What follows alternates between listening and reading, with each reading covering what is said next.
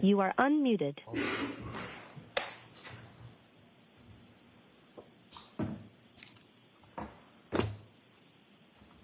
Please be seated. Court is in session.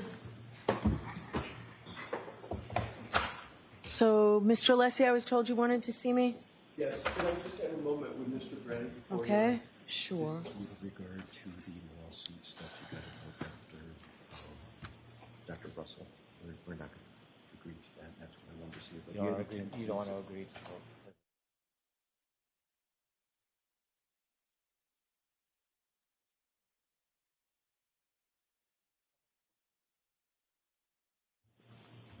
Your Honor, I've resolved the matter with Mr. Brennan that would have been the subject of that. Okay, great. Thank you very much. So I appreciate getting the redacted text messages over the weekend. Ms. Gianetti, this is yours, right? So, Mr. Brennan, I'm letting the text messages in over the Commonwealth's objection. I find that they're properly authenticated and that they do go to... Can I turn the stand off? Yes, can we turn...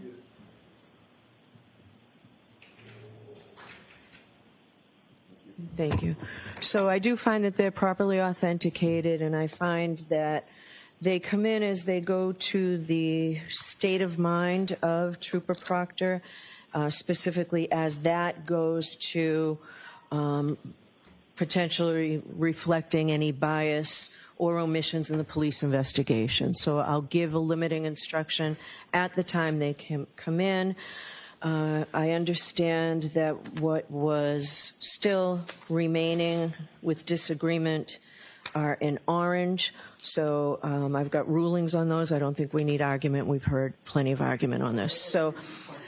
So regarding the first page with the numbers, I think we should do it the way I inquired about them last week, with just the last two numbers, not the last four. So those redactions will have to be made. I think the first page with disagreement is on page 02537. Is that right? Correct. Okay, so the first one from Bird saying something stinks, I'm going to allow that in. And then there's a message that you both agree to in yellow. And then for the orange, all I'm going to let in out of that is gotta be, and that's where it ends. So you'll have to redact out the rest of that, Ms. Gianetti. And the next page, and the only other one was 02539, is that right? Correct. So that comes out. All right, that's it. I don't know whose objections they were. Those are my rulings. All right, can we bring the jury in, please?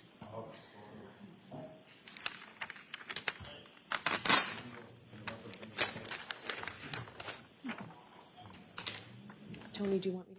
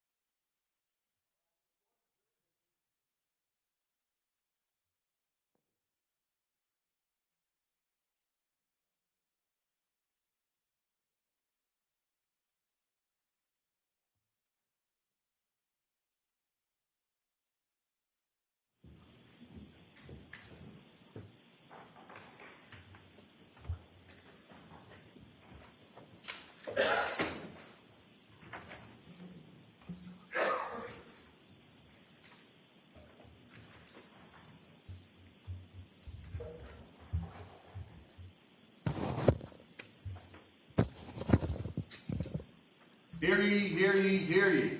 All persons having anything to do before the Honorable Beverly Canoni, the Justice of the Superior Court, holding in Dedham within and for the County of Norfolk. Draw near, give your attendance, and you shall be heard. God save the Commonwealth of Massachusetts. This court is in session. Please be seated. So good morning again, counsel. Good morning, Ms. Reed. Good morning, jurors. I hope you had a nice weekend. I do have those questions I need to ask you. Was everyone able to follow my instructions and refrain from discussing this case with anyone since we left on Friday? Yes. Everyone said yes or nodded affirmatively. Were you also able to follow the instructions and refrain from doing any independent research or investigation into this case? Yes. Everyone said yes or nodded affirmatively. Did anyone happen to see, hear, or read anything about this case since we left last week? Everyone said no or should. All right, thank you very much. Ms. Giannetti? Thank you very much, Your Honor. The defense calls Jonathan Diamandis.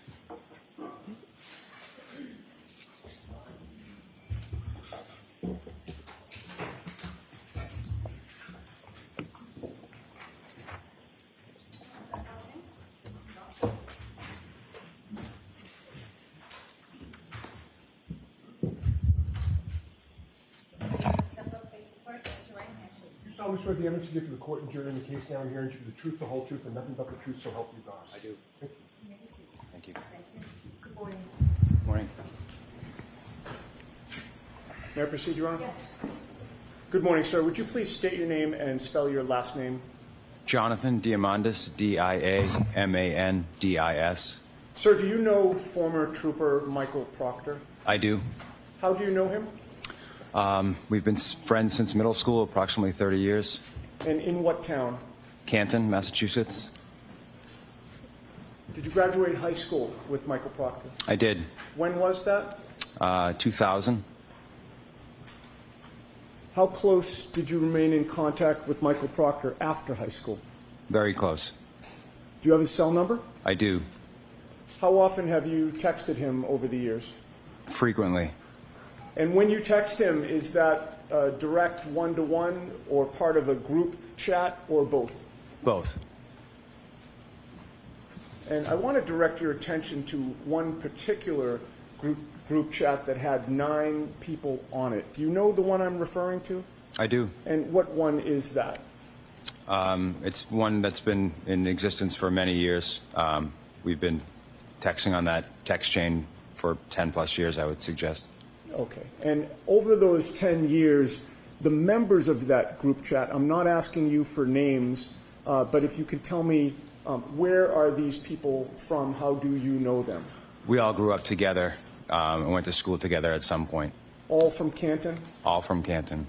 And with regard to the 9 people on that group chat, you're one of them? Correct. And whether or not Michael Proctor is on that group chat with the rest of your high school friends as well? He is, yes. May I have the exhibit that was marked for identification, please? I apologize, I don't recall the triple letter. Would have been the last one from Friday.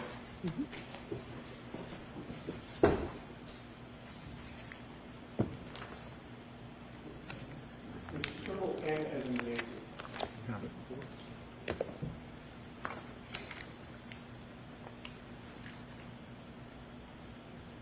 And Your Honor, may I approach the witness for the purpose of handling this?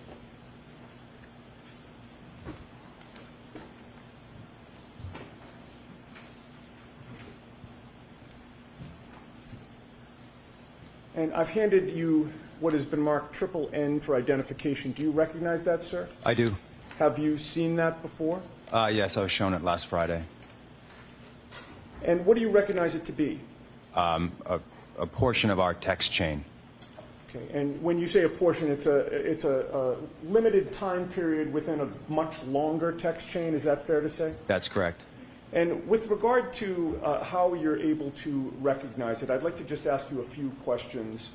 First of all, on the first page of that document, do you see a series of phone numbers? I do. And do you recognize your phone number on that text chain? Yes.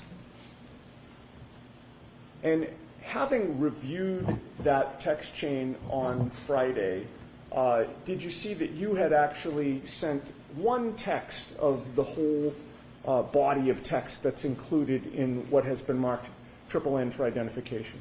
Yes. In order to send that text message as of late January, early February of 2022, did your phone have a passcode on it? Yes. Have you had that for several years? Yes.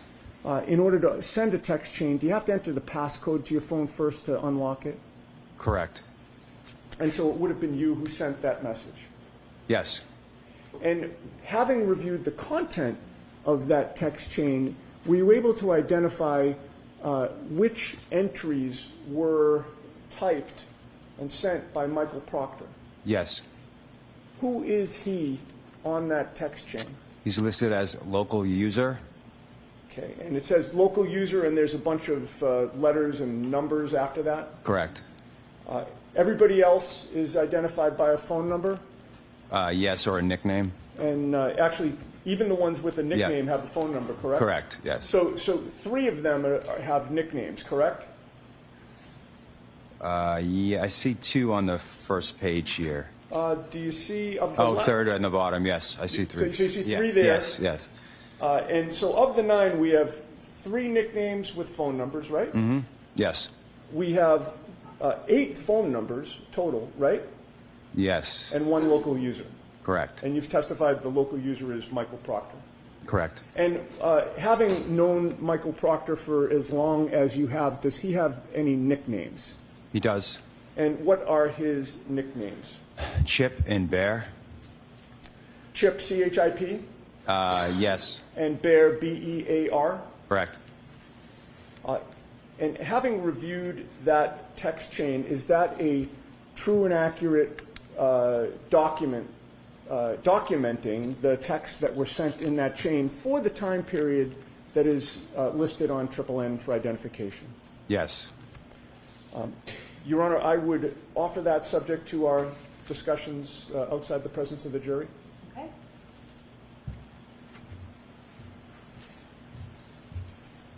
May I take it back from the witness? Yes.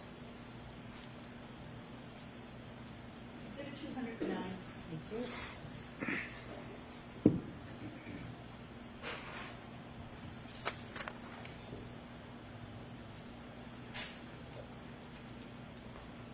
I have no further questions. Thank you, sir. Thank you.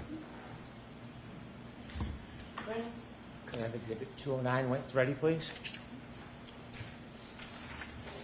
Thank you.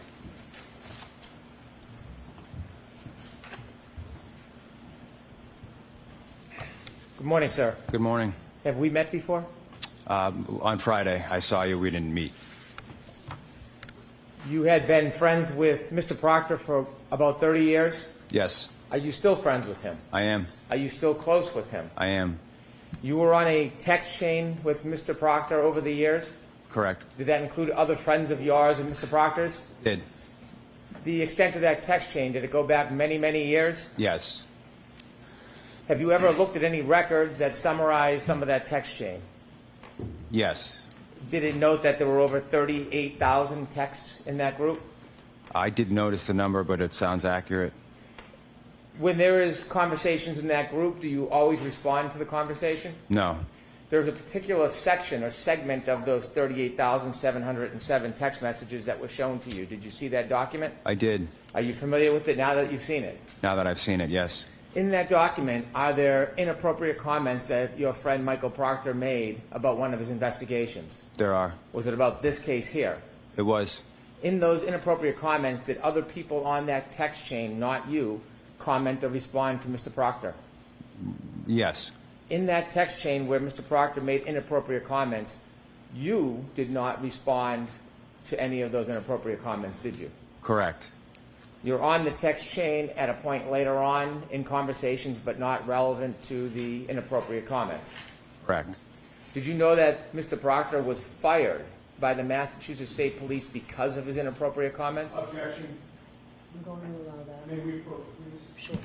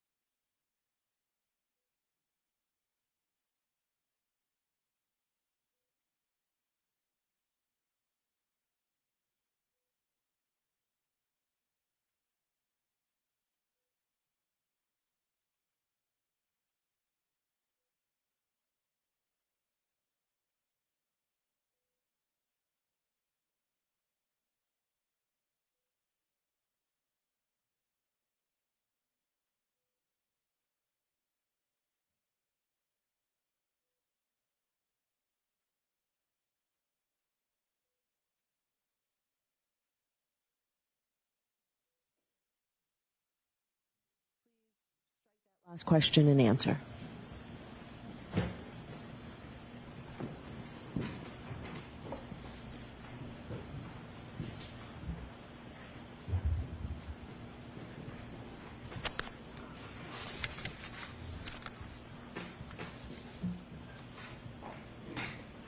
Sir, do you know if Mr. Proctor was fired from the Massachusetts State Police? I do. Did he tell you why? It was in connection to this case. I believe it was based on his text messages that were sent to us. Based on these comments that are an exhibit? Correct. Did you at any time ever defend or endorse these comments? I did not. Did you ever encourage him in his comments? I did not.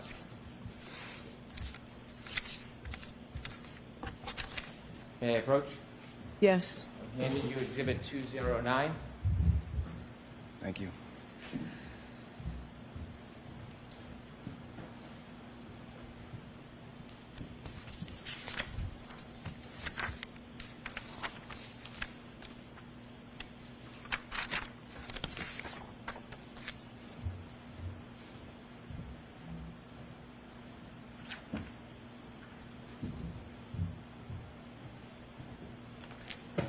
On the first page, ending in the numbers 27, there's a fuller number, but I'll just use the last two numbers. Bottom right, 27. Is there a number of redacted phone numbers? I'm sorry. On the first page, on the bottom of the page? If you look to the bottom right of the page, there's a number on it? Oh, yes. And then it's blacked out next to it? Yes. Yes. The last two numbers, is it 27? Yes, it is. When you look at that first page, does it have a number of redacted phone numbers of different people? I don't see anything redacted. The top box, are there numbers? There are Phone numbers, yes. Are they partially blacked out? No, the display names, it just lists phone numbers. Okay. Are those numbers you recognize as the group of friends, including Michael Proctor? They are. As you read down that first box and go down to number of messages, do you see that? Oh, yes. Is it 38,707? Yes. Is that for a time period between October 18, 2021 and August 31st, 2022? Yes. I'd like you to look at the third text message that begins with Chip. Without saying who it is, do you recognize that as one of the people in the group? I do. And what did the person write? Chip, name of that BPD cop. And at the time this conversation was happening, were you part of this immediate conversation? I was not. Turn the page. Bottom right number is ending in 28. Do you see that page? Yes. Okay. Instead of a name, there's a local user with an ID. Is that Mr. Proctor's? Yes, it is. And does he respond to Chip, name of that BPD cop? He does. What does he say? John O'Keefe. What is the next question from somebody in the group? How old? And what does Mr. Proctor respond? He took custody of his sister's kids. The next one? She died of cancer and the father overdosed on her grave. And then one of the group sends a message. What do they say? Oh man, that's rough. And what's Mr. Proctor's response? Mid-40s. Does somebody in the group then post a Facebook posting? Yes. Do you know what that's about? I do not. You can turn the page ending bottom right 29. Yes. Somebody in the group ask another question? Yes. What do they say? What's that? Don't have the book anymore. If you could just speak up just a little so it's hard to hear with the fan on, not your phone. Sure. What's that? Don't have the book anymore. How does Mr. Proctor respond? This one is a nightmare. Forget about the kids. That's awful. And then I'd like you to go down to Mr. Proctor's next comment. But all the powers that be want answer ASAP. And what does one of the group respond with? Gotcha. Mr. Proctor? Couldn't open it either. Do you know what he was talking about when he said he couldn't open it? I'm guessing the Facebook link. I'd like you to turn forward to bottom right 3-1. Do you see what that is? Yes, I do. What is it? John O'Keefe's Facebook page. What does it tell us about John O'Keefe? He went to Braintree High School, studied criminal justice at Northeastern, joined Facebook in 2008. Turn the page, please.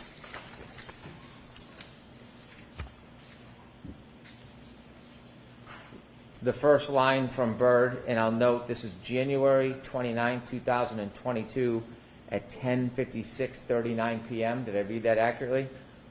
Yes. And what does the person say? I'm sure the owner of the house will receive some shit. And could you read Mr. Proctor's two responses? Nope. Homeowner is a Boston cop too. If you could turn to the next page, ending on 33.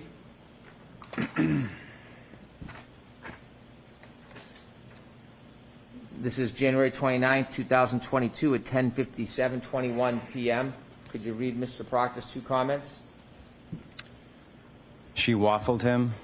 I looked at his body at the hospital. And one of the group asks a question. She waffled him, in quotation marks. And how does he respond? He was banged up. Somebody in the group asks another question. What do they ask? I thought he was drunk. Did he get beat up? And Mr. Proctor's response? Nope. Turn to the next page, ending in 34. This is at around 10:58:06 p.m., running through 10:59 p.m. Another question from the group. What did they ask? So the owner of the house was a woman cop that beat him? And Mr. Proctor's two responses?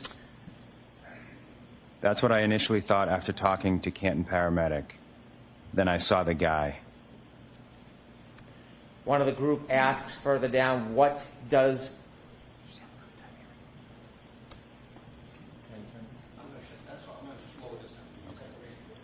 Sir, if you could either speak much louder or bring the microphone closer.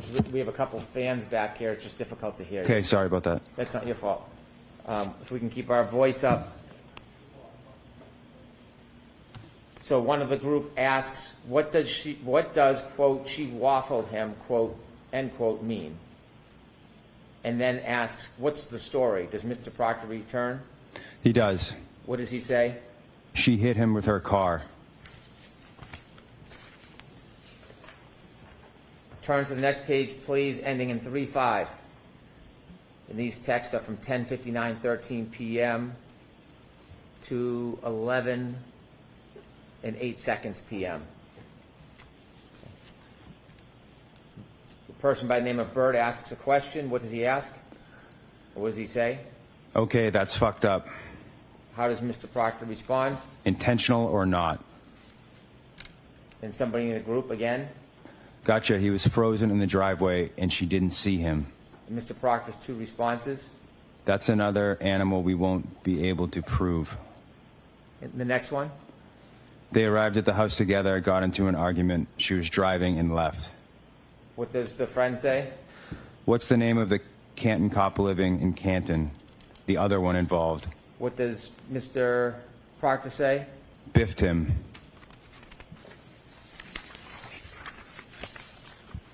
Turn to the next page, ending in 3-6. These run from January 29, 2022, 11 p.m. and 11 seconds to January 29, 2022, 11 p.m., 39 seconds. The first comment by somebody in the group. The BPD have any jurisdiction here because it was their own? And then if you could look where there's a comment from Whitey at 11 p.m., 27 seconds. Liz has got the blueprint. Liz has got the blueprint. Do you know who Liz is? No. Okay. And what's the next comment by Mr. Proctor? Nah, Cat, it's the total opposite. They have to rescue themselves. Would it mean, Recuse themselves, thank excuse you. me. Recuse themselves? Yes. And then a comment by somebody in the group? Laughed at, Liz has got the blueprint. On the next page, Mr. Proctor's comment? Same with Canton.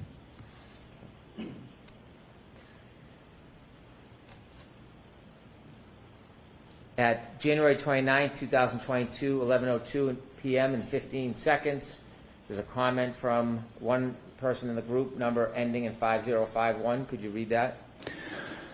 But I assume you guys are out to make it cut and dry since it involves cops? Next comment by Bird, Something stinks. and the comment by Mr. Proctor. Yeah, but there will be some serious charges brought on the girl.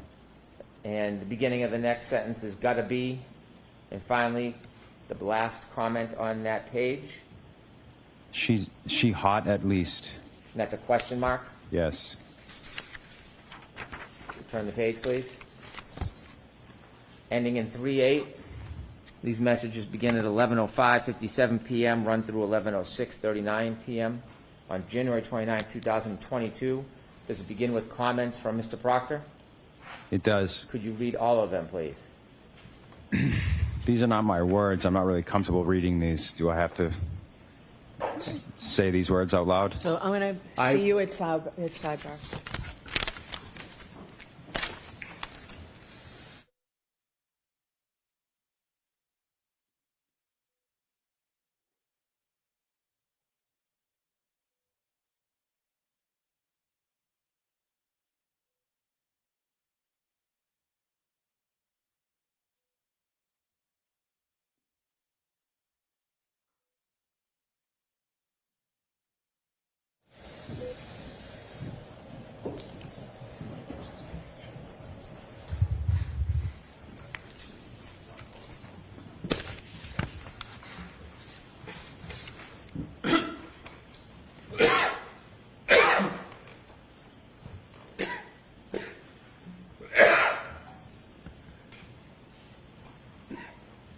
Go ahead, Mr. Brennan. Thank you.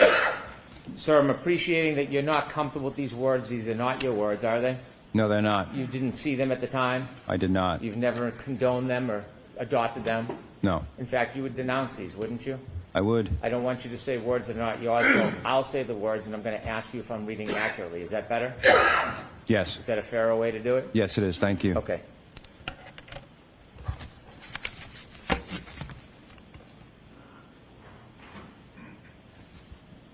On January 29, 2022, 11 p.m., 5 minutes, 57 seconds, and this page ends at 11 p.m., 6 minutes, 39 seconds on January 29, 2022, ending in numbers 38. Did I read that correctly?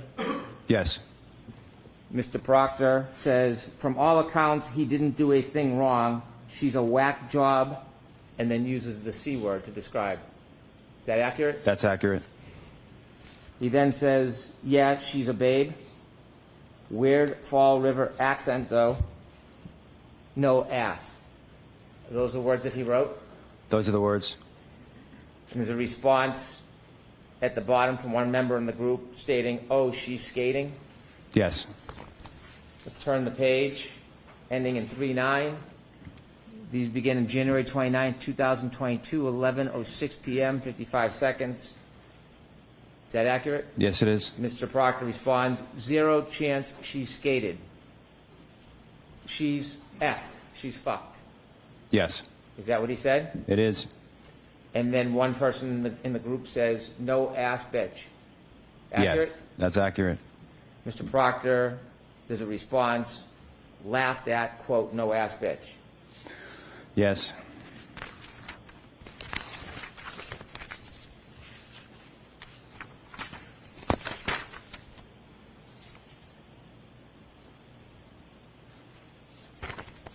If you could turn to the page that ends in 4-3.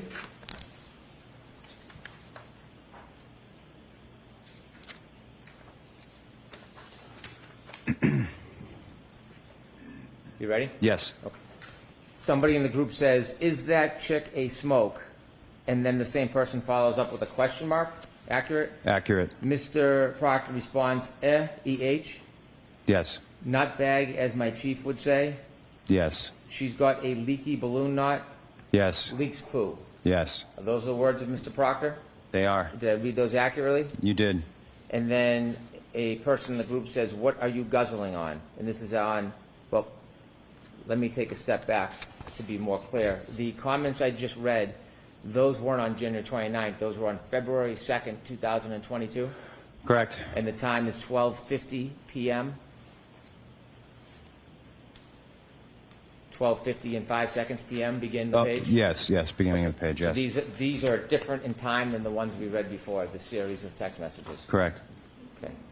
And then at the bottom, one of the members of the group says, "What are you guzzling on?"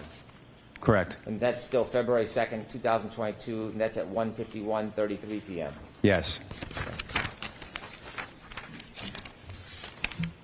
And then if you can turn to page that ends on with numbers 44. Yes.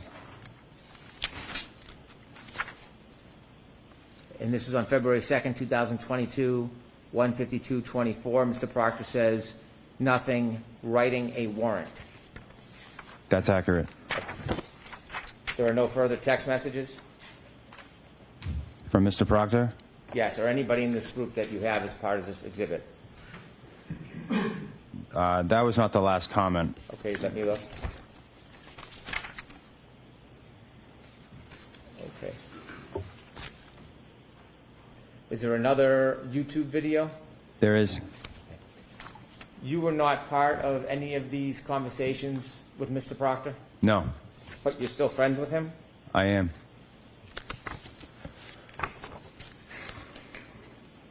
In your conversations with Mr. Proctor, has he ever suggested that he planted evidence in this case or any other case? No, In your conversations with Mr. Proctor, has he ever suggested framing a defendant, including this defendant? absolutely not. In all your conversations with Mr. Proctor, has he ever suggested tampering with evidence in this case or in any other case? No, absolutely not. And Mr. Proctor was fired? He was. Thank you. I have no further questions.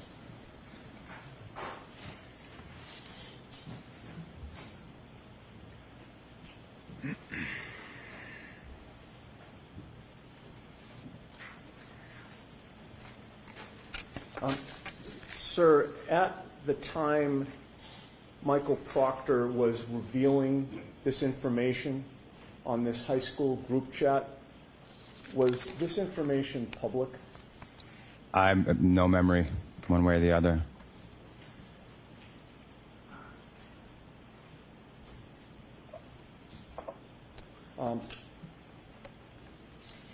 At the time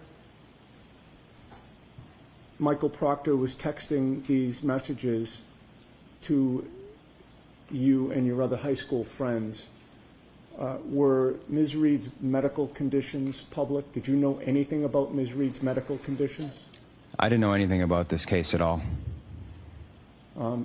Michael Proctor was the one revealing those details about the case to you and anybody on the chat who cared to read them, correct?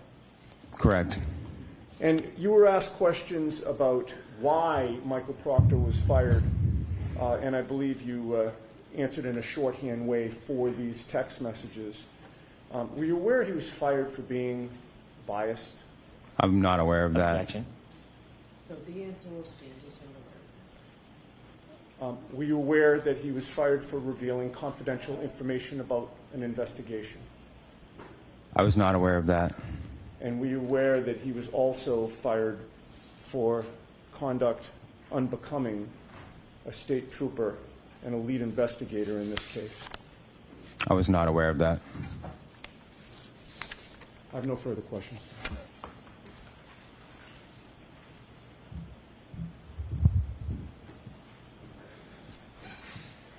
You're not aware that he was fired for conduct unbecoming because of these text messages? My understanding was it was due to the text messages. I don't know the other details of the situation. Do you know he was not fired for any accusations of planting or tampering with evidence?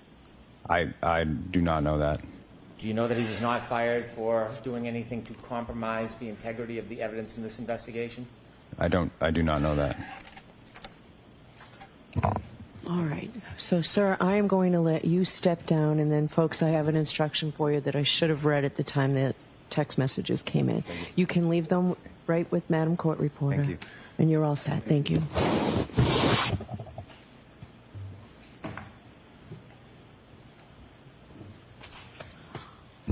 All right, so I've told you folks previously, but I've got an additional instruction here. Before, and I think so you know this and you'll hear it at the end of the case as well.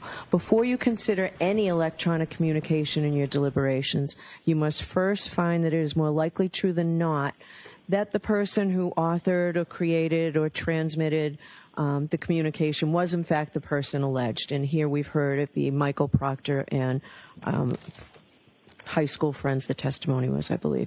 If you do not find it is more likely true than not that the person alleged to have created or sent these messages, then you may not consider the electronic communication in deciding this case. And also here, this text message chain was not being admitted for the truth of what's in the chain, but solely for the limited purpose of weighing the text as they go to Michael Proctor's state of mind, and more specifically, whether or not that state of mind reflects any bias or omissions in the police investigations. So, all right, is there another witness this morning? There is already. Okay. We would ask Officer Kelly Debor to join us, please. Okay.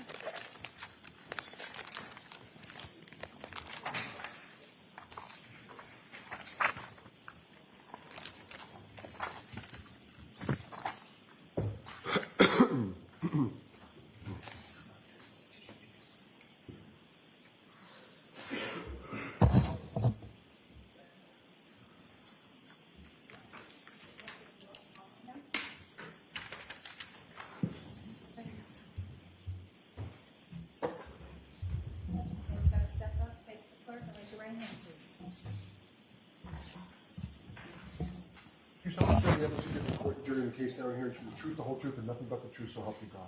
I do. Good morning. Good morning. Morning, ma'am. May I inquire? Yes. Good morning. Could you state your name and spell your last name for the jurors, please? Kelly Debor, last name Dever. And what do you do for a living? Presently? I'm a police officer, Where are you employed? Boston Police. How long have you been so employed with the Boston Police Department? 2 years and a little over 2 months. Where'd you work before that? I worked for the Canton Police. Were you a sworn officer at that time? At what time? When you I was worked for the employed there? When you were employed by the Canton Police Department? Yes, I was. As a sworn police officer? Yes. Okay. What was your duty assignment in January of 2022? I was a patrol officer. You're familiar with the case that's presently before the bench, correct? In some capacity, yes. Commonwealth versus Karen Reed. Yes. All right. Did you ever prepare any kind of report based on any of your conduct or your connection with this case, if there was any connection with this case, while you were a Canton police officer? No. Were you ever interviewed by any member of the Canton Police Department in furtherance of their investigation related to the death of John O'Keefe? No. Were you ever interviewed by the Massachusetts State Police? No. Let me finish the question. I got to finish the question, then you can answer. It works a little better that way. Were you ever interviewed by any member of the Massachusetts State Police in furtherance of their investigation into the death of John O'Keefe? No. Were you ever interviewed by either the Canton Police Department or the Massachusetts State Police with regard to any of your observations on January 28th or January 29th, 2022? No. And you never wrote a report about your observations or any observations that you had on January 28th or January 29th, 2022, correct? No. That was a double negative. Let me try that a different way. Did you ever write a report about your observations related to January 28th, 2022, January 29th, 2022? No. Thank you. As a matter of fact, the first time you were ever interviewed in connection with anything having to do with this case or this investigation related to the death of John O'Keefe was by a separate law enforcement agency, not the Massachusetts State Police, not the Canton Police Department, correct? Yes. That was in August of 2023. Is that right? Yes. Do you remember the exact date? No. August 9th, 2023. Does that sound right? About right? I know it was the summer of 2023. Okay. So. Do you think it would refresh your recollection to take a look at a report of that interview? Yes, because I've never seen it before.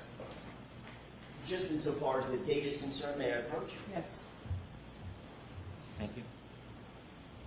Take a look at the bottom of that page. Just glance at that and tell me once you familiarize yourself with that face page of that report.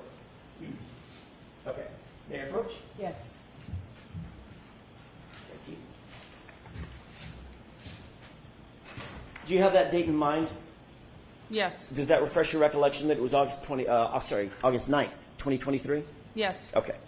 I want to direct your attention, Officer Debor, to January 28th, 2022. Where were you working? What was your duty assignment on that day, January 28th, moving into January 29th? Well, 3.5 years later, I remember I was on patrol. I don't remember anything further about this night. Did you work overnight, like a late shift going into the morning of January 29th? That was my assigned shift, so yes. Okay. Who else was working with you on that particular day, if you recall? Sergeant Good, Officer Mullaney, Officer Seraph, and Officer Pasquarelli. And what generally was your assignment when you went into work that night on January 28th? Patrol. At some point, either that evening in the early morning hours of January 29th,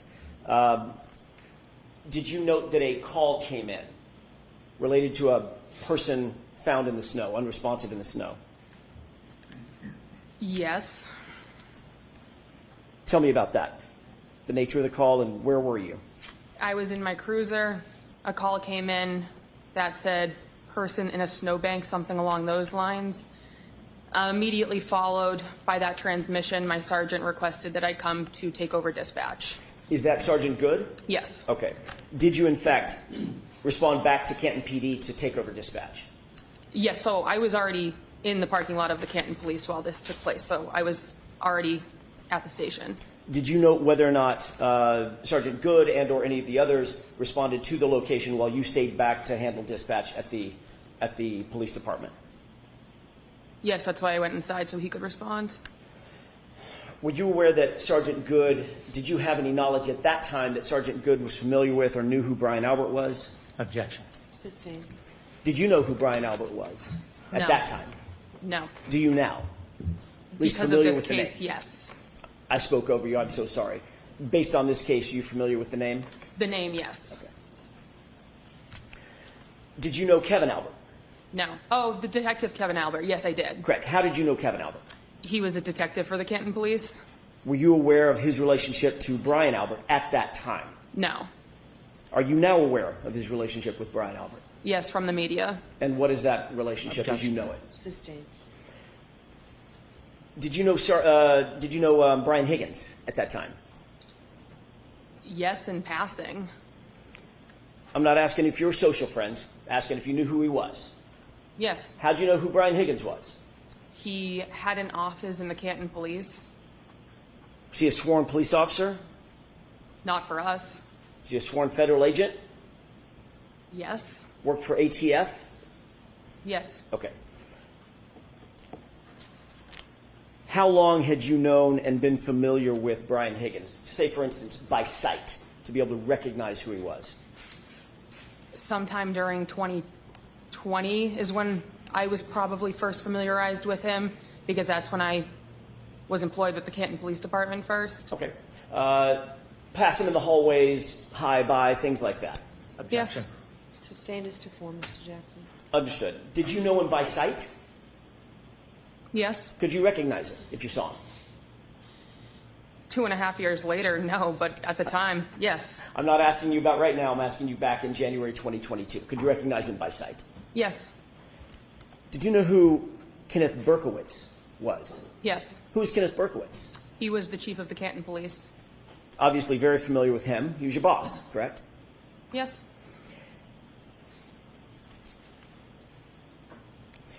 When Sergeant Good instructed you to take over dispatch, explain what that meant. It meant I walked inside and I sat down in a dispatch room. Describe the dispatch room. What did that array look like? There was chairs and computers. Monitors? Yes. Does the dispatch area also have monitors of internal security camera footage? I know there was camera screens, but I don't know if they were on TVs or computers or where in dispatch they were. I don't recollect where they were or how they would be accessed. They were in the room somewhere. I can't be more specific. I don't remember. But you do recall seeing that there were monitors that were showing different views of internal security camera footage of Canton PD, correct? The specifics, no. Were there? Yes.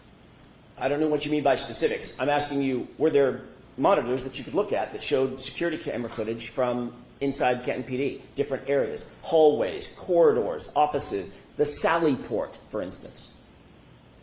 So, 2.5 years since I've... You keep saying 2.5 years later. So let her finish her answer and then ask a question. Sure. It's been years since I've been in that room. They were somewhere in the room. Where cameras were in the Canton Police Department, I don't recall. The media's provided me information since this case took place, and I can't speak on what's my recollection and what's been media provided. There are cameras. I don't know where on my memory where they are. So has the media informed you that there were internal security monitors at the dispatch location? So the objection is sustained. Next question. What do you recall from the dispatch room, as you put it? What do you recall being there in terms of monitors? I remember there was a computer screen that had information about current calls, and then there was a 911 screen next to that. Those are the two computers that I would have been positioned in front of during this time.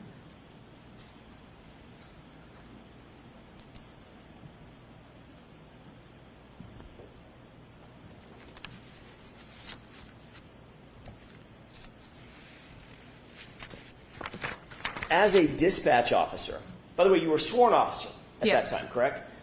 Uniform, badge, gun, the whole works, right? Yes.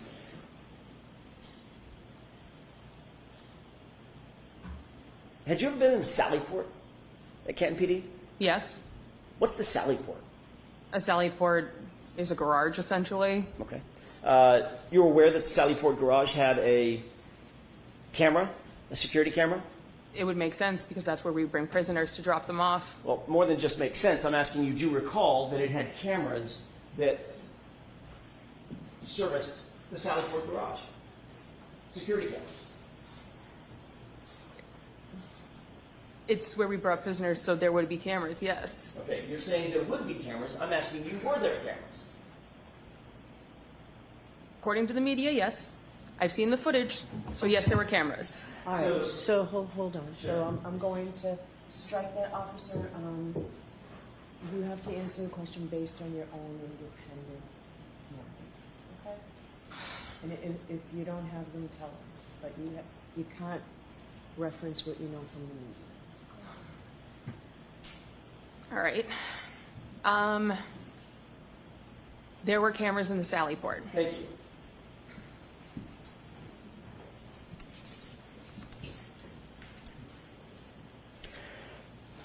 Ms. Debor, do you want to be here today? I have no relation to this case, I so didn't ask you that. I asked you if you want to be here today. Objection. This isn't direct. So it's your witness. I understand. She can, no comments, just questions. Not, I understand that. Do you want to be here today now?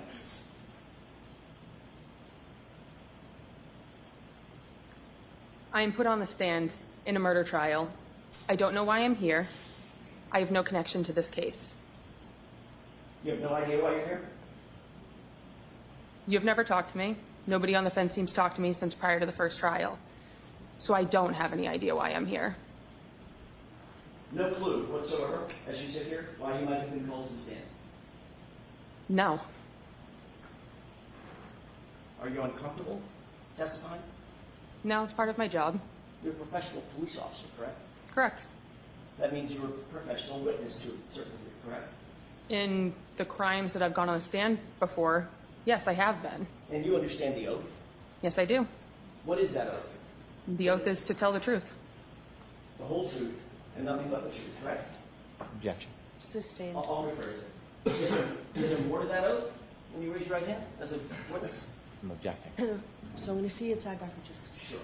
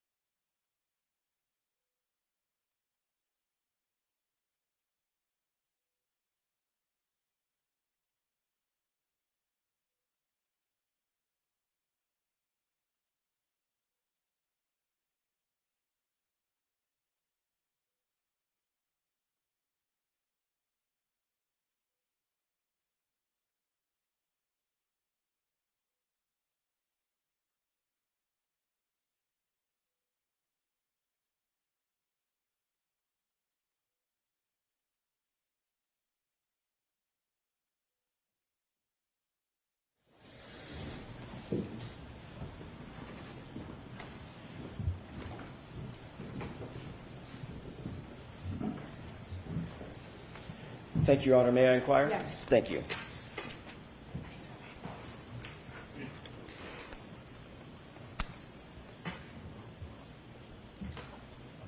One of the cameras one of the monitors that you had access to back on January 29th did show the footage from, or did it show the footage from that one of the other Sallyport garage cameras?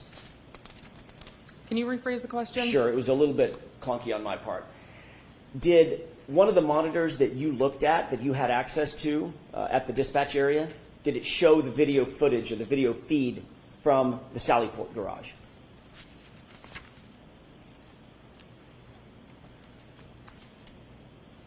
So I already said I don't remember where in dispatch the screen with the cameras was.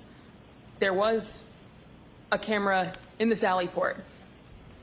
So if I'm going to make the assumption, then yes, of course. But now that's an assumption. I'm not asking you for an assumption now.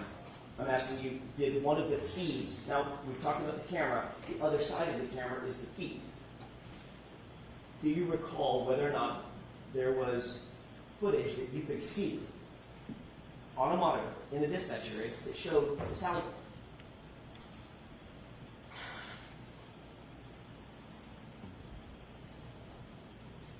I'm going to go with yes. Okay. My clarification. How long? So I don't know what that means. So what do you mean you're going to go with yes? Is your answer yes?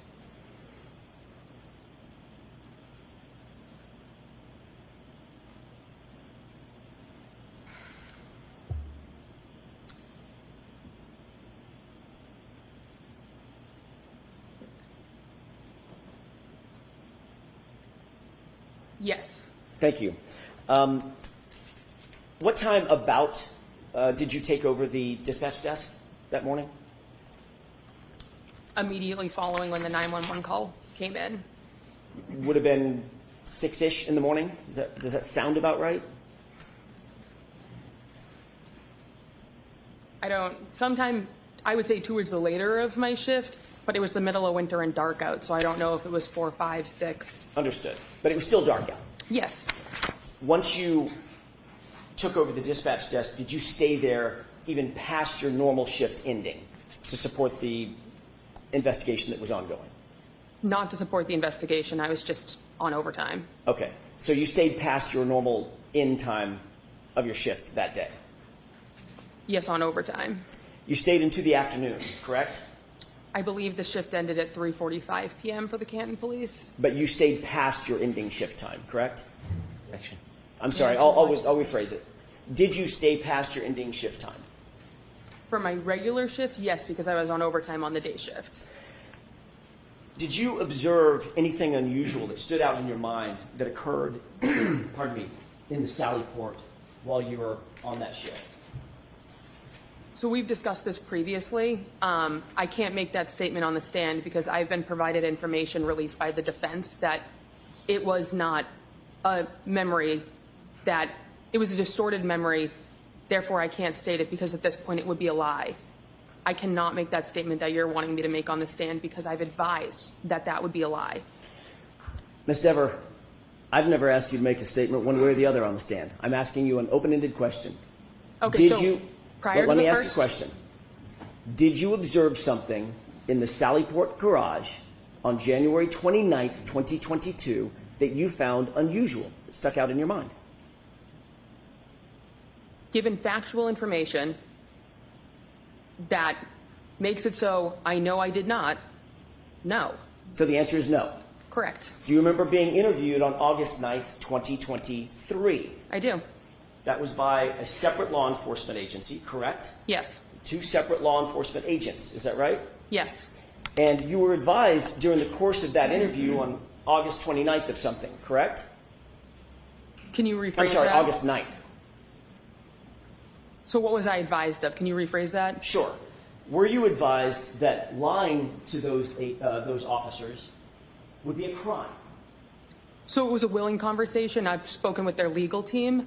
Because of the fact I was provided factual information that showed a statement of mine was a false memory, it was not a lie. Therefore, I made it in good faith, and I retracted given information that it could not be accurate. Ms. Debor, did you understand my question? Yes, I did. You threatened to charge me with perjury during our phone call prior to the first trial if I didn't lie on the stand right now. I'm telling you, I did not see anything Factually, I've been provided evidence by a timeline that it is not correct. Ms. Debor, my question was this.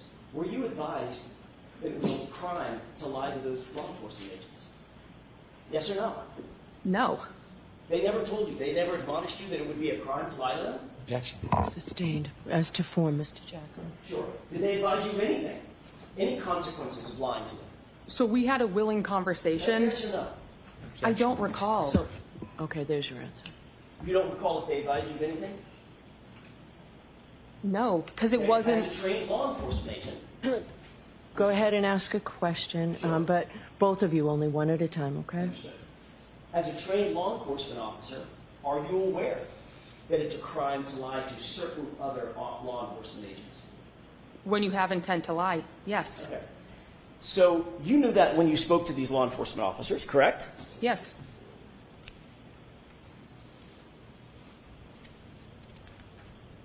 Did you tell these law enforcement officers that you, in fact, saw Brian Higgins and Chief Berkowitz go into the Sally Port with the Objection. SUV? May I finish my question? You can finish this question. Go ahead. Did you tell those law enforcement agents on August 9th, 2023, that you saw Brian Higgins and Chief Berkowitz go into the Sally Port together and alone with the SUV for a wildly long time? That was my recollection at the time. So you did say that? At the time, that is what I recollected. Okay.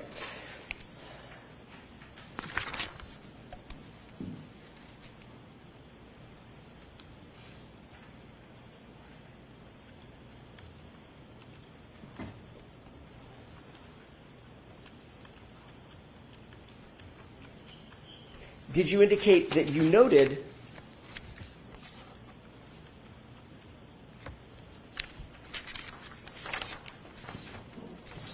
Let me have just a moment, Your Honor. Sure.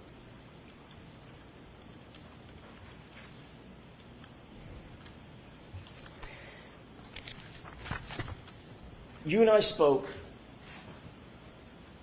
along with Mr. Unetti and Ms. Little, on a conference call last year sometime. You remember that? Yes.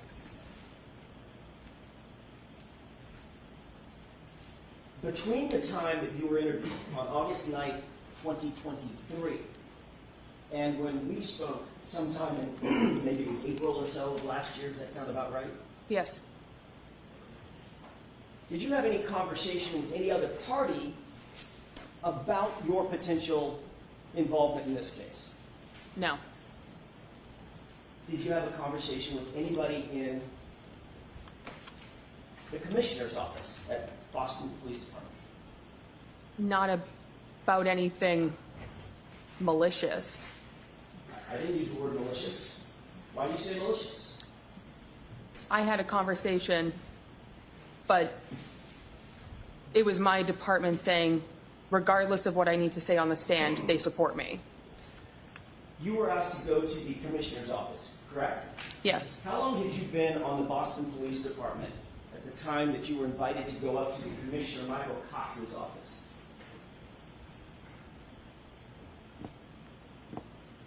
It had to have been before the first trial, so, and I know it was when the agency released information to outside people. That's not my question. Okay, so I don't recall. Okay. You don't recall how long you had been on the force, generally, at the time that you were called up to the Commissioner's office, on the Boston Police Department? No. Was it 5 years, 2 years, 2 months? Give me a ballpark. So I've been on the department for 2 years and 2 months. I would say somewhere in the range of a year. Okay. Did you find it unusual for would you call yourself a rookie back then? Yes. Did you find it unusual that a rookie police officer would be called up to the commissioner's office personally to discuss a matter? It was a reflection of how good of a leader he is. It was not anything that I found unusual, given the fact he is someone who wanted to show support for his officer. So I'm guessing all of your training class or all of your entry classes at Boston PD, they've all gone up to the commissioner's office as well? I don't know anyone else who's been in this particular circumstance. Do you know anybody else who's been called up to commissioner's office at your level at the Boston Police Department? Objection. Sustained. Do you know of any of your colleagues with your level of experience that have been called up to the commissioner's office for a specific instance? Objection. That's sustained. Now, when you went up to the commissioner's office, did you respond to his indication that he wanted to see you up in his office? It wasn't a direct line of contact from him. Okay. Did you respond? Did you ultimately go? That's what I mean by respond. Did you go to his office? He's my boss, so yes. Okay. And who else was in that office? Me and him. The two of us. General counsel of the Boston Police Department? No, it's just me and him. The conversation that we had last year, did you say that general legal counsel for the Boston Police Department was also there? Objection. Not during Sustained. that conversation. Objection. Next question. Sure. Was there another time that you went to the commissioner's office where general legal counsel was there? No. Have you ever met general legal counsel for the Boston Police Department? Yes. Was it in the commissioner's office? No. When was it? During my conversation with the agents. You took a lawyer with you to talk to this other law enforcement agency? I'm going to see you at sidebar on this.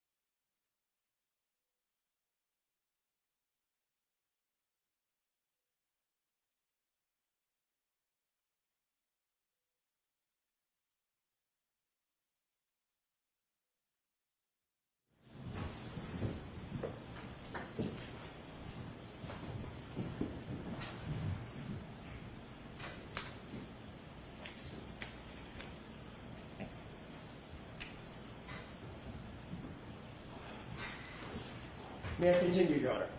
Yes. Thank you. Ms. Debor, when we left off, I was asking you about the meeting at the Commissioner's office. And I want to clear this up. Was General Legal Counsel in that office or not when you had a meeting with the Commissioner, Michael Cox? No, it was just me and the commissioner. At some point, did the Commissioner say to you that Boston Police Department, insofar as your connection to this case is concerned, Boston Police Department fully supports you? Yes. Did he also say, do the right thing?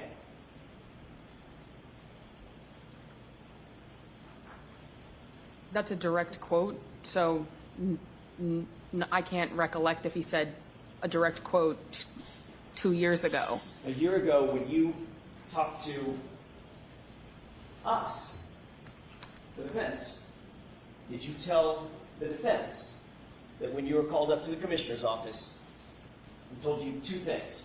Commissioner Cox told you, number one, the Boston Police Department supports you, and Officer Debor, do the right thing.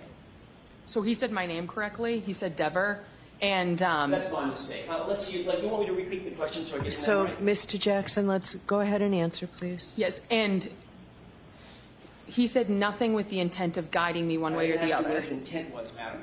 I asked you what he said to you. What were his words to you?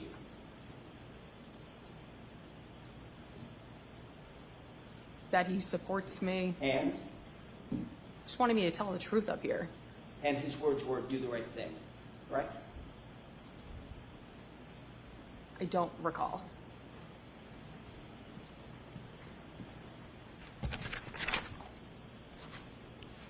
How many other times have you testified in a court of law during the course of your job?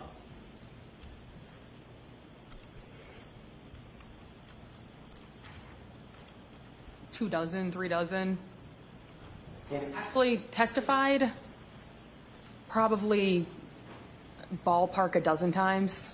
in any of those other cases, has Commissioner Michael Cox called you up to his office to discuss your testimony in any of those cases?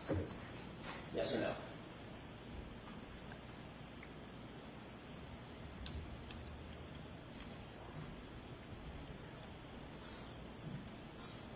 That's not a yes or a no answer. Well, yes, it actually is, Ms. Debor. So no comments, okay? Just You understand the question? The question, yes. The implication, The question is, in any of those, I'm asking you an open-ended question. In any of those cases, Officer Debor, not including this one, has Commissioner Michael Cox ordered you up to his office to discuss your testimony? no. Thank you.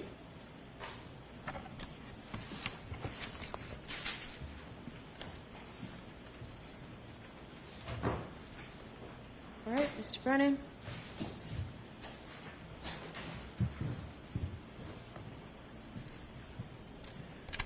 Good morning. Good morning, sir. My name's Hank Brennan. We have never met before. Correct. Have you ever spoken to me before? No.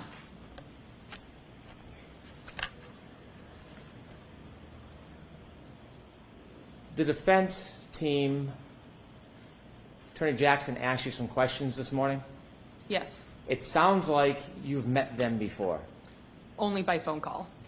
How many times have you spoken to Attorney Jackson or anybody on the defense team before today? Prior to the first trial, it was one phone call where we discussed the case.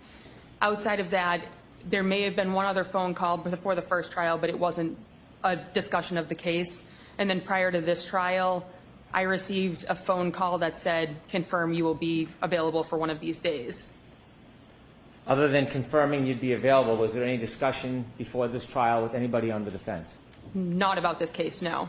So the conversation, the substantive conversation, was before the past event last year? Yes, a year and a few months ago. You worked at the Canton Police Department? Yes, I did. You were a police officer? Yes, I was. And it sounds like on January 29, 2022, at some point you were asked to attend the desk? Yes. The desk is at the front of the police department where you see people coming in and out of the police station? Yes, there's glass windows. that night, did you have any difficulty with your memory of the specific things that you saw that night? I was never on the scene. I never spoke to a witness. I never met a victim. I never spoke with a suspect. This was just a random shift for me 3.5 years ago at a desk that I wasn't asked to recollect for about 1.5 years after the occurrences of that night. Did law enforcement, not the state police or Canton police, did law enforcement ask you about your memory sometime after that night? The agents asked me about 1.5 years later. It was the August of 2023 meeting. So actually 1 year and 8 months later was the first time I ever spoke about this case. When they spoke to you 1 year and 8 months later, did you suggest or share or tell them that you might have seen Chief Berkowitz and Mr. Higgins near the Sallyport area? I told them on the day of that I saw that. I didn't make any indications it was anything bad. I just said I saw them. And it was in good faith that I believed I saw that. That was the extent of that comment. So you had told them you believed you saw Mr. Berkowitz and Mr. Higgins in the Sallyport area that day? On January 29th during my day shift, yes. Did you then learn any information that helped you remember when your shift ended that day? So I know my shift ended at 3:45 p.m. So I know that I left then. That wasn't ever one of my questions. The defense released a timeline right prior to the first trial that the vehicle on that day did not arrive in the Sallyport until about 1.5 hours after I left, meaning it is not possible that I saw that. When you saw this information, did you think about your memory? When I saw that information, it made it clear to me that there was a distortion of the timeline, and the false memory I created, I provided in good faith, but I retracted immediately, being provided evidence that it was not possible. Who did you retract it to? Who did you tell? So I told the defense team prior to the first trial. I also contacted the agents. The agents assured me that good faith. Not what they said, but what you thought. Not what they said to you. But did they threaten to put you in jail when you told them about your mistake? No, I even spoke with the legal team, and they said that I made a comment in good faith. There was absolutely no way that I could be charged with anything of being malicious. Before we get to your conversation with the defense team, now I wasn't there in that conversation, was I? No. Have you ever shared that conversation with me? I've never shared it with anyone. Before we get to that, you seem a bit anxious to me. Are you anxious? Confused as to why I'm here, but anxious now. Are you, have you received any negative pushback because of you sharing your memory? Objection. I'm going to allow that. No. Have you received any unwarranted attention from the public or media? Not to my knowledge, but I didn't go digging to find it. When you mentioned the media sent you something, what did they send you? So I've seen things in the media. No media has ever been directed for me to find it. It's just this case is unavoidable as a local person on the internet who sees things that get shared. So inevitably, you were contacted by the defense? Yes, prior to the first trial. You mentioned that somebody had suggested you be charged with perjury? Yes. Who did that? One of the male members of the defense team. Why did they say that to you? Objection. Sustained. What were you discussing when you were threatened with perjury? They were essentially telling me what they were looking for me to say on the stand. What were they looking for you to say?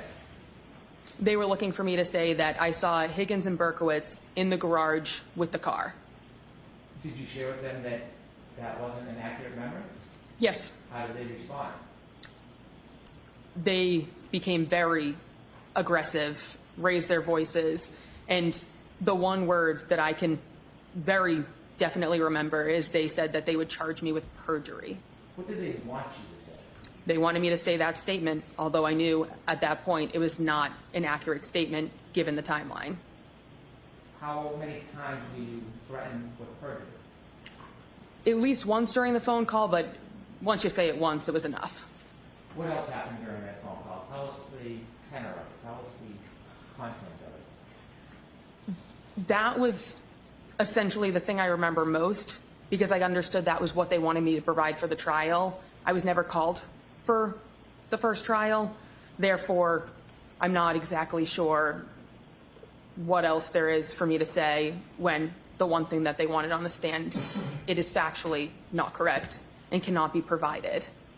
When they threatened you to charge you with perjury, tell us what your state of mind was. You demeanor. Disappointment that legal counsel would go that route with someone who is, from a factual timeline, saying something is incorrect. There was no retracting based on emotion. It was very clear, given the timeline, it could not be correct. Now, you work for the Boston Police Department? Yes. And by the way, when you were with Canton, did you ever talk to anybody about looting or planting evidence or doing anything like that? No, and this conspiracy theory came out a year and a half later. I was gone. Did anybody from Canton ever try to suggest to you you should or shouldn't say something to help the hurt side of the case? No, because I was never spoken to until far after I left. Did you ever see anybody in this case or any time when you were with Canton doing something improper and tampering with evidence? Not in this case or any case. If you had, would you have reported it? Yes. Sustain. Move to strike. I'll strike that, ladies and gentlemen. So you transferred to the Boston Police Department. Has anybody from the Boston Police Department ever suggested that you should lean your testimony one way or another? No. Has anybody from the Boston Police Department ever given you any rewards or favors for defying the defense position? No. Has anybody ever suggested that you should say anything whatsoever that would be unhelpful to the defense? No. Has the Norfolk County District Attorney's Office ever encouraged you to testify in any way other than the truth? No. When you spoke to the chief of the Boston Police Department, did he in any way ever tell you to shape your testimony? Not at all. When you met with the Boston Police Department commissioner, did he ever ask you the substance of what your testimony would or wouldn't be under oath? He made it very clear he did not want to discuss the case at all. When you spoke to the people at the Boston Police Department, have they ever weighed in any way on what they think you should or shouldn't say? No. As you're testifying here today, are you under any tension, undue influence, stress, threat? There is discomfort with the way that there's attempting to guide what my testimony is, but I don't feel any need to fall into it because I'm here to speak the truth on the stand. That's my livelihood. When you were threatened with perjury, how long was that conversation with the defense? I believe it was just about an hour on the phone. My phone log on my physical phone would not go back far enough for me to be able to retrieve the date or the time that that phone call took place. That conversation lasted an hour? Approximately. How did it end? Not on a good note in the slightest. I remember it was a pretty hasty hang up on both ends.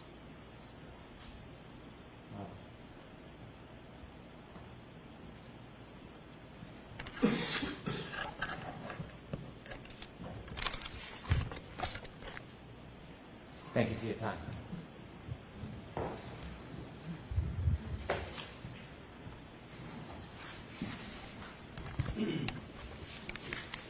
May we approach briefly? Yes.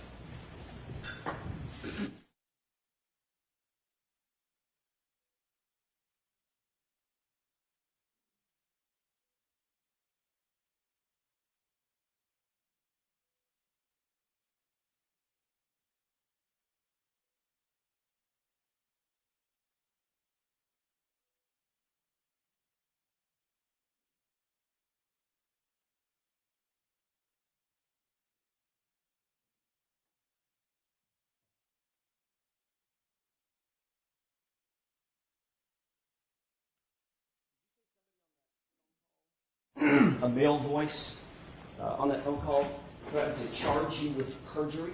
Yes. You're a police officer, correct? Yes. Who charges people with crimes? If a crime is committed, there can be a report of it. Who So charges people with crimes? in the end, it's going to go through the court system. So the district attorney, the ADAs, that's who pursues it in a court setting. Have you ever seen a defense attorney charge anybody with a crime? So you can seek out reporting someone for it. Have you ever seen a defense attorney charge someone with a crime, ma'am? Personally, no. Right. Fact of the matter is, nobody ever threatened you with perjury, did they? Oh, they did. Yes. That's I contacted the FBI regarding it. Oh, did you? I did. You have a report? I have an email conversation where I sent the 2 questions I had. She responded, I will pass these along. I was contacted by their legal team. They reassured me perjury was not applicable because I made a statement in good faith. Upon further information, I retracted it, corrected it, and made it clear that I could no longer say it because I knew that it was not a clear reflection of the events that took place. That's a mouthful. Yes. My question is, do you have a report from the FBI saying that you reported that someone on the Karen Reed defense team threatened to charge you, your words, with perjury? You have a report to that effect? No. No.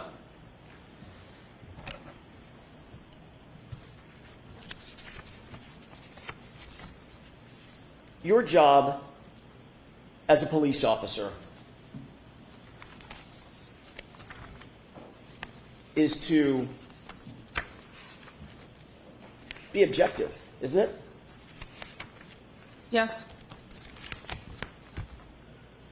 You're not supposed to take an adversarial position against one side or the other, correct? I don't.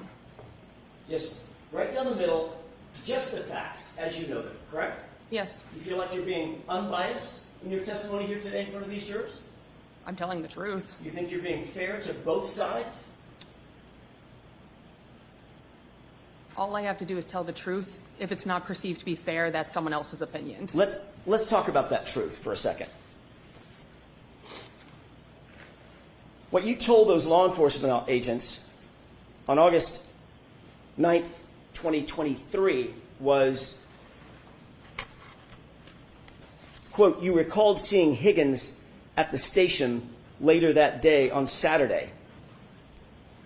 Debor thought it was also weird that Higgins and Chief Kenny Berkowitz were by themselves in the Sallyport of the police department, by themselves while Karen Reed's car was parked inside. Higgins was a witness and present at the gathering where O'Keefe was found dead outside, and then he was in the presence of important evidence. You were sitting at dispatch by yourself and saw on the camera outside of the Sallyport when they walked in. Objection to the entire reading. So beyond the scope, so you have to keep it. There's more to the statement, Your Honor. Do you remember making that statement to the officers? My recollection of the time was that, so yes. Okay, great. Did you go on to say, speaking of being truthful, did you go on to say... I'm objecting. All right, so you have to ask differently, but I need to see you for a minute with this and bring that with you, please.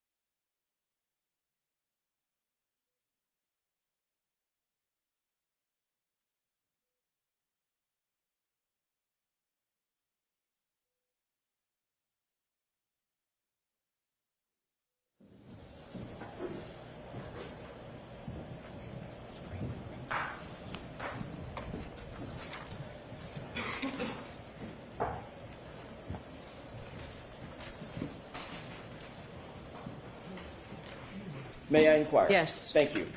Officer Debor, did you go on to say in that interview, quote, you never saw them leave, them being Brian Higgins and Chief Ken Berkowitz. You never saw them leave, but you recalled thinking to yourself that they were in the Sallyport for a wildly long time together in there, end quote. Did you say that? That was my recollection at the time. Okay. So yes.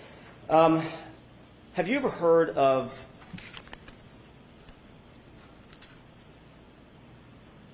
by the way, you indicated under questioning by Mr. Brennan that you knew what they wanted from me, meaning the defense, what they wanted from me.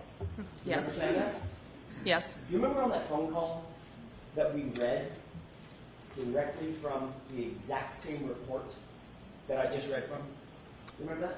And I told you the same thing then. That's not Yes. my question. Objection. Sustained. My question is, just answer my question, Officer Debor. Did we read to you, were you read the exact same thing that I just read to you on that phone call? Like you can't remember my name, I don't remember. I can remember your name, Miss Debor. Okay, so the answer is I don't remember. No The answer is a comments. little more than that, Judge. I think we all... All right, so I'll ask no you- comments, just questions, please.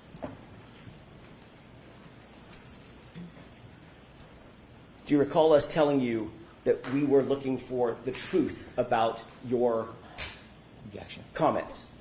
I'm going to allow it. That we were looking for the truth? Which I gave you, yes. Did you also say on that phone call something to the effect of, I know you're going to tear me a new one because I'm changing my testimony? Changing, no. But you're trying to do that. Did you say, I know you're going to tear me a new one? It's what you're trying to do, so yes. Actually, what you said was, you're going to tear me a new asshole, didn't you? I don't recall that, so that's putting words in my mouth. I'm not asking you to put words in your mouth. I'm asking you if you remember saying that during that phone call. Oh, I don't I know recall. you're going to tear me a new asshole. I don't recall. Okay. But you do remember saying something to the effect of, I know you're going to tear me a new one, right? Yes. Okay. Have you ever heard of something called the blue wall of silence? Objection. Sustained. Do you think it's important for police officers to protect one another in the field and out? Objection. Sustained. Have you spoken with anyone, not Mr. Brennan, he's covered that. Have you spoken with anyone from the district attorney's office about your involvement in this case? Ever? No. Never? Unless you're going to provide a person, I've never talked to any of these people. Have you talked to anyone at the DA's office at all, in any regard? Not to my recollection. How about indirectly? Not to my knowledge. Are you friends with any people that you're aware of that are connected to this case? Are you personal friends, girlfriends, boyfriends, personal friends with anyone that's connected with this case?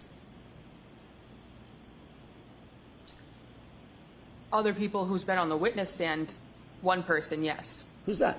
Sarah Levinson. How long have you known Sarah? We became friends in middle school. Did you watch any of the trial, this trial? Clips in passing, but no, it's 6 hours a day. So I work during the day shift now. So you've seen some of the footage of the goings-on in this case, correct?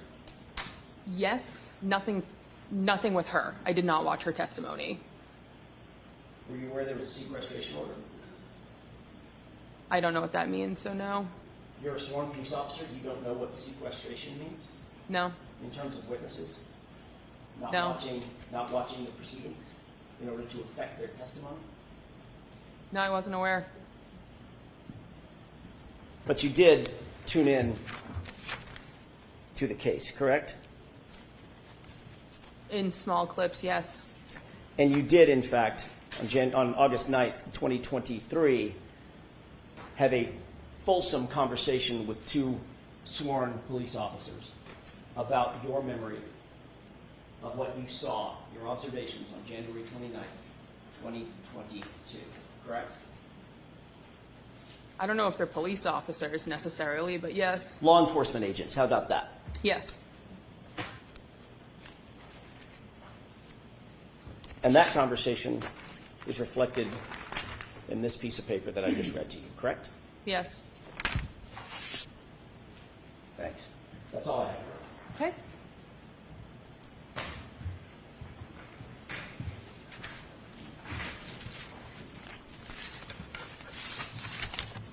Were you subpoenaed by the Commonwealth in this case?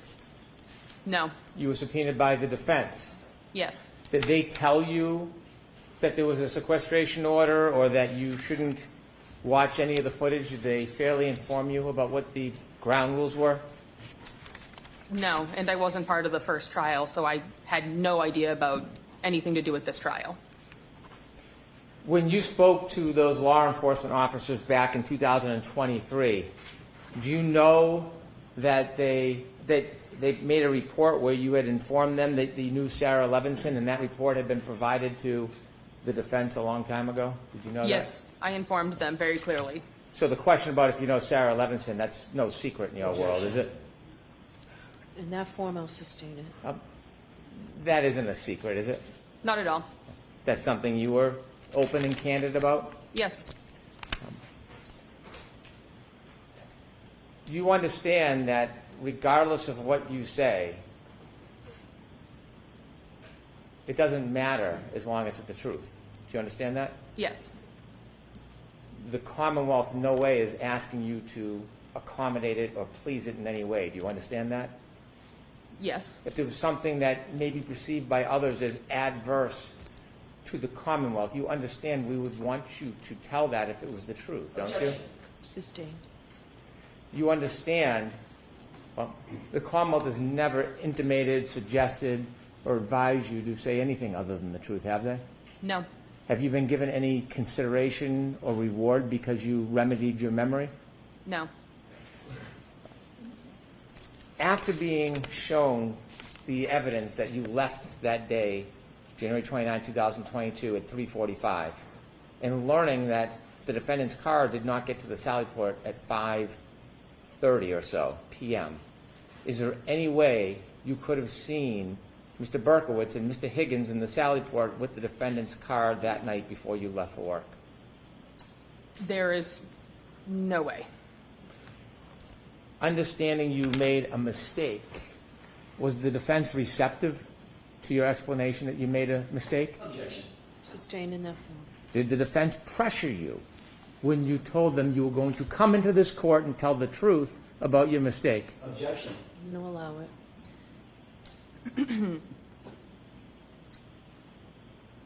Can you rephrase it? Yes. When you told the defense you had made a mistake about your memory, did they pressure you? Yes. Did they pressure you to say something other than the truth? Yes, they wanted me to repeat a lie at that point, given it would have been with malicious intent to repeat it.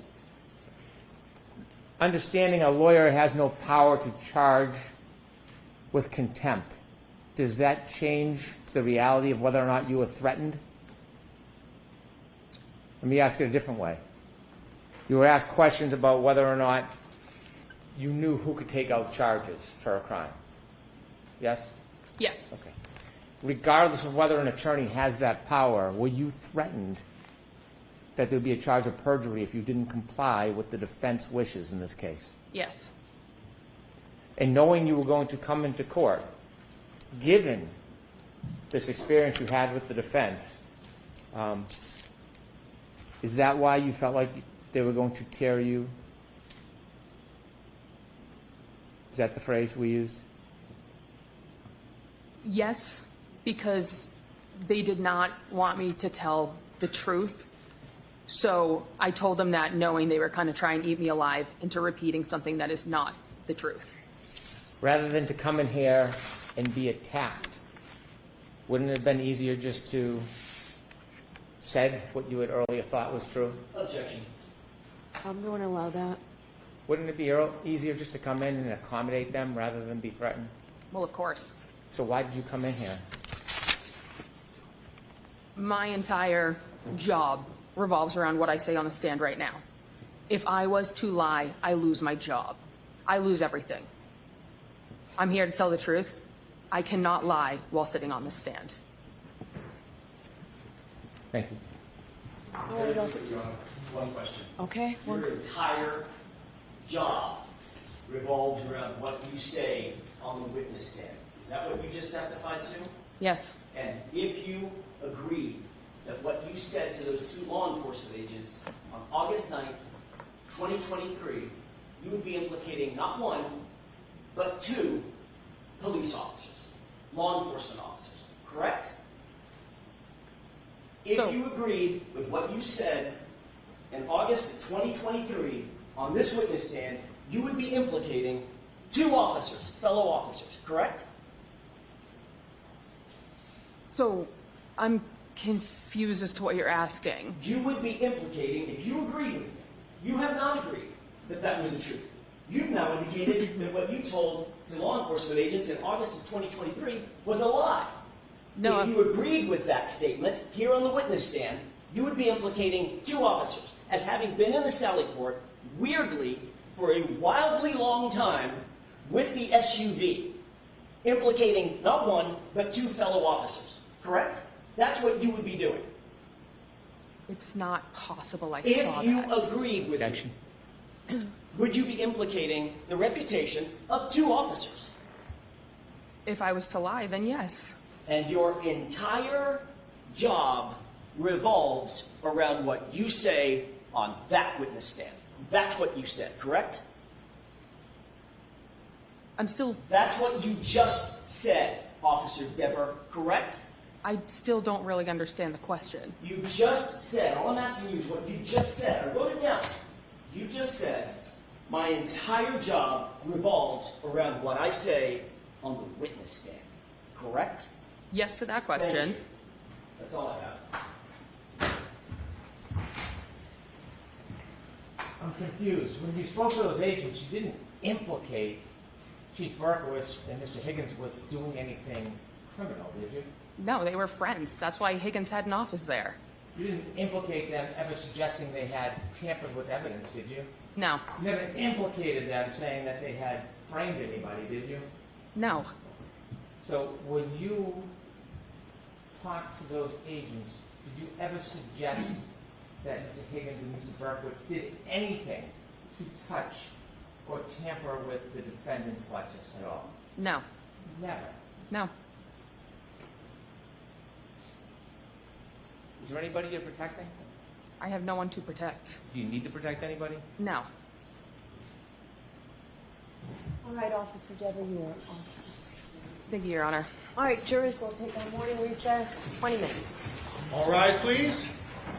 Close your notebooks and follow me.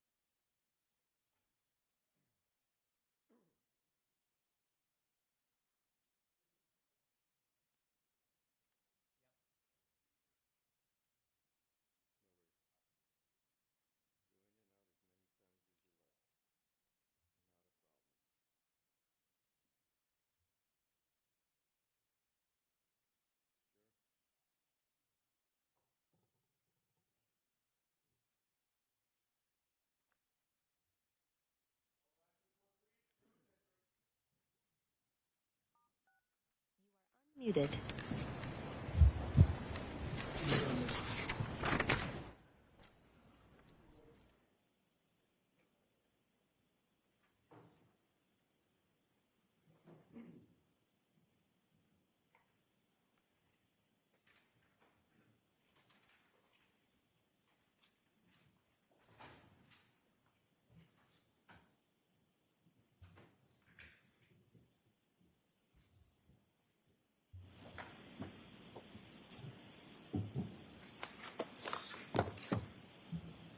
Put us back in session, you may be seated.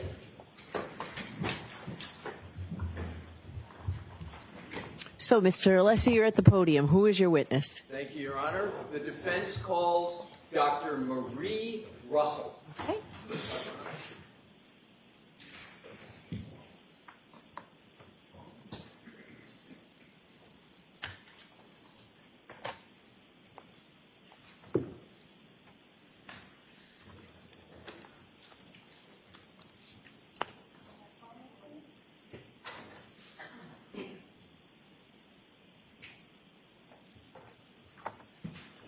Follow me, please. Then you're going to step up and face the court and raise your right hand. Thank you. Thank you.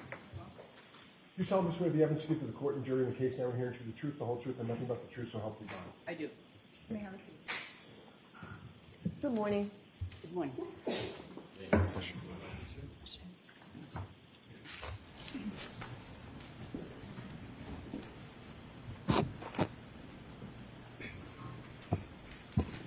All right, morning. Mr. Alessi, whenever you're ready. Thank you, Your Honor. Good morning.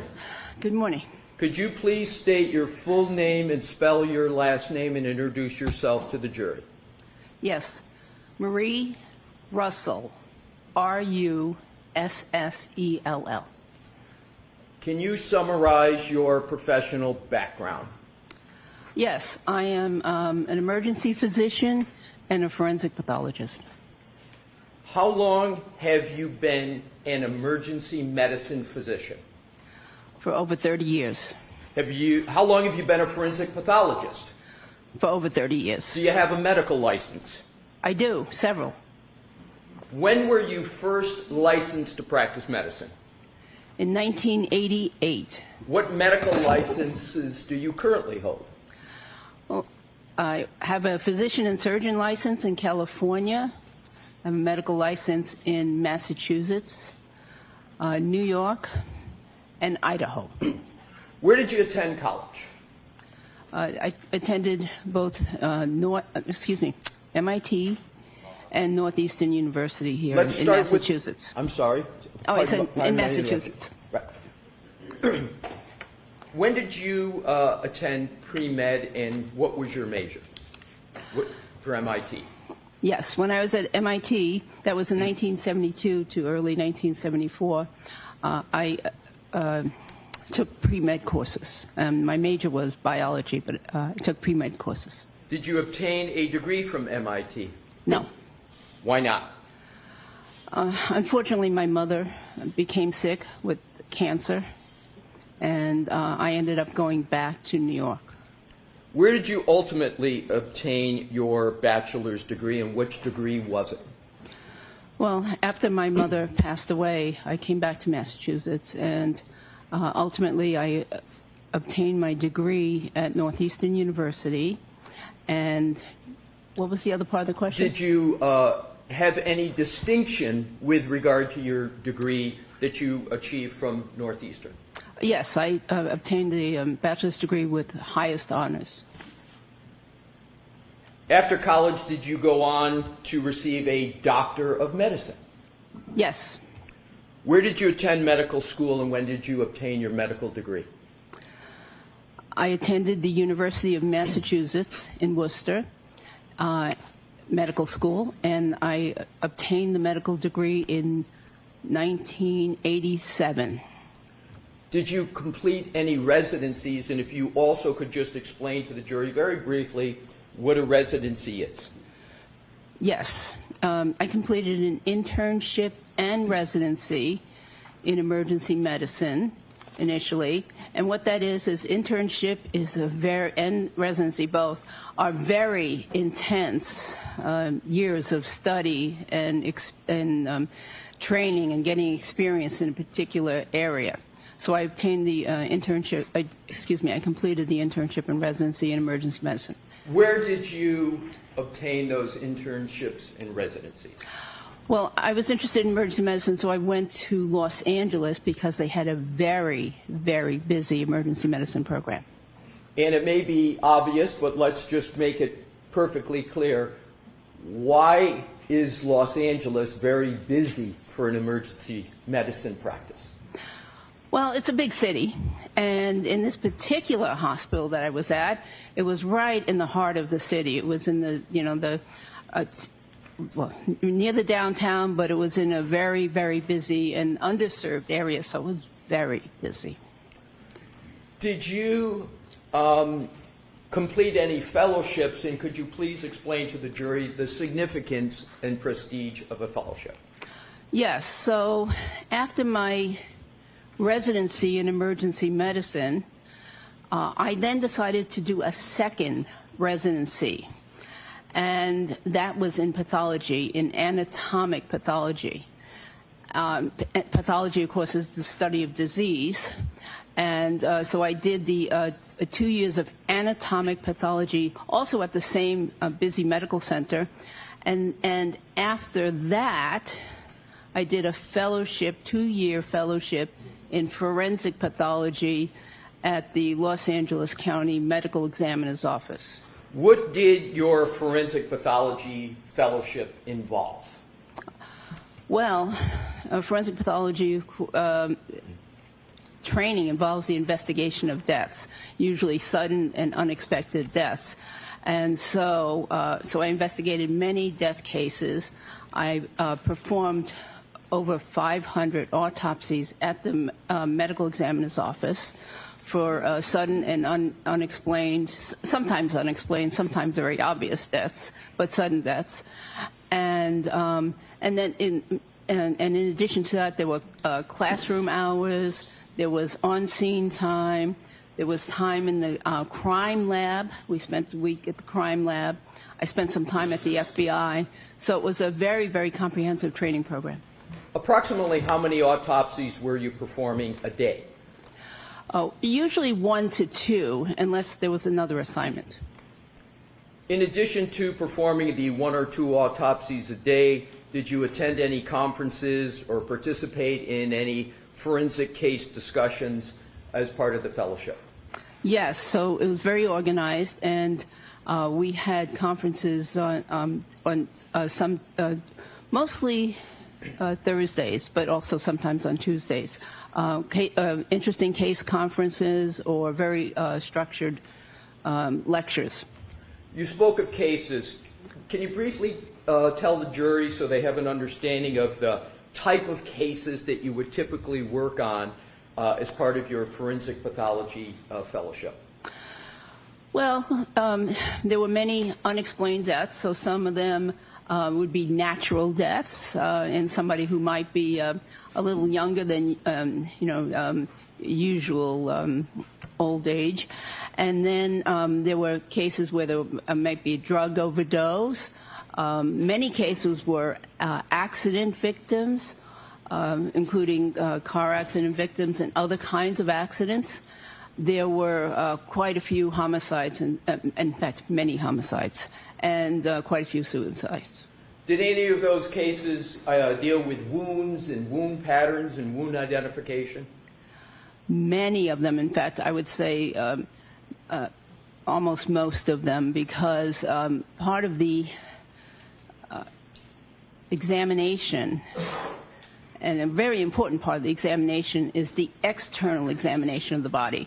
So before I was allowed to even start an autopsy, I had to do a complete external examination of the decedent's body, looking for any kinds of wounds or abnormalities. We'll come back to wound pattern recognition a little later. But again, I think it's probably clear to most people, but just to be ultimately clear, when you talk about external Can you just elaborate a little what you mean by that? So the external examination is of the exterior of the body, the skin, the hair, the eyes, looking for, amongst things looking for also would be rashes and scars and those sorts of things. So that's the external examination. In external, Dr. Russell, is to be contrasted with what? Oh, with an internal examination. So after all that is done, and there were some other things that had to be done too, like looking at examining the clothing, or looking at X-rays if there were X-rays available from the medical examiner's office, and of course reading the medical record that was available.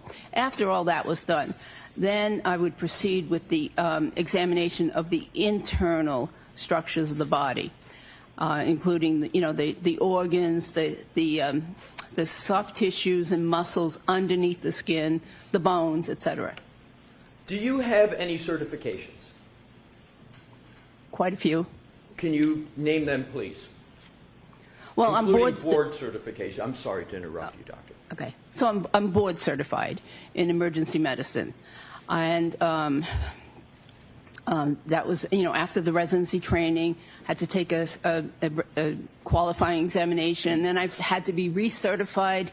I think it's 3 times now. I just recertified again, so I'm certified for another 5 years. What do you have to do to get board certified and maintain that significant certification? Well, presently, to get board certified, one has to complete a residency in emergency medicine. And so that is, depending on the program, either 3 or 4 years long. I went to a 4-year program. And then I had to take examination, both a written examination, very long written examination, and then an oral examination where I was questioned by many established emergency physicians on the various kinds of cases that might present to the emergency department. They would give you an unknown, and you would have to talk about how you would care for that person. Do you have any affiliations with any professional organizations? Yes. I'm a fellow of the American College of Emergency Physicians. I'm a fellow of the American Academy of Forensic Science. I'm a fellow of the the National Association of Medical Examiners, and then I have some memberships in some other organizations. What does it take to achieve fellow status that you just mentioned? So in order to be a fellow, it depends on the organization, but in order to be a fellow, you usually have to be a member for a certain number of years, member in good standing, and then for some of the organizations, you have to have attended some of their national meetings. For some of the other organizations, and possibly have presented a study or a paper or something at the national meeting. Other of those organizations, it's a little bit variable, membership for a certain number of years. In addition to all of that education, background, experience, do you have any specialized training and experience with regard to investigations of death? Well, yes. So, again, the focus of the forensic pathology was investigations of death, but also in my job as an emergency physician at the hospital I was at for 29 years, I had both clinical responsibilities, meaning in the ER, taking care of patients, and administrative responsibilities, meaning committees and, office-type work. And so one of my responsibilities during that time was to be director of the Quality Improvement Committee. And as director of the Quality Improvement Committee, of course, I had to do death reviews. So analyzing, studying the people who came to the emergency department and was subsequently either pronounced dead or died in the emergency department. So now let's move to a slightly different topic. Let's discuss your work experience. What do you currently do for work? I work for the Medical Board of California, and I do some private consultation work. Describe your work briefly for the Medical Board of California, including what is the board, what's its responsibilities, and what do you do in your role in working for the Medical Board of California? So the medical board is a part of government, I think, that is established to basically police the doctors and some other health professionals. So what the role of the medical board is to protect the public health, to protect them from misdeeds by healthcare professionals, particularly doctors. So, would you like me to go on? So in terms of the medical board, just a last question with regard to that. What type of knowledge do you have to have with regard to the practice of medicine to be able to assist the board in evaluating whether certain doctors have met the standard of care in a whole host of areas of the practice of medicine? What type of knowledge do you have to have? Well, you certainly have to be up to date. You have to be quite knowledgeable on current treatment standards, what is considered the actual standard practice of medicine, and be up to date on literature and what things that are currently accepted as the good practice of medicine. Prior to your current role, where did you work and when? Well, before becoming a doctor, just so we can do it for maybe a little more for the jury, if you could go just before the medical board where you worked, or do you want to do it from the beginning? Whatever way is best for you, doctor. Doesn't really matter. Most recently, I worked for the state of California, the prison system. I was the medical director of the, or what they call the chief medical executive of one of the high security prisons in California. I did that for 5 years after retiring from my Los Angeles County job, which I held for 29 years. And briefly describe generally your duties in that role. So as chief medical executive, it was my duty basically to run the medical department.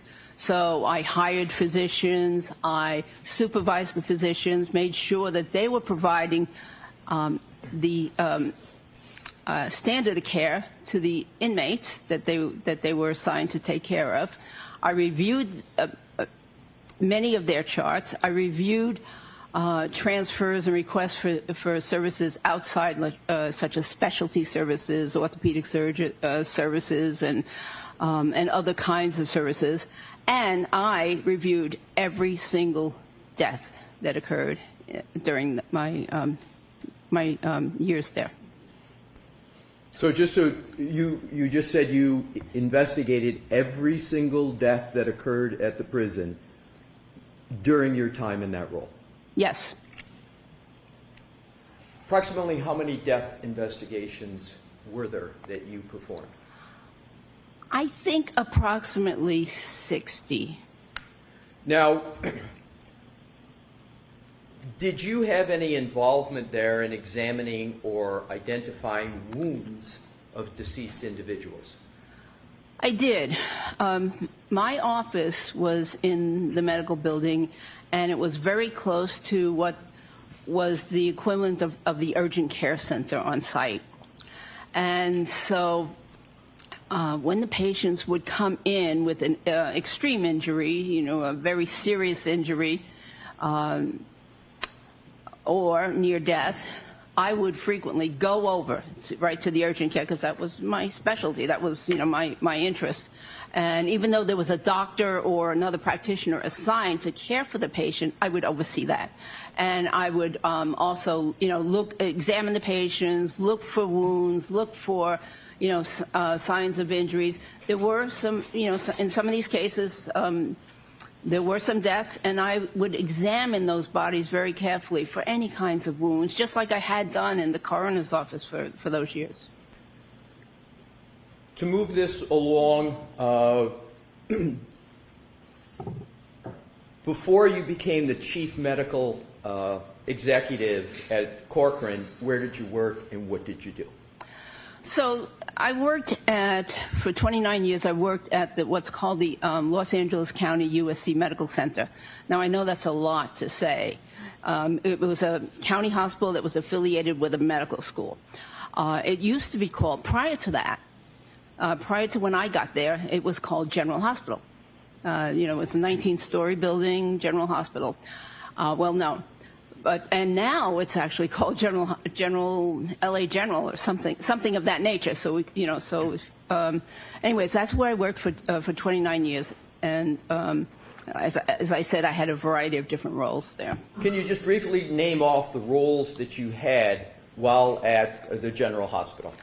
So, as I mentioned earlier, there was always a clinical component to what I did. I always had shifts in the emergency department where I had to see patients and supervise interns, residents, physician assistants, nurse practitioners. So in addition to seeing my own patients, I would also supervise them as they were seeing their patients. So that was the clinical role. Then there was an administrative role. And my administrative roles ranged from director of what they called life support training, which provided training to the trauma surgeons and the neurosurgeons regarding things such as advanced trauma life support, and also to ER doctors. So director of life support training, director of QA.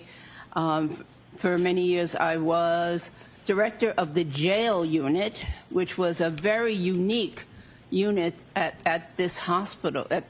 For a hospital, it was a very unique unit in that it had three components: a dedicated ER, for jail patients or patients in custody, a dedicated clinic for in custody patients, and a dedicated inpatient. So it's three sections dedicated to in custody services. I was medical director of that for a while.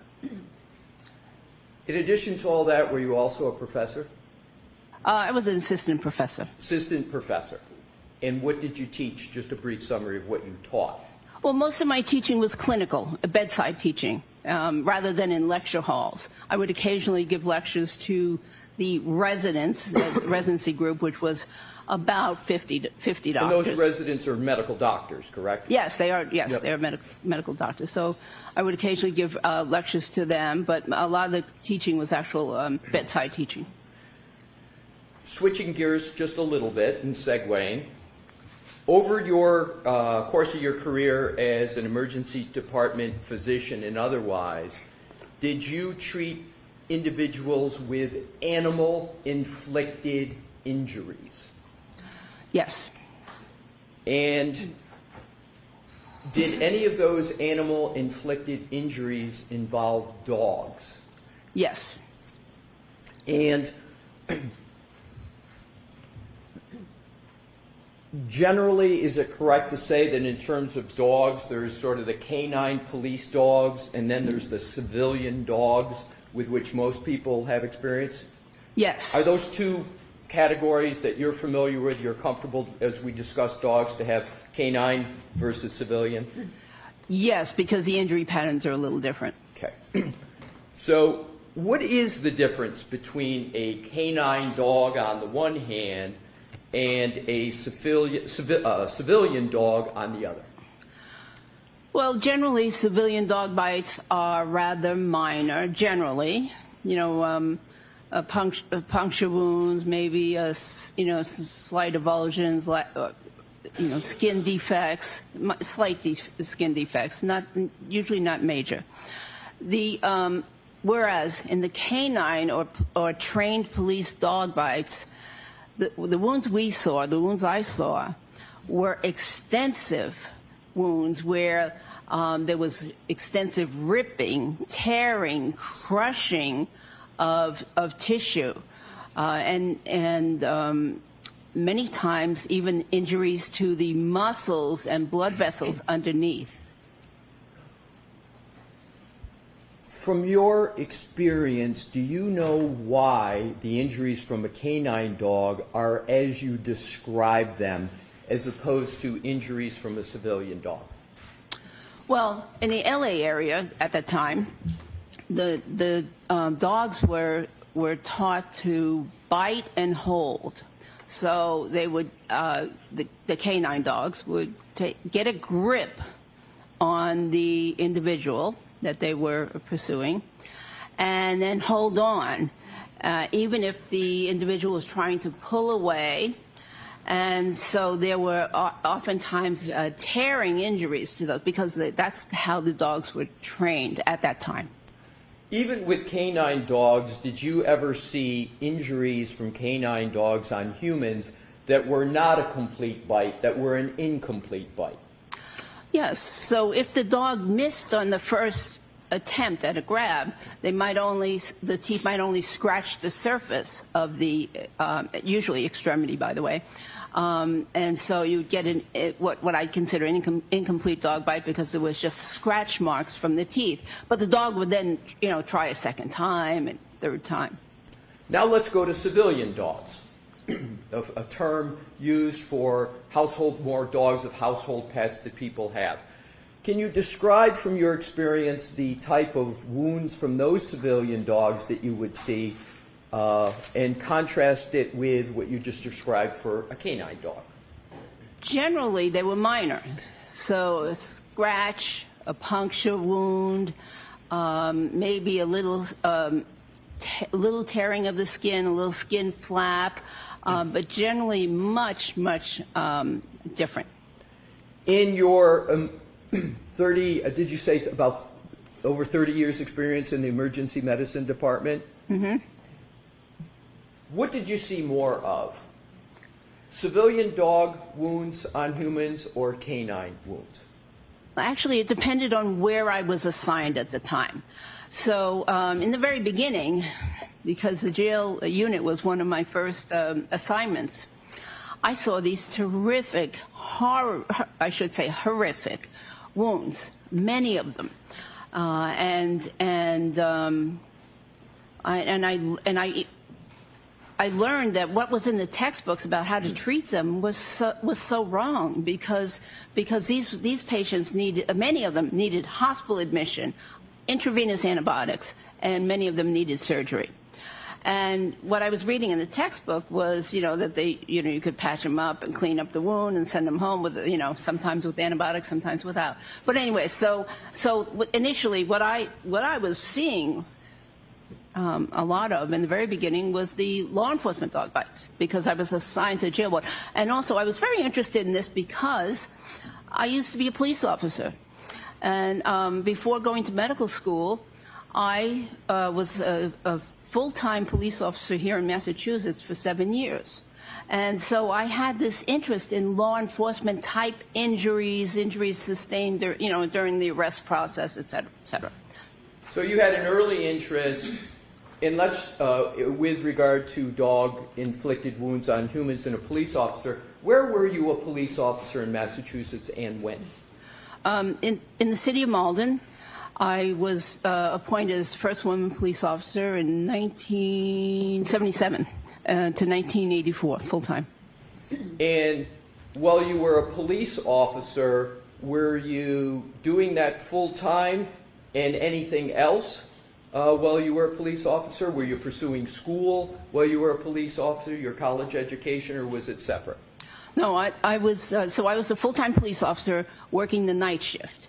And I was attending Northeastern University part-time during the daytime to pursue my degree. Were you a sworn duty police officer? Yes. Full member of the police force? Yes. Did you attend academy? Yes. I attended the Boston Police Academy. And how many years were you a Boston police officer? No, I'm sorry, I'm not Boston, the Malden. I was a Malden police officer for 7 years, full-time. Now let's go back to your emergency department and other experience. Can you approximate how many dog bite injuries you provided treatment for while an emergency department physician? Overall? Overall. Well, I don't know the exact answer, but I estimated it at a very conservative number of 500 dog bites, because would you like my methodology? Oh, please. Oh, okay. So I considered that even though I worked there for 29 years, I would take 25 years and 40 weeks out of the year, because the other weeks I might be assigned something special, a special rotation or a special assignment or vacation or some kind of course. So 25 years, 40 weeks per year, that's 1,000 weeks. So even if I only saw one dog bite at this busy trauma center, that would be 1,000 dog bites in my career. But I just took it in half. I cut it in half and said I think at least 500. In addition to the 500, did you oversee other physicians or healthcare professionals like physicians' assistants, nurse practitioners, who themselves were treating and observing dog-inflicted wounds on humans? Yes. And approximately, just the number, approximately how many of those, in addition to the 500 you just calculated? Well, I generally supervised about 3 to 4 people per shift. You know, med students and interns, residents, whatever, all those people. And so I would say, very conservatively, another 500. In terms of other work, I want to shift just a little bit in the emergency department. Did you encounter injuries from persons involved in motor vehicle accidents? Many. And you mentioned you were in Los Angeles. And in terms of those, can you approximate how many humans you saw and treated and diagnosed in the emergency medicine department from motor vehicle accidents? Well, it was a very busy level 1 trauma center. What is a level 1 trauma center? So level 1 trauma center is the highest designation that a trauma center can have. And there are many requirements in place in order for a medical center to be a level 1, including 24-hour in-house neurosurgery, 24-hour in-house orthopedics, and an active research program, and many more requirements. And a certain level of training for all of the ER docs and all of the trauma surgeons. So we were level 1 trauma center, one of the busiest in the west of the Mississippi. And the hospital was located near some major freeways. So we saw lots of patients from motor vehicle accidents. But if I were I would say, if I took the 1,000-week number again, if I saw, at least 3, motor vehicle accidents per week, that's 3,000 at least. And that's just me. That's not the interns, residents that I'm working with. So, shifting again a little bit, as medical director of jail medical services at General Hospital, can you just describe a little bit about the work there, similar to what you just described, or is it a little different? So in the jail medical services, we dealt with people who were in custody. Some of them were also drunk drivers and under arrest. Some were they were arrested for a variety of reasons. Anyways, and if they were in custody, rather than have them in the main emergency department, we had a special emergency department for them. And so we would see interesting cases there. In terms of being a professor, is that your time as an adjunct professor at Cal State Los Angeles? Is that where you were an adjunct professor? Yes. So while I was doing all this, I also had a part-time job teaching a course called Legal Medicine to graduate students, master's level students in the criminalistics master's program at Cal State University. And in terms of topics, just briefly, some of the topics you would have taught them, and particularly any that may be apropos to why you're here today. So knowing that many of these students were going to go on to work in crime labs or be crime lab directors someday, what I needed to do was to teach them about the aspects of a crime scene that dealt with a body or someone who was injured or killed, and so we dealt with things such as time of death, post-mortem changes, wound analysis on the body, looking for different patterns of wounds or types of wounds that could direct them into, to steer them in their investigation. Let's see,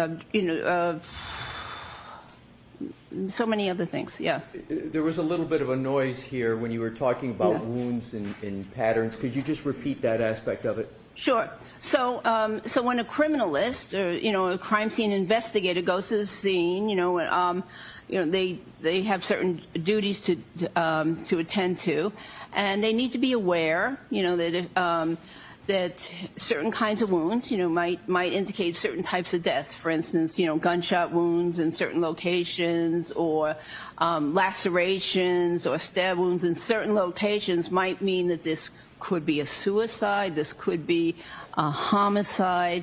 They need to know, if there's something that might look like resemble a bite mark, that maybe that area needs to be swabbed or photographed, especially, and etc. So that's basically. It was very basic, but that's what. Let's now shift again to your work at the County of Los Angeles Department of the Medical Examiner's Office, or is sometimes called the Coroner's Office.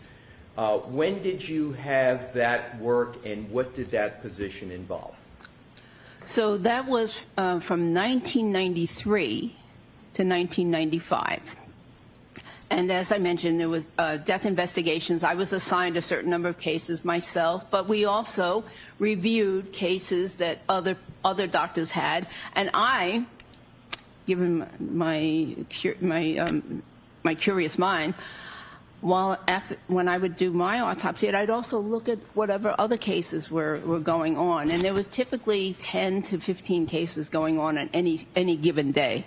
And so I learned a lot, not only from my cases, but from other cases. Did you ever conduct an autopsy of any individual that sustained dog-inflicted wounds?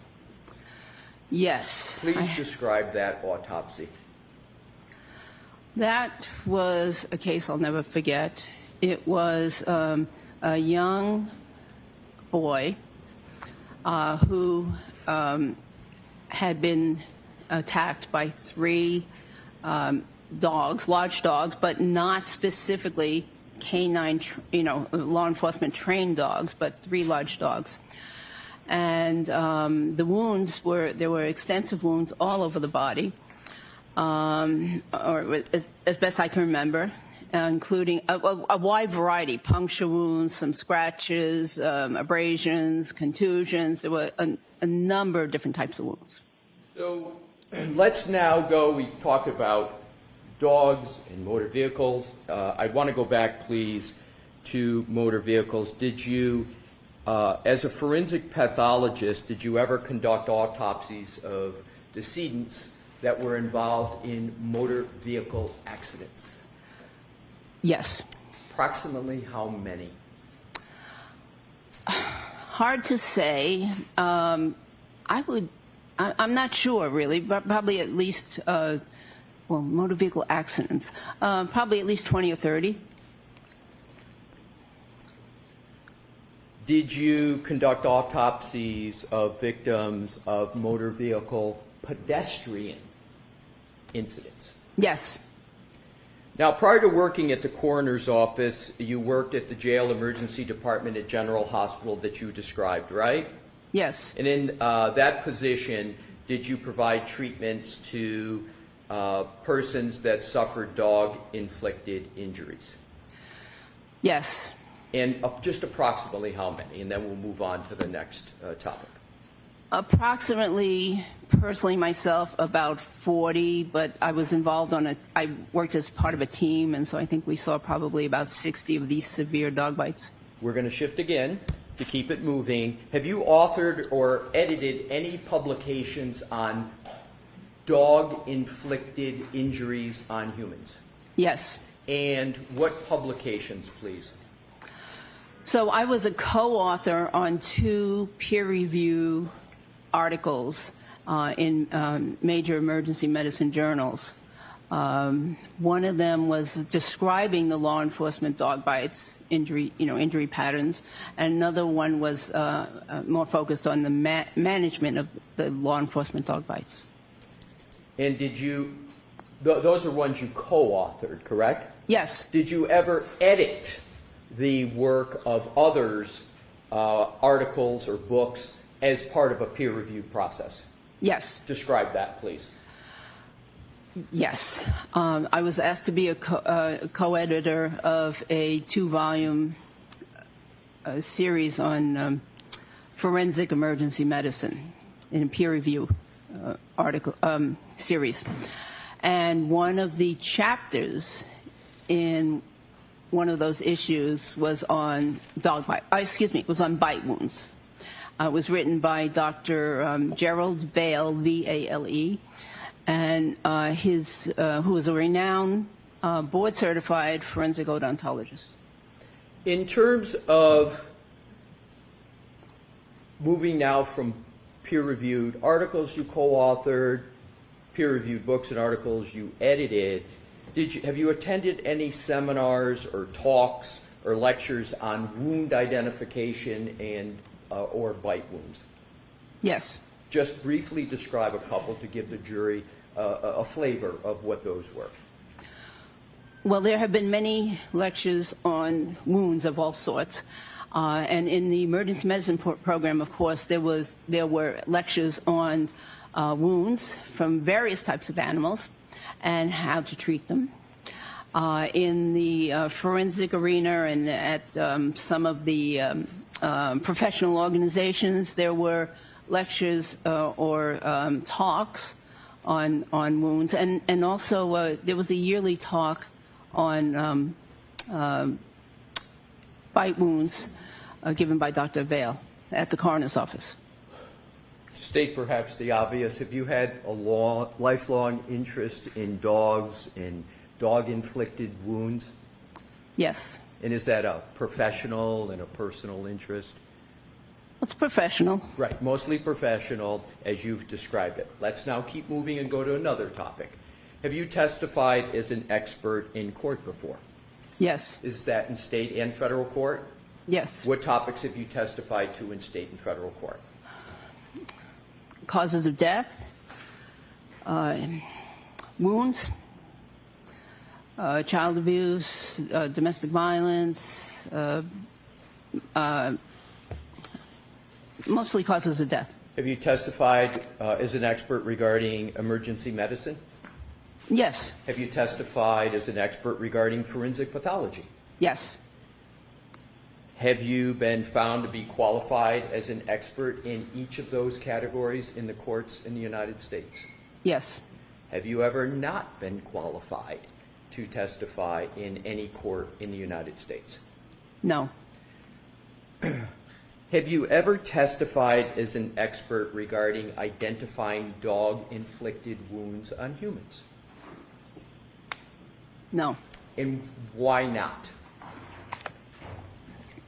Because prior to this case, because it's not a topic that comes up very often.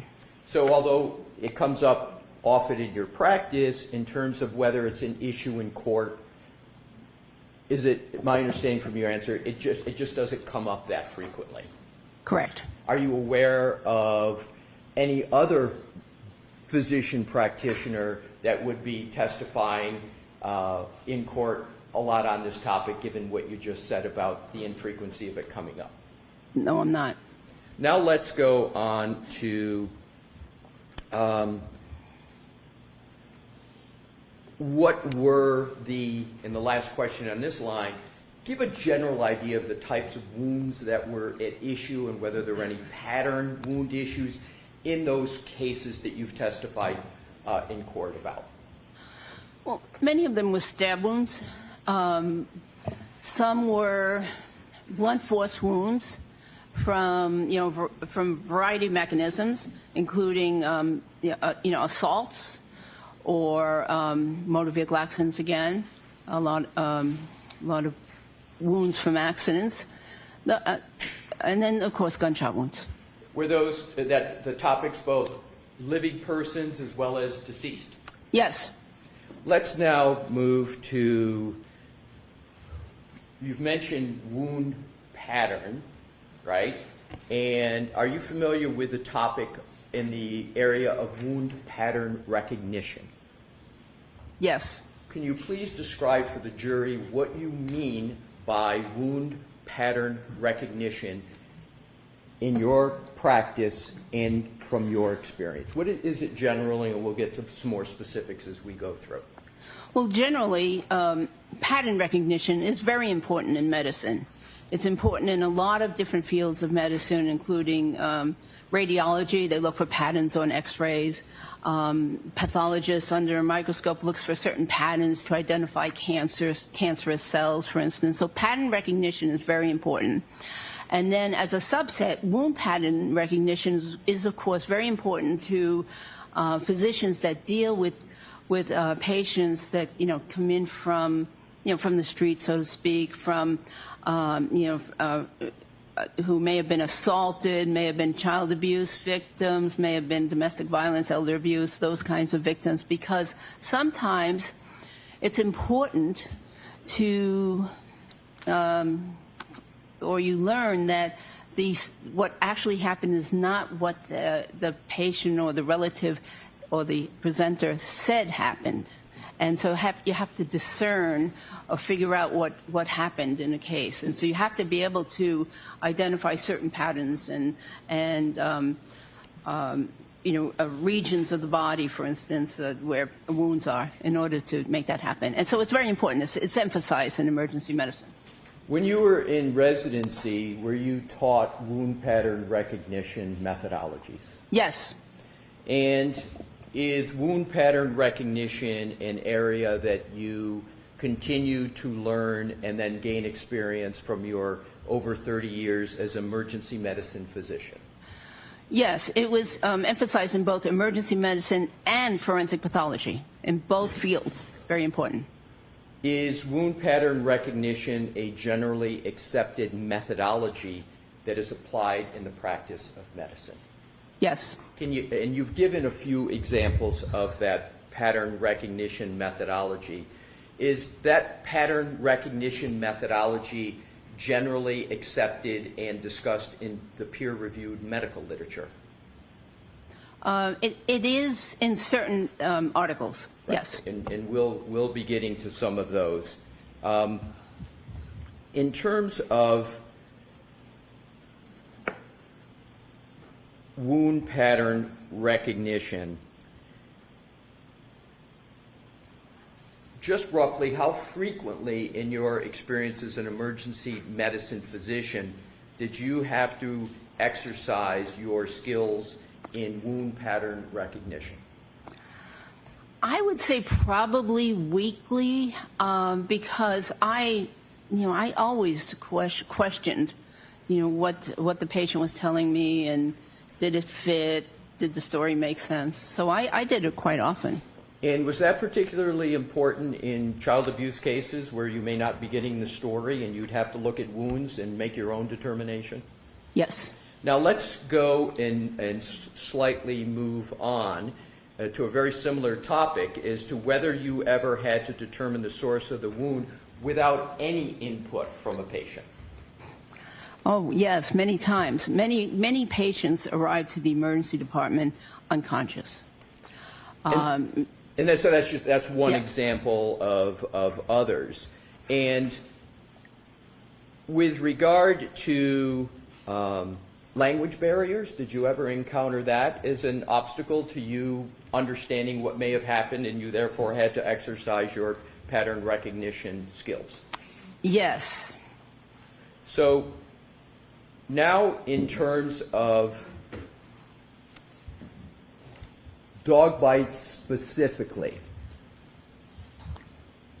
how often, if at all, did you have to look at a patient without input from anyone to determine whether it was from a dog?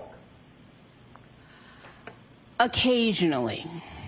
And can you recall any specific instance, or is it just you're recalling that you generally had to do it, but you can't recall a specific instance? The second of that, that I generally had to do it. Sometimes, there was a language barrier, and people couldn't describe what it was that bit them. And it was important to know, because treatment for different types of bite wounds is very, very different. And to be fair to the situation, you can't give any one specific. You remember this person was this age, etc., but you know that you did that on more than one. I'll withdraw that and go to the next area. Let's now talk about wound pattern recognition in the area of forensic pathology. What role does pattern recognition play in forensic injury analysis? And could you please just let the jury know what you mean by forensic injury analysis as regards pattern recognition?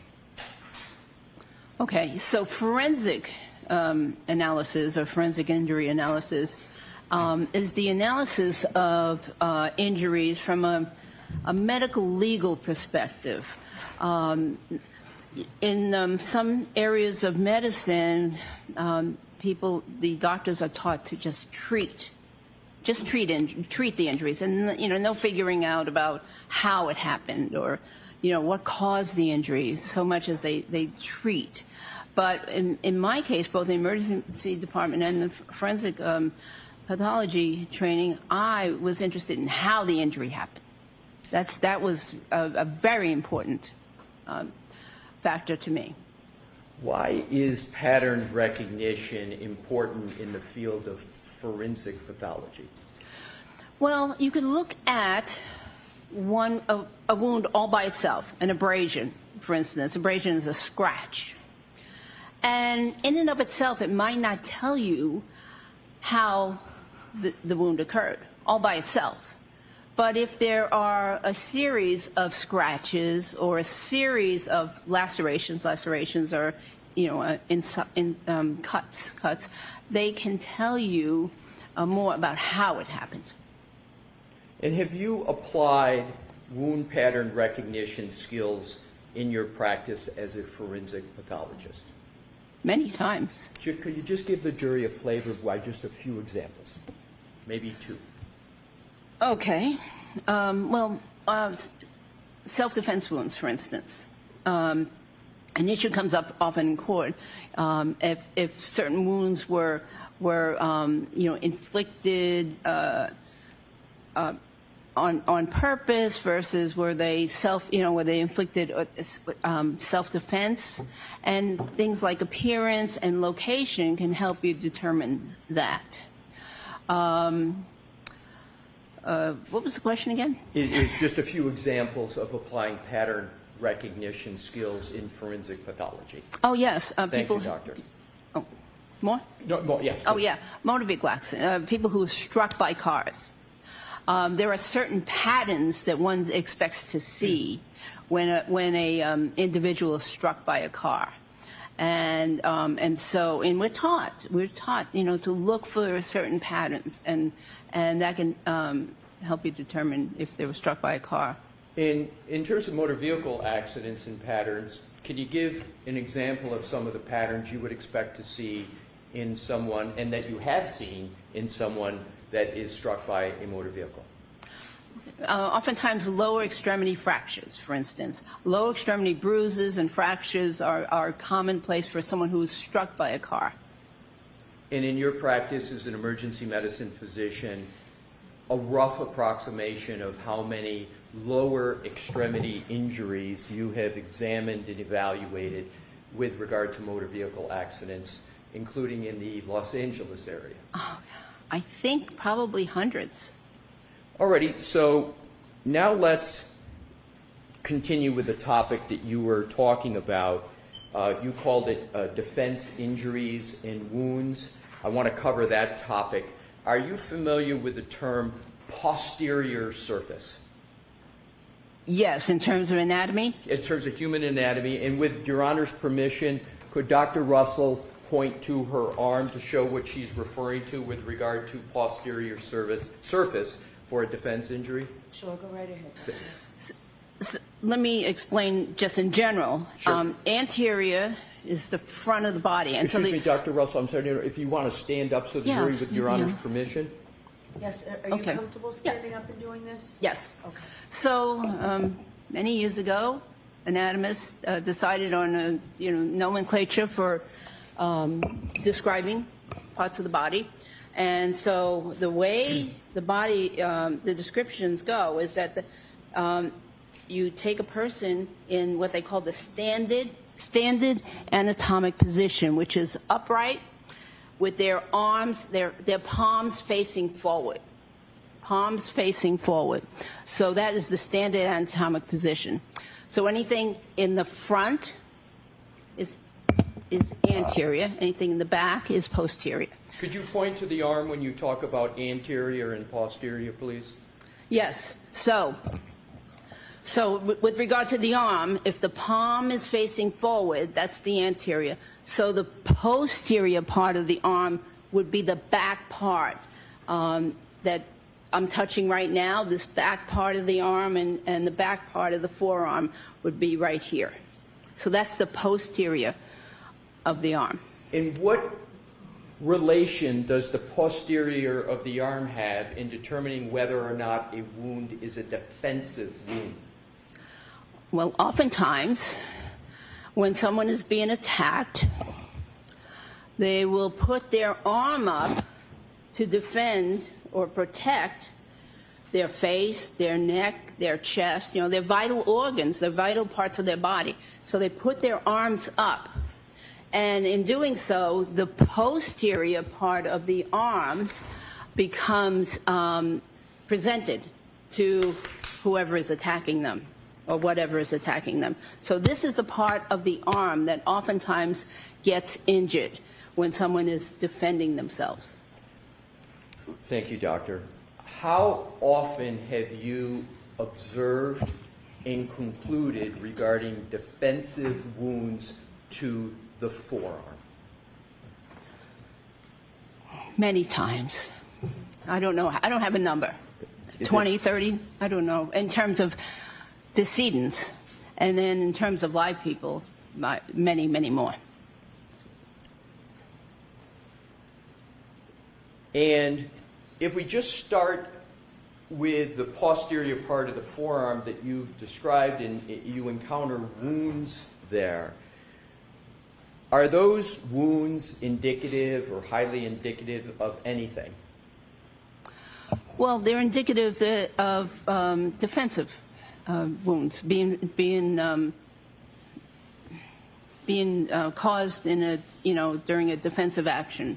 In your experience as a resident, a fellow, emergency room physician, and a forensic pathologist, and your time at Cochrane, have you experienced and taught the topic of defensive wounds? Yes. Now let's move on to another topic. Do you have knowledge of the dental features of dogs? Yes. Where did you gain your knowledge about the dental features of dogs? Generally from reading articles. And in terms of examining patients with dog-inflicted wounds, did that inform you anything about dog dentition or not? Not specifically. In terms of dog dentition, Your Honor, may I approach? Okay. Thank you.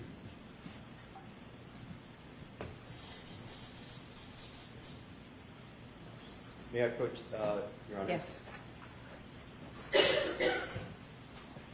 Your Honor, may I have this depiction marked as an exhibit for identification? Okay. So, for ID? For ID only, yes. Is it 000 for identification?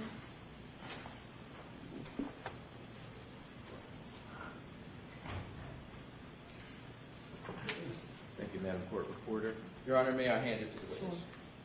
I'm handing you Dr. Russell what has been marked for identification as 000 as in orange. Dr. Russell, do you recognize that depiction? Yes. What is it? This is a diagram of canine dental anatomy. And could you please, just for the jury, briefly describe dog dentition and what we mean by the term dentition? I think most know, but just for the record. So I believe dentition just means the teeth and the shape of the teeth and of the mouth of the animal or a person. And what this diagram shows is that in general, dogs tend to have a triangular mouth, meaning it comes to a narrowing towards the front of the mouth. It shows how many teeth a normal dog will have, and what they look like. There are different kinds of teeth, just like humans have different kinds of teeth. In Your Honor, to assist the jury in the understanding of what Dr. Russell was speaking about, with Your Honor's permission, could we publish this as a chalk for the jury? Is there any objection? None, thank you. Okay. Sure, go right ahead. Thank you, Your Honor. And will enlarge Mr. Woke the Dr. Russell, where would you like to start with regard to this, just to give the jury a brief discussion of dog dentition? Which part of this should we zoom in on? I think the lower half around the triangular upper and lower jaws, right there. Right there? Very Yeah. good. And Mr. Woke, if you could just, to start with, pull it down just so we can see the headings, and more importantly, the jury can see the headings of those two diagrams that Dr. Russell has pointed out. Yes, and just enlarge that. Can you read what's on the left and what's on the right? It's slightly blurry. It's slightly blurry. Mandible, lower jaw, maxilla, upper jaw. Yes, I can read it. Right. Alrighty. So if we could then just reduce it back down so it's a little bit so that it's not distorted. And then Dr. Russell, if you could just talk about it. And before we do that, I think it would be helpful, Dr. Russell, we can go to the depiction up above just to get the overall picture up above there of the dog. All right. Is that that's an overall picture, correct? Do you want to point out anything generally on that picture? I don't have a pointer, but generally it's a side view, and it shows and it's a skeletal view, so there's no skin, and it shows that there are some prominent teeth. They're called the canine teeth, and then there are some smaller teeth in front of that. Excuse me if I couldn't interrupt. Pardon my interruption. Yes. I'm just going to try to locate in the courtroom a pointer, Your Honor. If There's nothing on that. Stand, Dr. Harrison. I've got one where I may approach. If there's one on this. No. Yeah, I didn't see it. May I approach, Your Honor? Sure. Thank you. Here, Dr. Russell. Hopefully Okay. that will work for you. Thank you. Excuse me. Okay, so this is a side view, and it shows many teeth, and and this is a skeletal view, obviously, and it shows these prominent teeth, which are called the canine teeth. Humans also have canine teeth, and ours are not quite as prominent. And then there are some teeth in front of that, which are called incisors. So that's the overview. Right. And just to put this in context, we are looking at this and talking about dogs. Have you had the opportunity to review any photos of the right arm of the decedent in this case? Yes. And is one of the topics you're going to address whether those wounds are from a dog? Yes. And so this background in terms of dog dentition part of what you're going to cover for the jury later on? Yes, and I want to make one more comment, if I may. Please. Just when a dog bites, they usually don't bite with all of the teeth. They usually don't get all the teeth impacted on the individual. So that's important to know. Oftentimes it's the anterior or the front teeth. Why, doctor, is it the case that a dog doesn't always have a complete bite, get all of the teeth? Why is that the case? Well, there's oftentimes movement. Oftentimes the dogs aren't really trained on biting techniques. And so, there's oftentimes the person who's being bitten is pulling away and trying to avoid the bite. So oftentimes there's only impact with a few of the teeth in the front. Great. Please continue, doctor, with your... Dr. Russell, could I ask you to use this screen? Oh, yes. The other one, please. I think it's easier for counsel. Oh, okay. So overview, these large canine teeth, these are the anterior teeth, and as I said, it's very rare for all the teeth to be involved in the bite. It's usually just the front teeth and canine teeth. Are there certain teeth that are on this depiction that cause certain types of injuries, abrasions, tears, punctures? Is there any relation to the teeth in any of those categories, or can it be just general? Well, oftentimes, because the canine teeth are so long compared to the others, they are the ones that seem to cause the the puncture wounds. And those are the ones that appear to get the grip on the person's skin. Is there a medical term for a puncture wound from a canine? Or is it just it's a punctate wound from canines? I'm not sure there's a medical term. Okay. Please continue. Okay. Well, that's about it on this side view. And is there any other view on the exhibit that you would like to discuss with the jury? Well, I was going to show that it's triangular. Again, the upper and lower jaws. Yeah, they tend to be somewhat triangular. Is that also sometimes the shape referred to as an hourglass, or is it triangular, or you prefer triangular? I've heard it referred to as hourglass. I don't see an hourglass, but maybe in some dog breeds, because all the different dog breeds have different shapes of their mouths. But this is just a generalization. Okay, please continue. I don't know that there's anything else. All right. And so you think... actually, yes. So here you can see, go back, please. So here you can see, again, the canines, and it's oftentimes this is the upper jaw, the maxilla jaw. It's oftentimes these teeth that do the impacting. I'm sorry, I didn't hear you say it's often these teeth that what? That do the impact. The upper jaw is oftentimes the part that actually makes contact with the skin. That's all. Thank you. We can take that down, Mr. Woke. Thank you, Your Honor. Now let's go to dog-inflicted injuries on humans generally. What type of injuries to humans can be caused by dog-inflicted bites? Well, there are lots of different types of injuries. So they could be extremely minor, from a minor scratch to puncture wounds by individual teeth, to actual puncture and punctures by several teeth.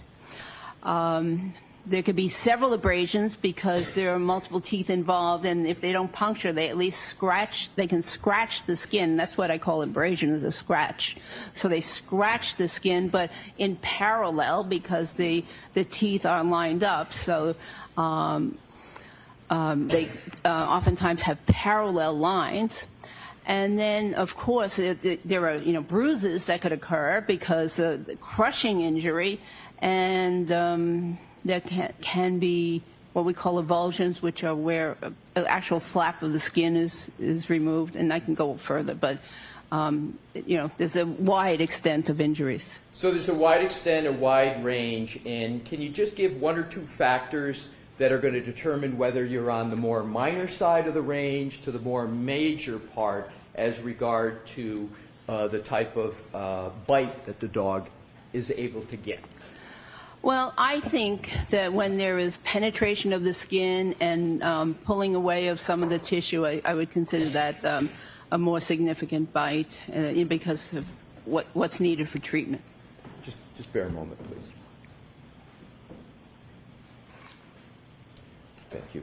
So, in terms of the nails and claws of a dog, what type of injury, if any, can those cause? So the nails they're also somewhat pointy or triangular in configuration or shape, and so they can cause scratches, and actually they can cause even deeper wounds if the nail catches the victim's skin a certain way. But most of the time, just scratches. From your experience, what type of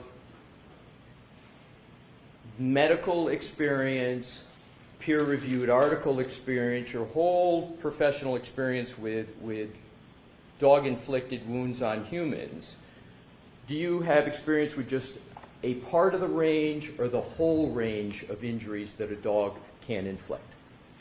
Well, I think I have a very wide range of experiences because those very serious ones we talked about in the very beginning, where there were crushing and ripping injuries, those were the trained canine dog bites.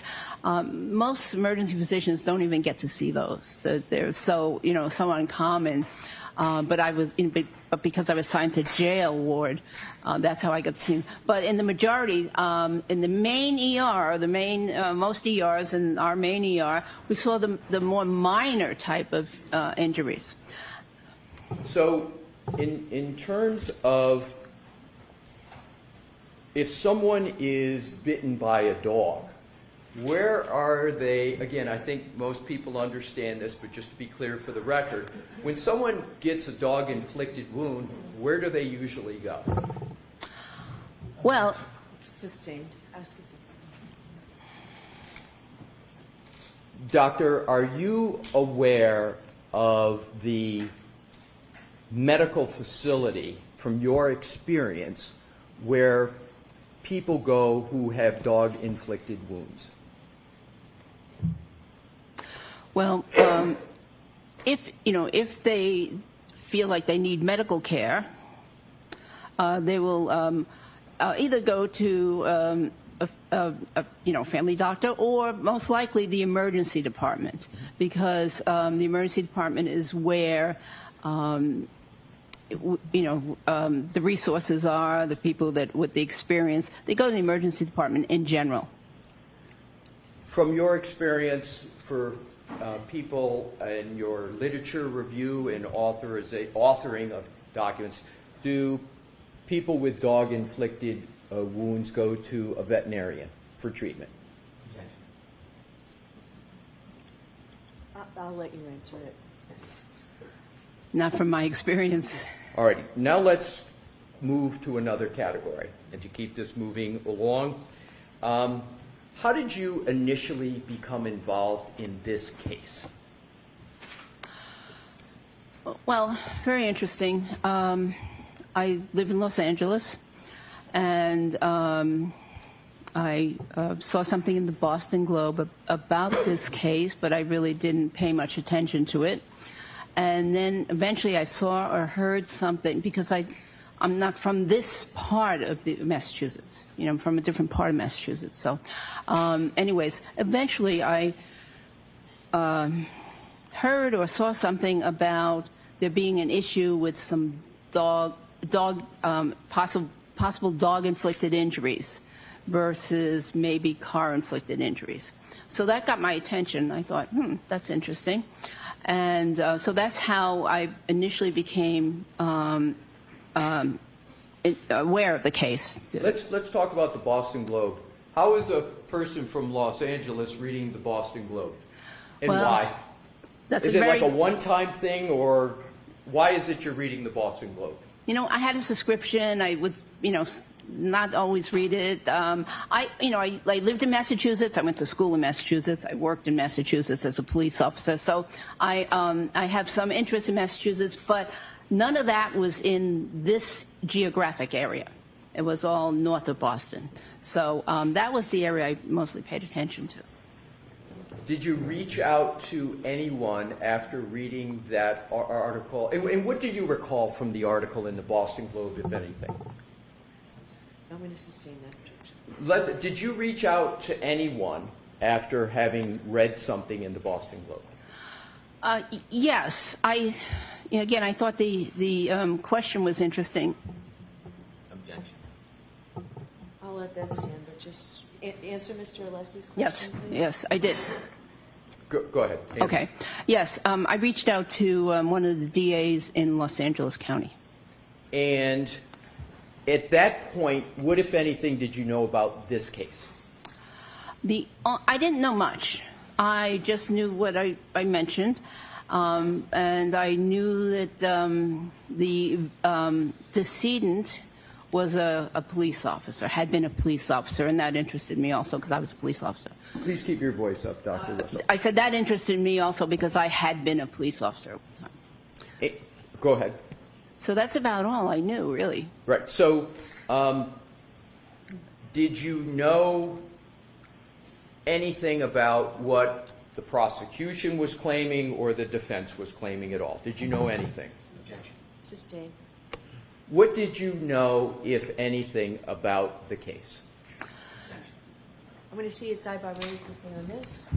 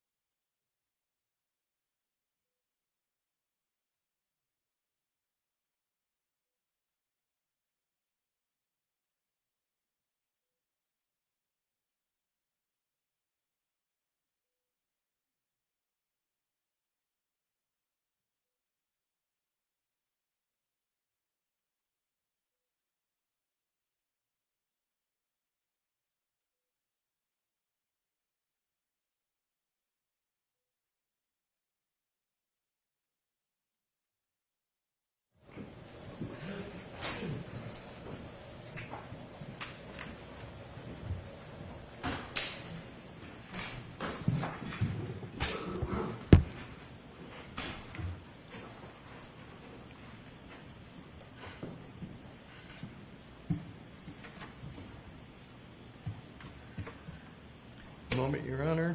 Okay.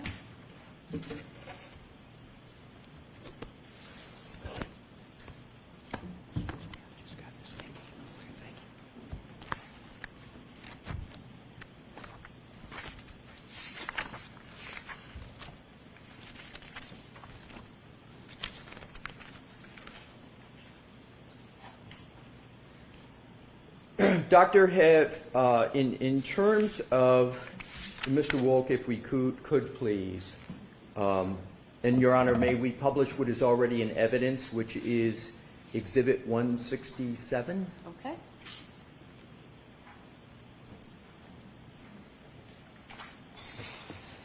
Dr. Russell, do you recognize Exhibit 167? Yes. And how do you recognize that?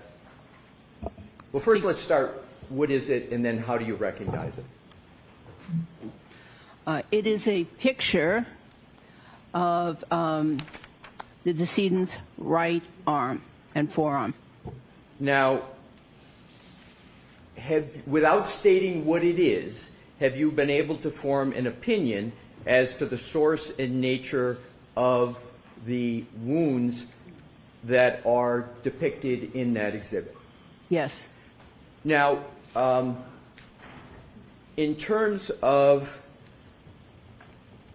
the next area, can you describe for the jury what method you used in forming your opinion without yet stating what your opinion is? Well, I used pattern recognition and differential diagnosis. So let's start with wound pattern recognition. Is that the wound pattern recognition you've been discussing up to this point in your testimony? Yes. And did I hear you use the phrase differential diagnosis? Yes. Please tell the jury what you mean by the term differential diagnosis as a physician, emergency medicine physician and forensic pathologist. So when a patient, when a physician sees a patient and or an image in this case, and is attempting to make a diagnosis, it's very important that not only do they consider what they believe is the obvious, but also in their mind go through other possible diagnoses and determine if they can rule them out, so to speak. If they can rule them in, rule them out, so that they are not just focused on one thing, but they've actually given consideration to other conditions that may be causing whatever it is that they see. So, Mr. Wolk, if you could take that, we're going to come back to this back and forth, but I'd like to have it taken down until we do have the need to, and if we could have the lights go back on, Your Honor. Thank you. So, does applying a differential diagnosis, well, let me start out. Do you understand what confirmation bias is? I believe so. Yes. And does differential diagnosis assist or not assist in avoiding confirmation bias? I believe it assists in avoiding confirmation bias. So, in terms of differential diagnosis, did you apply that concept in the beginning of your analysis of this case? Yes. How did you apply differential diagnosis to, among other things, avoid confirmation bias in this case? Well, in my mind, I went through other possible things or causes of wounds on an arm, and what they would look like, and the configuration, the patterns, etc. And then I figured out why these other potential causes of wounds in the arm did not fit this case. So is a phraseology a synonym for differential diagnosis, what doctors call ruling out something? Is that another way to say it as well? Yes. So we're going to come back to the differential diagnosis. I just wanted to have that question first. Now let's switch to the materials that you considered in forming your opinion about the nature and source of the wounds to Mr. O'Keefe. Describe what you looked at in terms of coming to your opinion, conducting a differential diagnosis, and avoiding confirmation bias. What did you look at? Well, I looked at pictures similar to this. So there were pictures taken at the hospital. There were pictures taken at the medical examiner's office. I looked at the medical records. I looked at the autopsy report. And I looked at other reports from the Massachusetts State Police. And then,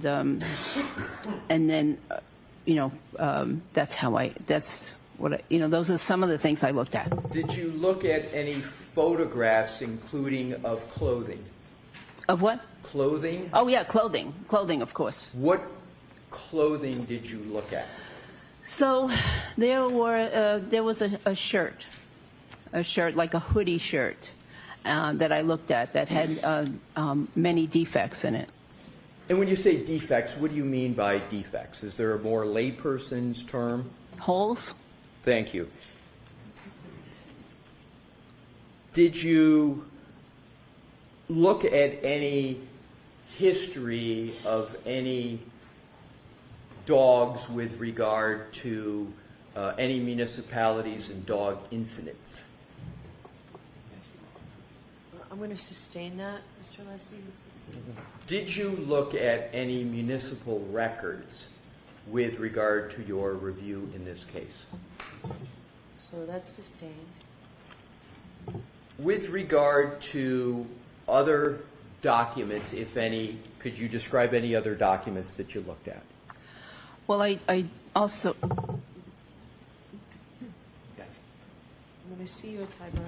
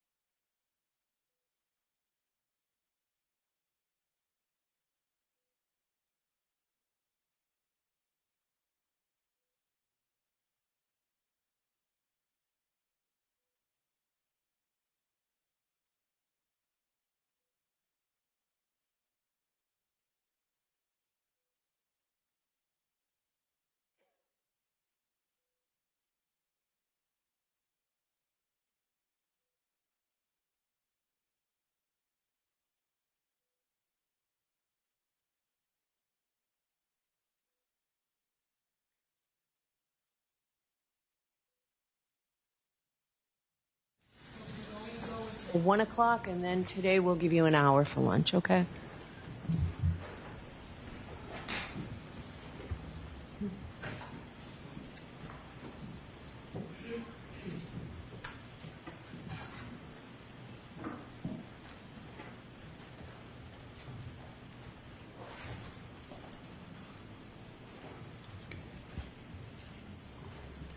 May I continue, Your Honor? Yes. Thank you. Thanks for your patience, Dr. Russell. We had broke off where you had described the materials that you had reviewed. Based on your, and Mr. Woke, if we could please put the exhibit that we just had, and with Your Honor's permission, republish it. Thank you. Based on your review of all the materials that you had described and your experience that you had described, without stating it, were you able to come to any conclusions or opinions about the source and nature of the injuries that you see depicted on that exhibit? Yes. And what is your opinion and conclusion concerning those injuries? Those wounds were inflicted as the result of a dog attack. I'm sorry, I didn't hear you. Can you speak a little louder? They were inflicted as the result of a dog attack. And how did you form that opinion? Just describe your thought process to the jury. Well, there are multiple groupings of wounds.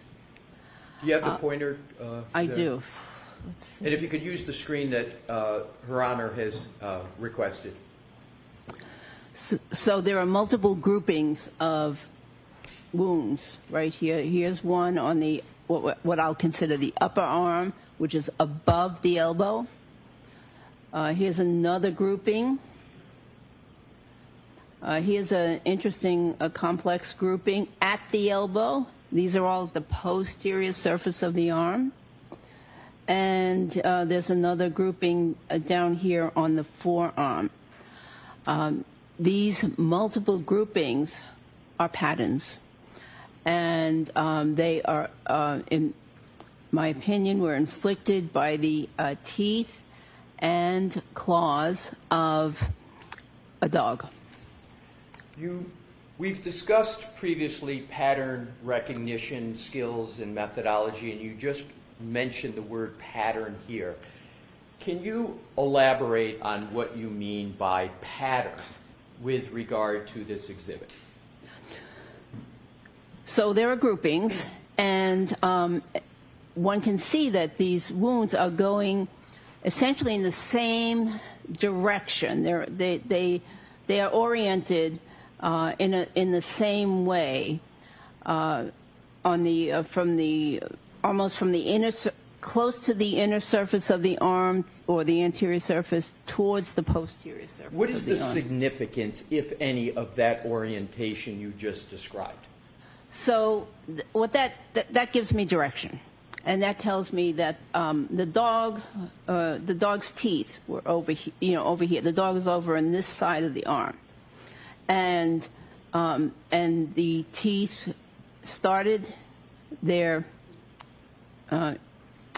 punctures or their injuries over here, and through either the action of the dog or a combination of the action of the dog and the action of the decedent pulling away, or the victim pulling away, the teeth made these abrasions in this direction, from here down to here. And then here it's very complex because of the bending of the elbow. We don't know the exact configuration of what this elbow was in the arm. Was it fully extended, meaning it's fully stretched out, or was it partially bent? Was it fully bent? We don't know. But in addition to the pulling away movement, there's also the bending movement. So that one is even a little bit more complex. And of course, there are some additional marks down here and some possible bruising down here, punctate marks down here, which may represent the lower teeth. If we could just stop at that area, have you observed in your experience what you call that complex area pattern? Have you seen that before? Not that exact pattern, no. But have you seen any that is similar to it? I've seen some characteristics of these patterns before, right. Yes. And it is the appropriate methodology to zero in on one section, or is the appropriate pattern methodology to look at all the wounds and then reach a conclusion? The second, to look at all the wounds. And could you please Why don't we take our recess? Okay, Your Honor. Okay. Thank you. Court, all right, please. Jurors, close your notebooks and follow me. Goodbye.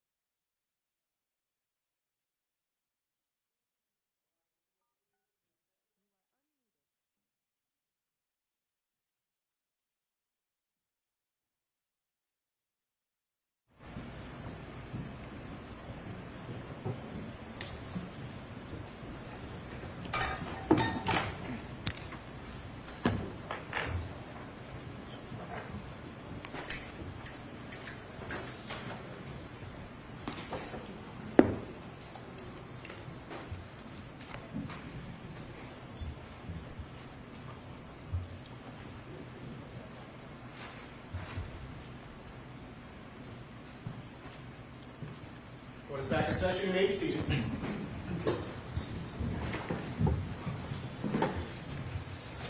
All right, Mr. Leslie, whenever you're ready. Thank you, Your Honor. Good afternoon and welcome back, Dr. Russell. Good afternoon. Your Honor, if we could please publish Exhibit 1 in evidence. Okay. Mr. Wolk. Dr. Russell, do you recognize Exhibit 1 from your review of the documents in this case? Yes. And what is it that Exhibit 1 represents? It's a picture of the forearm of the decedent. And we left off at lunch, and I'm not going to cover too much old ground, just to reorient ourselves back to where we were. You were discussing the basis of your opinion and conclusion that you said that these wounds were caused by, why don't you restate, well, let's continue on in the basis of your opinion. Let's just continue on. Can you go through what is in Exhibit 1 and describe how it is that you came to your opinion? Well, I observed multiple patterns of striations or linear abrasions. I'm sorry to interrupt you so soon. Do you have the pointer in case you want to use that available? Thank you. Thank you. So there's multiple groupings of linear abrasions, and linear means like a line, linear. So there's multiple of those, and here's one. Here's another one closer to the elbow. Here's another one closer to the wrist. And here's another array of linear abrasions near the elbow. In terms of these wounds, in assessing their source, do you look at them individually, collectively, or both?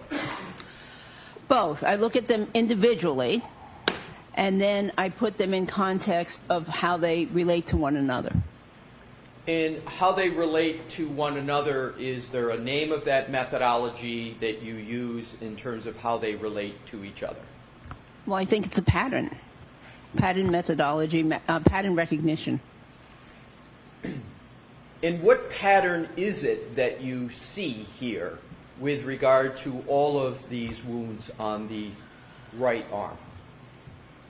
Well, I see multiple linear groupings together in a area from the mid-arm to the mid-forearm. Is there any analysis of direction that is involved in your analysis? Yes. What is it?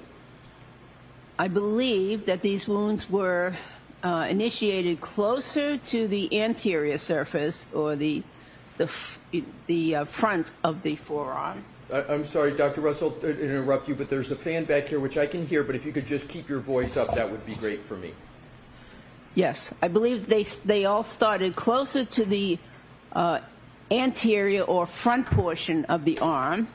Like they started up here, up here, and the direction is towards the posterior portion of the arm. Now, if we could just go back briefly, I want you to do a comparison. If we could go back, Your Honor, please, back to Exhibit 157 that we had up earlier. Okay. I'm sorry, 167. As between 167 and 1, which one is closer in time to when Mr. O'Keefe was located? The previous one. All right, so let's go back to the previous one. So that one is closer in time to when Mr. O'Keefe was located on January 29 of 2022, correct? Yes. And So January 29, 2022, if we can go back to Exhibit 157, or 67, excuse me, 167, can you tell when this picture was taken from the depiction? Well, it says January 31st. Okay, so is that the basis for you saying that the Exhibit 1 was closer in time to when Mr. O'Keefe was located? Yes. All right, so I want to do another comparison, have you do another comparison of the two. If you can look at what is depicted in Exhibit 167, and now go back to 1 and see if you see any differences at all as to what's depicted. Do you see any differences with regard to the wounds on the arm, or the arm just in general? Let's go back to, see that now, let's go back to 167. Well, the coloration of the photograph is slightly different. And what do you mean the coloration? Well, the skin tones here are more yellow than they are in the previous photograph. And I'm sorry, what is, do you have a conclusion as to why there is a difference in skin tone in this exhibit compared to Exhibit 1? Well, it could just be technique, lighting technique. I do see some lividity on the chest, postmortem lividity, and that's what that means is pooling of the blood, which happens after death. Can you explain to the jury what lividity is? Yes. So, blood follows the laws of gravity, and the blood will settle to the dependent parts of the body. In this case, the body the body of Mr. O'Keefe is horizontal, and so the blood is going to settle from the top of the chest, which would probably be up here somewhere, down towards the back, which would be the inferior portion of the chest in that position. And likewise, it would happen on the extremities too. So you just mentioned the extremities. Do you see any lividity on the extremity here, the right arm? You know, actually, there is discoloration over here in the elbow area. I do see some lividity. Okay, so there's several areas of lividity on the arm. I'm sorry. There's some right here. This redness right here on the near the wrist. I believe that that's postmortem lividity. I believe that this redness in here near the elbow is also postmortem lividity, and yeah, that's what I believe. Okay. That's postmortem lividity. And again, lividity is that you said something that sets in after time, after death? Yes, it's the pooling of blood. Is there, with regard to this depiction, do you see any bruising with regard to that elbow? You know, I think that initially, earlier this morning, with the lighting, I may have said that this was bruising, but now as I think about it, and I see all this other lividity here, lividity over here, I believe that's postmortem lividity. And if we could go back to Exhibit 1, and you said this is the one that's closer in time to when Mr. O'Keefe was located, do you see any lividity or bruising with regard to that photo? I don't see any definite bruising. I do see some discoloration up here near the shoulder. I'm not sure if that's postmortem lividity or not. It could be early postmortem lividity. Okay. So if we could, thank you, Mr. Woe, can we take that depiction down for the moment? What I'd like to do is to, and we'll come back to that. If we could have the lights back on, please. Thank you.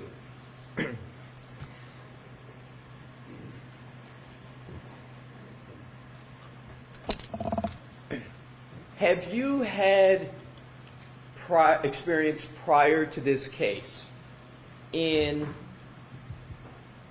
performing your pattern recognition methodology skills with regard to dog-inflicted wounds on humans? In other words, have you seen dog-inflicted wounds that have a pattern on humans?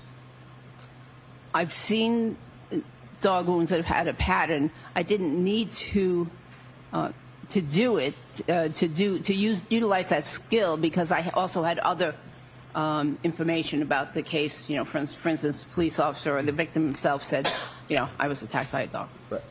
And for those that can you give an example, like in the ER, just as to how you would come to have that knowledge, or otherwise? How would you generally come to have the knowledge as to a potential source of the wound? Oftentimes it's the victim that tells me, or in the case of the law enforcement dog bites, I had both victim and police officers tell me that the police dog, inflicted these wounds. And so and how many times generally in your career, we discussed it this morning, how many times generally did someone present with dog-inflicted wounds and you were told that these wounds were from a dog? Roughly how many in your career? Well, all of the law enforcement dog bites, so that would be 40 to 60 or so of those, plus most of the non-law enforcement dog bites, the patients or the mother have said, this, a dog bit me, or a dog bit my son. And for those where someone said something, the dog bit my son, were the wounds that you saw similar to or different from the wounds that are depicted in Exhibit 1 that we've had up on the screen? On the civilian dog bites, there's some similarities, but not as many striations on the civilian dog bites. And are the more striations on what's depicted in Exhibit 1, does that lead you to more easily conclude it's from a dog bite, or is it harder for you to conclude it's from a dog bite? Neither. Right.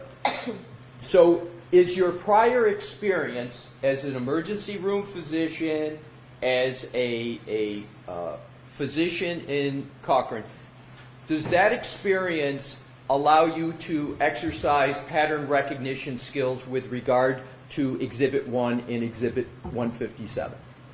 Sustained. Do you use your pattern recognition, did you use your pattern recognition skills in evaluating Exhibit 1 and Exhibit 157? Yes. In terms of characteristics of dog bites, if we can go back to Exhibit 1, please. Is Exhibit 1 highly characteristic of a dog bite or lowly characteristic of a dog bite? Yeah. Sustained. How would you describe the characteristics of what appears on Exhibit 1? What I see on Exhibit 1 is multiple strikes from a dog. I'm going to allow it. Can you please repeat your answer? Yes. What you see? Multiple strikes from a dog. And with regard to, do you see any characteristics in terms of a medical observation with regard to those strikes? I don't understand the question. Are you familiar with the medical term pathognomonic? Oh, yes. What is the definition of pathognomonic? Pathognomonic in medicine means that the characteristics of a condition are so highly specific and unique that they basically say that it can only be from a certain condition and no other condition.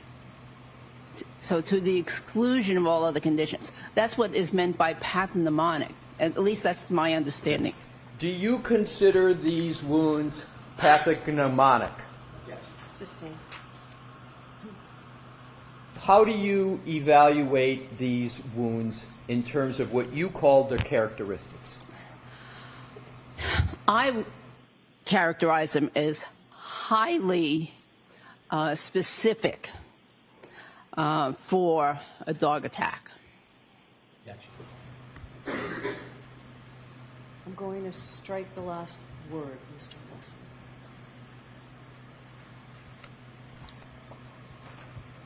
In terms of the characteristics that you have talked about, are there any other aspects of dog dentition that you can discern from Exhibit 1?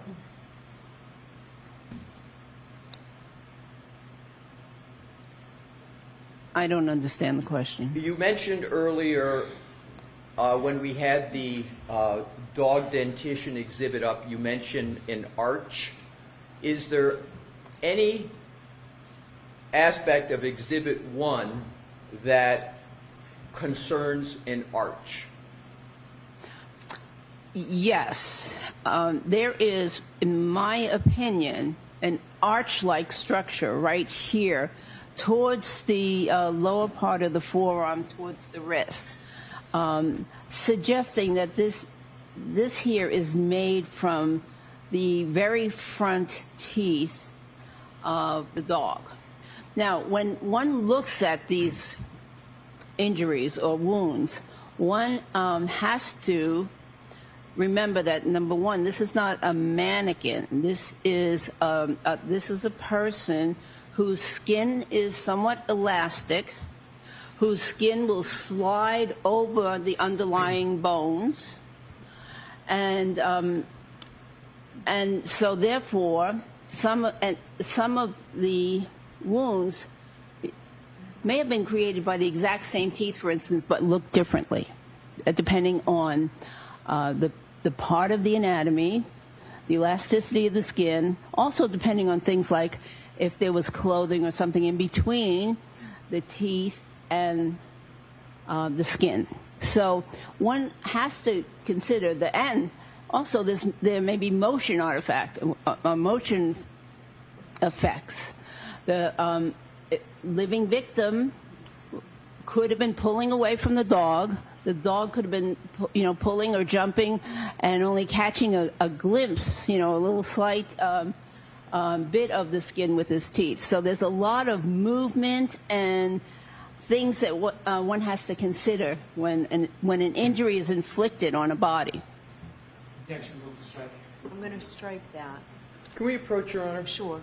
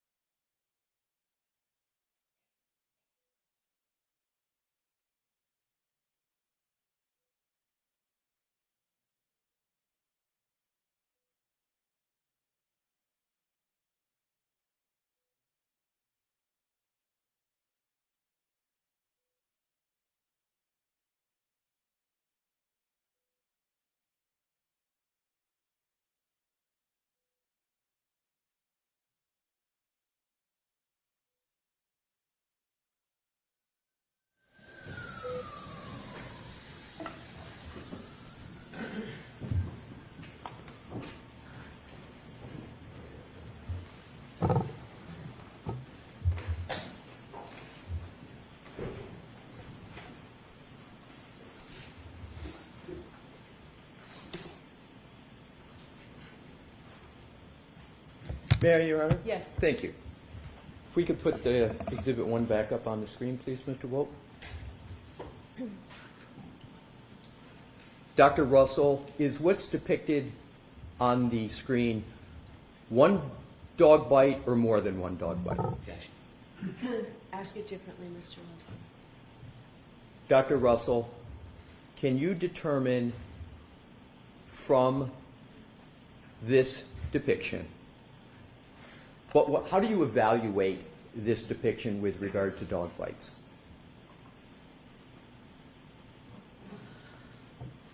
Well, I see several groupings of wounds. Here's one grouping up near the shoulder. Here's another distinct grouping near the elbow, but above the elbow.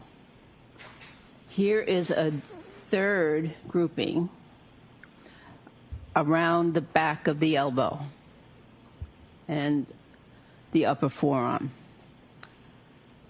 Here's some additional marks. I think they're separate, but I don't know exactly if they are separate dog bites or scratches. And then there's another grouping around the posterior forearm near the wrist. So 1, 2, 3, 4. There's at least 4 different types of either bites or combination bite and claw marks. You mentioned claw marks. Is there any evidence of claw marks in this exhibit?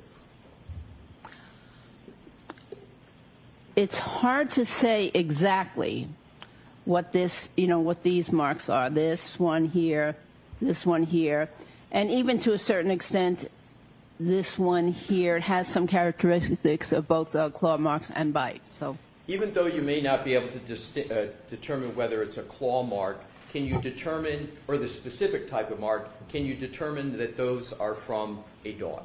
I believe they are, yes. So now let's go. You mentioned, we'll switch. We can leave that up for just a moment because we're going to come right back to it. And Dr. Russell, earlier on you used the phrase incomplete dental impression. Do you recall that? Something like that, yes. Yeah. What phrase would you like to use? Because you were describing whether a dog or not had a complete bite. What phrase would you like to use? That's okay. Incomplete bite, I okay. might Do you consider. see any evidence of an incomplete bite on Exhibit 1? I believe all of the bites here are incomplete. Why do you come to that conclusion? Because, in my opinion, they don't penetrate the skin, which I would consider more of a bite or more of a complete bite. So they're just scratches on the surface of the skin. When you say they don't penetrate the skin, we see the marks that are on there. What do you mean that they don't penetrate the skin? They don't penetrate the full thickness of the skin and extend into the soft tissue underneath. And what, in terms of incompleteness that you just described, have you observed incomplete dog bites in your career? Many. Roughly how many incomplete dog bites have you observed and treated in your career? Over 100. In our incomplete bites, the majority of bites from civilian dogs, or are they a minority of the bites from civilian dogs? I believe they're the majority of the bites of civilian dogs. Did you determine whether these wounds occurred at the same time? I believe they did. Why do you come to the conclusion that they occurred at the same time? Because of the wound characteristics, the coloration of the wounds, the tissue reaction to the wounds. So they all, timing, are at the same time, around the same time. Did you determine whether these wounds were sustained by Mr. O'Keefe before or after he died? Before he died. How do you reach the conclusion that these wounds were suffered by Mr. O'Keefe before he died?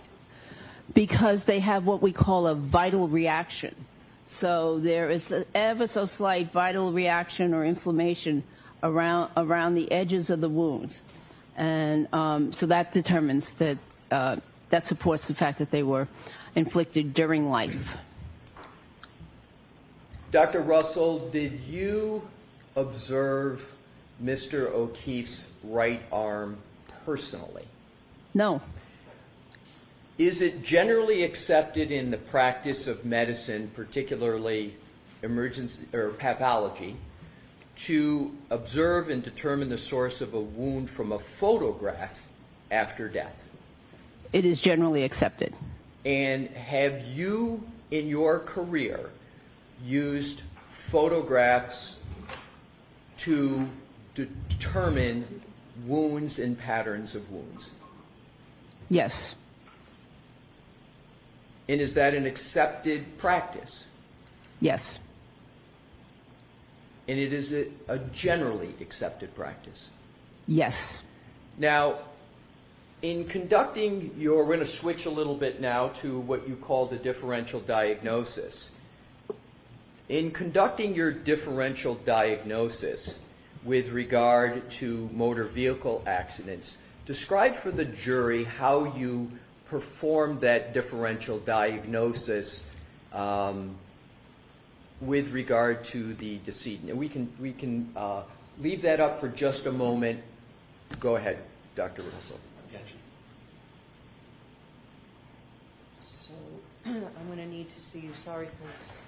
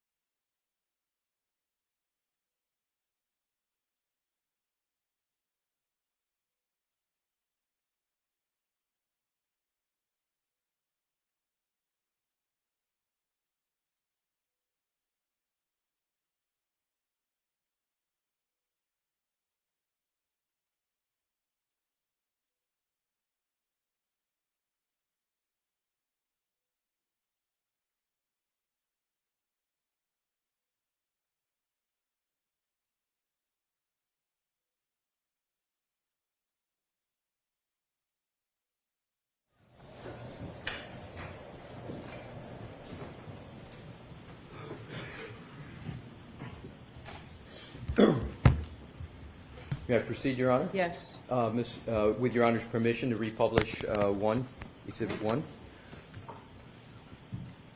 Thank you for your patience, Dr. Russell.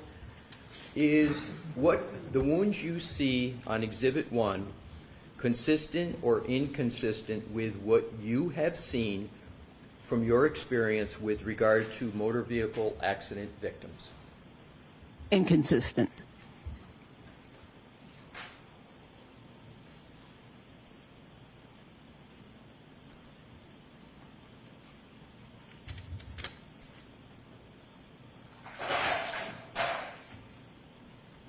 If I could have published Exhibit 206, which is in evidence, Your Honor.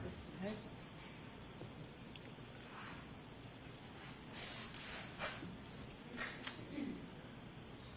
Do you recognize Exhibit 206?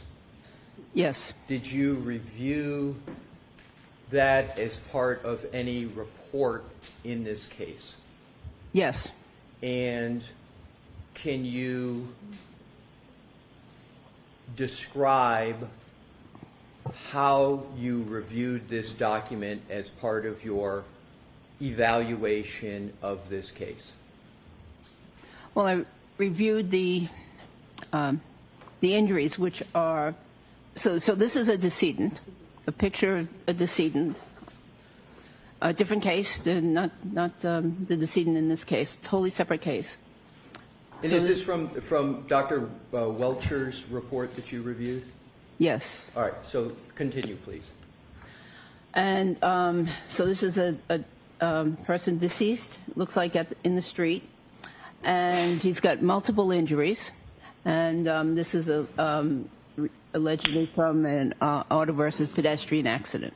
So if we could, are you able to discern any injuries to any limbs from this? If you could zoom in on the limbs, Mr. Wolk, thank you.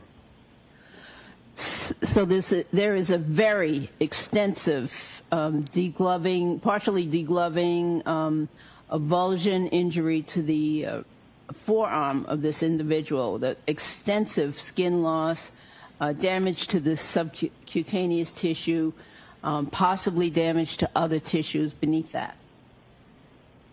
And Mr. Wolk, if you could zoom back out and go to the list that is highlighted in the original of this. And Dr. Russell, can you tell me whether you evaluated the list, and if so, how did you evaluate that list in connection with the photo? Well, the photo is limited only really to the upper chest and the right arm. And so I can't comment on any of the CAT scan findings here on this list. But this is a list of numerous traumatic injuries to this person. And regarding the arm, it says right upper extremity wound with vascular injury, clinical. What does that mean, if anything, to you? Well, that suggests it's a soft tissue wound. However, what they're saying is clinical, so they're not commenting on if there were any X-ray findings, for instance. On an X-ray, but I mean would be a post-mortem X-ray. And this is just a clinical diagnosis or a visual hands-on diagnosis. Do you know whether that line that you just read relates to any part of the photograph? Any part of the photograph? Well, I believe it relates to that injury that we pointed out in the previous photograph. Can you switch back to that, please, Mr. Wolk? And if you could just zoom in and just what does... So this is the wound that they are talking about. It's a large gaping wound, soft tissue wound. If we could go back to the list, please. Zoom in. Thank you. But... Please continue. No. What I was going to say is that there are multiple other injuries in this person. Multiple serious, significant injuries, subdural hemorrhage, subarachnoid hemorrhage, intraventricular hemorrhage, liver laceration, pneumothorax. That's blood and air in the chest cavity outside of the lungs. So it's in an area where it shouldn't be. This person had numerous injuries. Are you able to compare these injuries in that photo in this Exhibit 206, and did you compare them to your review of the autopsy report and other medical records of Mr. O'Keefe?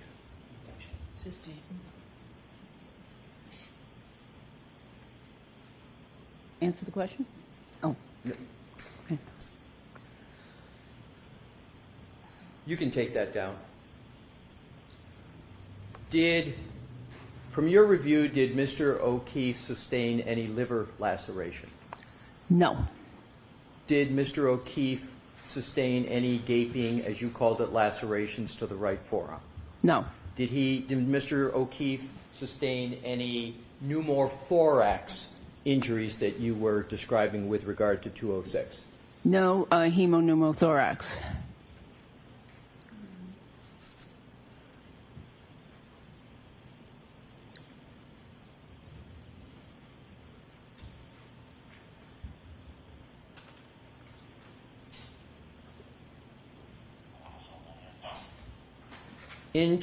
Let's switch to another topic. Let's talk about clothing of the decedent. In forming your opinion, did you consider Mr. O'Keefe's clothing in relation to his wounds? Yes. If we could, Your Honor, have Exhibit 150 in evidence published. Okay. Do you recognize what's depicted in Exhibit 150? Yes. And what is it? It's a picture of part of the hoodie, sweatshirt or shirt that Mr. O'Keefe was wearing at the time. And wearing when? At the time of his death. And did you evaluate this photo as part of your review of the autopsy report? Yes. And we're going to come back to this. If we could please switch to, Your Honor, 147C in evidence. Okay. Thank you. And what is 147C? So this is a close-up of the sleeve of that shirt that we just saw on the previous image. And there's a hole or defect here in the sleeve, which I'm circling with the pointer. And there's a label that labels it number 1. And so I see this hole that is rather round and appears to have some fabric coming out of the hole towards the exterior of the jacket or the shirt. Did you attribute any significance to the shape of the wound, and if so, what significance? The shape of the hole, yes. So it's rounded. I actually attributed a lot of significance to that. Describe a lot of significance that you attributed to this hole.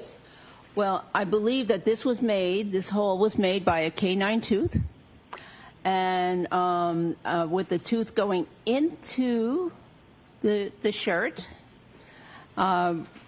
reaching the skin, and then coming out of the shirt, pulling out some fabric with it. And we'll come back to this. If we could, Mr. Wolk, go to 147D as in David that's in evidence. Do you recognize this photo? Yes. What is it? A round hole in the shirt, again with some fabric fibers pointing towards the outside of the shirt. Is this the same hole that we just saw on 147C or a different hole? Could we go back?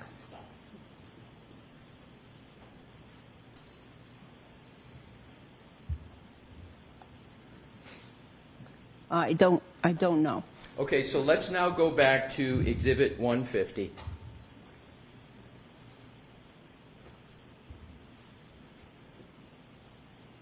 what significance, if any, do you give to the various triangles that are on the hoodie? Could you describe to the jury what those are and what's their purpose? So the triangles are labels that were placed by either the police or the crime lab or someone, and the point of the triangle generally is pointing towards a hole in the shirt. As you can see, there are multiple ones here, and I want to make sure that you don't confuse it with this rather large defect, which is caused by something else. So let's start with each one, and we'll go through these quickly. Let's start and zoom in on number 1. What did you conclude about the source of that hole in the hoodie? Sustained. Did you evaluate what is depicted as number 1 in that slide as part of your review? Yes. And what was your evaluation? Sustained. Let's go back and zoom out.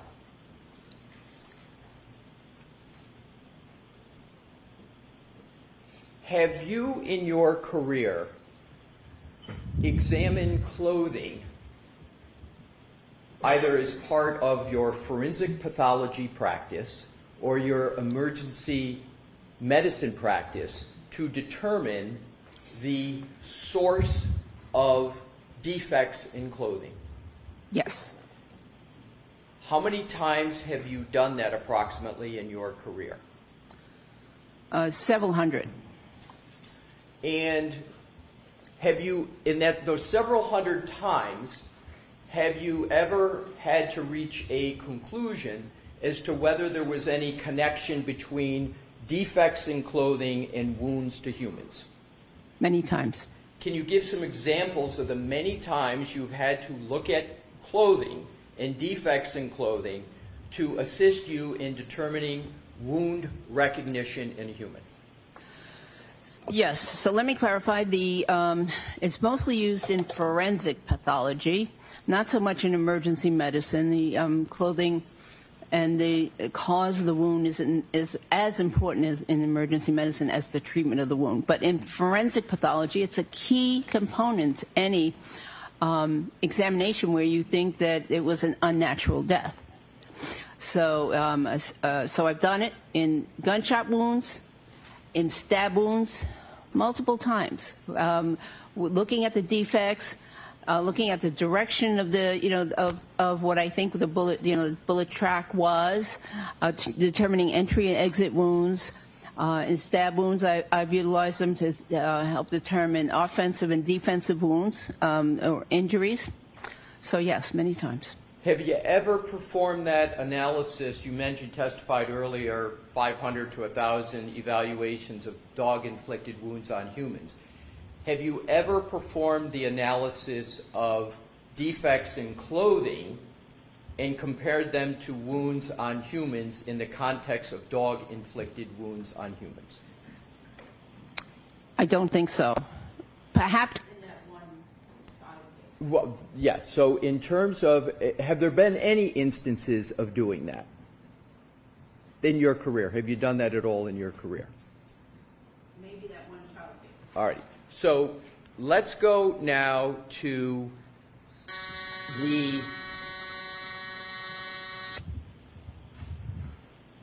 you were discussing the defects in the arm, as well as the wounds in the arm, and then the defects in the clothing. In terms of back to Exhibit 1.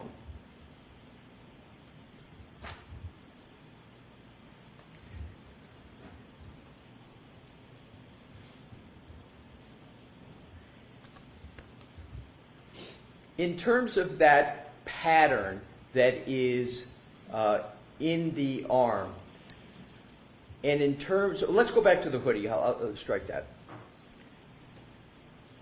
Have you, in your career, in the terms of evaluating motor vehicle accidents, have you evaluated the clothing of victims of motor vehicle accidents? Yes. How many times roughly have you evaluated what clothing looks like in terms of motor vehicle accidents? Well, in many cases, I had to cut off the clothing in the emergency department, so I observed the clothing then. And then in the post-mortem cases, I evaluated the clothing, but oftentimes, sometimes it wasn't helpful. Have you ever evaluated clothing in determining whether or not the defects in the clothing are consistent or inconsistent with a motor vehicle accident? Have you ever evaluated that as a forensic pathologist? Not specifically. Right. And in terms of your observations in either emergency medicine or forensic pathology, have you ever observed defects from motor vehicle accidents in clothing? Yes. Is what is depicted in this exhibit consistent or inconsistent with a motor vehicle accident? Sustained.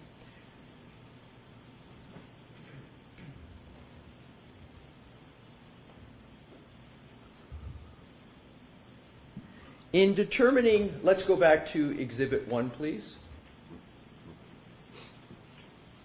In determining and reaching your opinion with regard to the source of these wounds, is it necessary for you to reach that opinion to see a specific dog to determine whether the wounds are from a dog in general?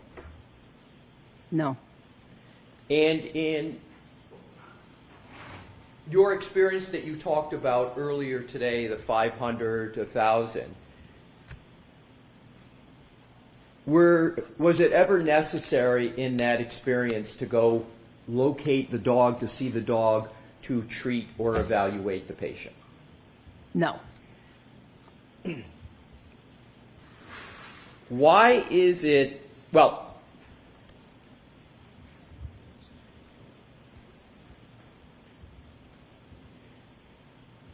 in terms of, we're going to move to another category, studies. Did you review any studies informing your opinions in this case?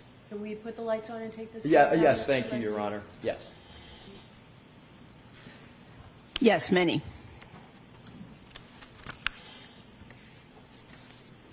And did those studies that you review support or not support your conclusions in this case? Sustained. Which studies did you rely upon? Well, I reviewed quite a few, 10 to 20 in depth, and I relied a lot on 2 of the articles. Do you recall the names of the lead authors in the studies that you said, that you just referenced? Yes. One of them was Diamandis. Could you spell that, please? I wish. Demunnyck, I believe.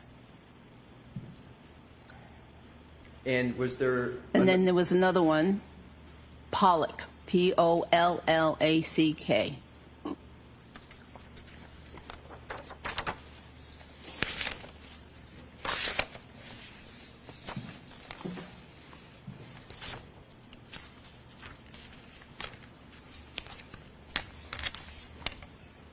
May I approach, Your Honor? Yes. Thank you. Your Honor, my recollection is correct. We've already pre-marked as exhibits for identification these studies, 2 studies. I may be incorrect in that. If so, I have studies. I'm going to show them to Mr. Yes, thank you. So we can just make sure I have all the pages.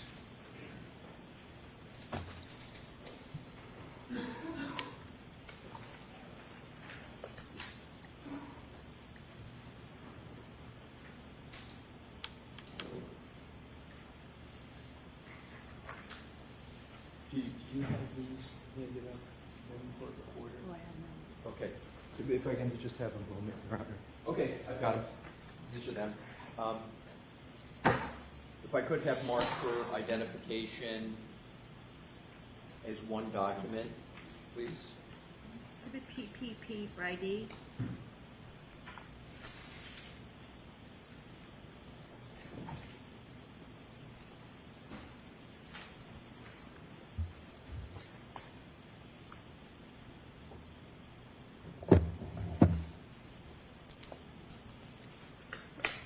One more, Madam Court Reporter. Thank you. And exhibit QQQ for ID. Mr.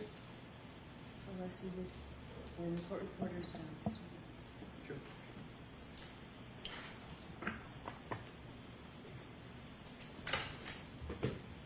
Yes, Your Honor. Which is what? Exhibit PPP is the Munich, and Exhibit QQQ is Pollock, and those are the lead author names. You're welcome. May I leave them with the witness, Your Honor? Yes. Thank you. Thank you.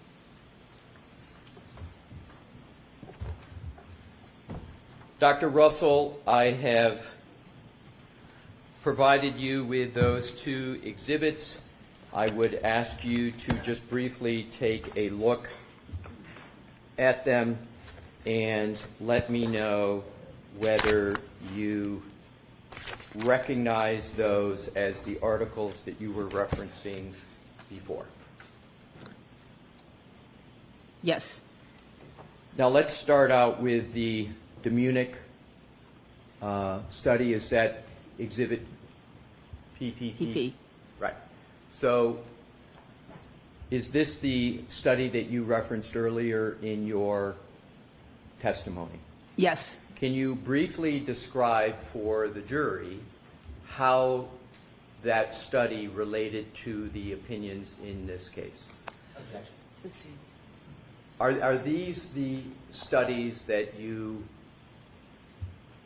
cite to as a basis for support for your opinions in this case? Yes. And is QQQ a study that also supports your opinion in this case? Yes. Now, in terms of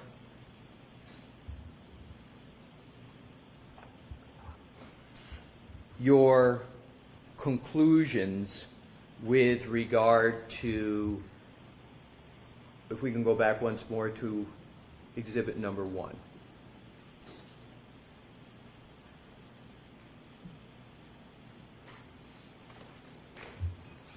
With regard to your opinion on the cause of these injuries, can you once again state your opinion as to the cause of these injuries? I believe these injuries were caused by a dog attack. So I'm going to strike that word. Yeah, so Dr. Russell, if you could, with regard to bite parlance, can you state what your opinion is with regard to bite? So do you have an opinion as to what caused these injuries?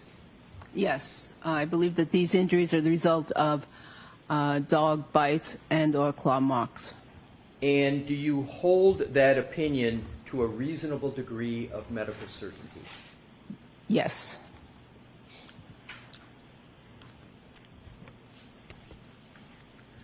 That is all the questions I have for this witness at this time. All right. Thank you. You want these? Okay.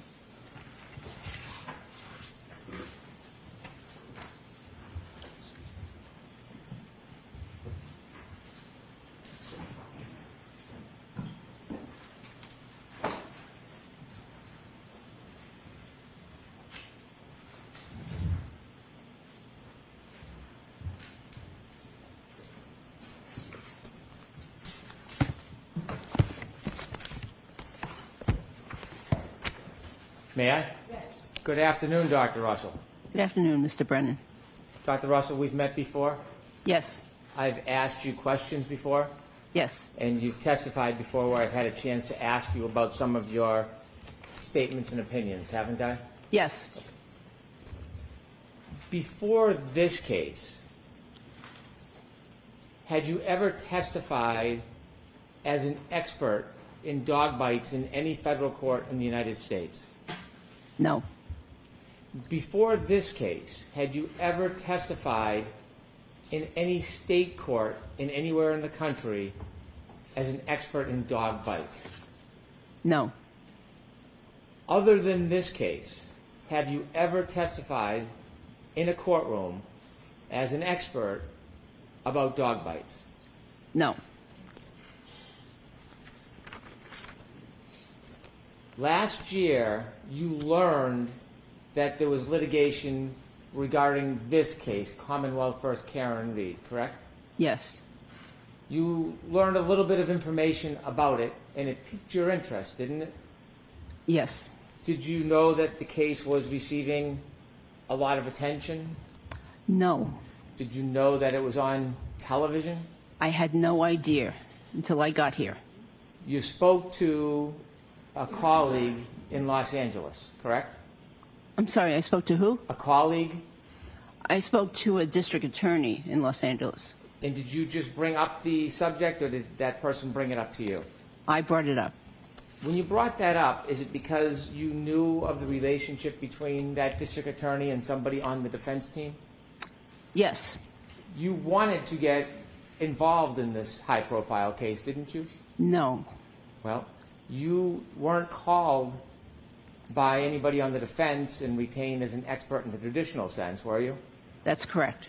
It was after you reached out yourself and interjected yourself into this case, true?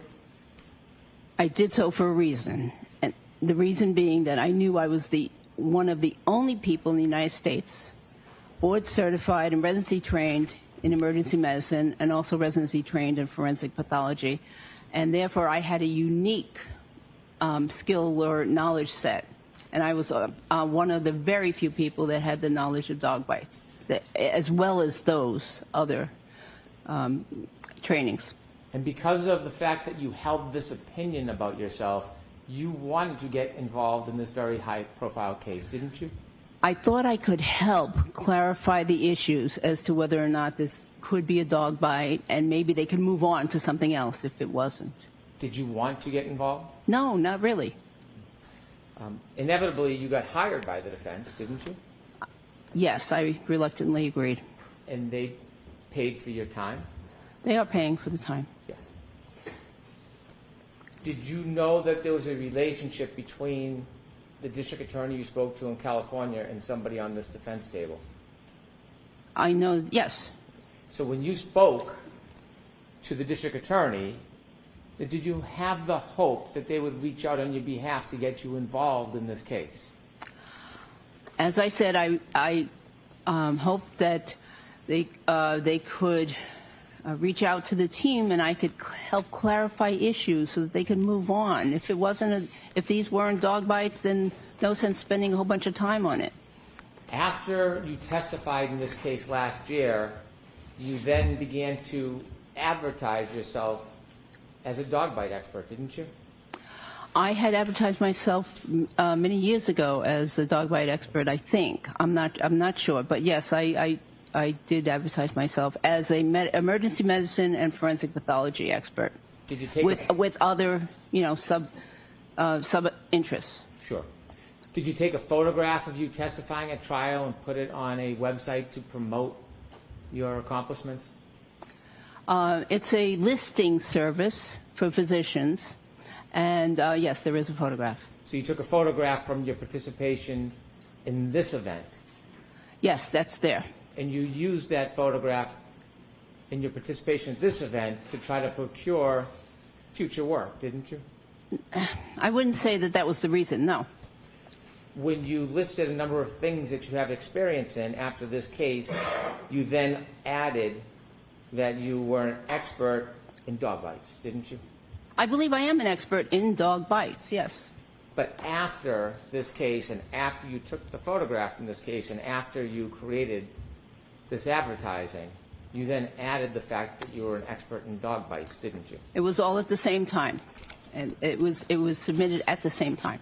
Right. After this case, after you participated or Well- volunteered to involve yourself in this case, you then used it as a marketing opportunity, didn't you?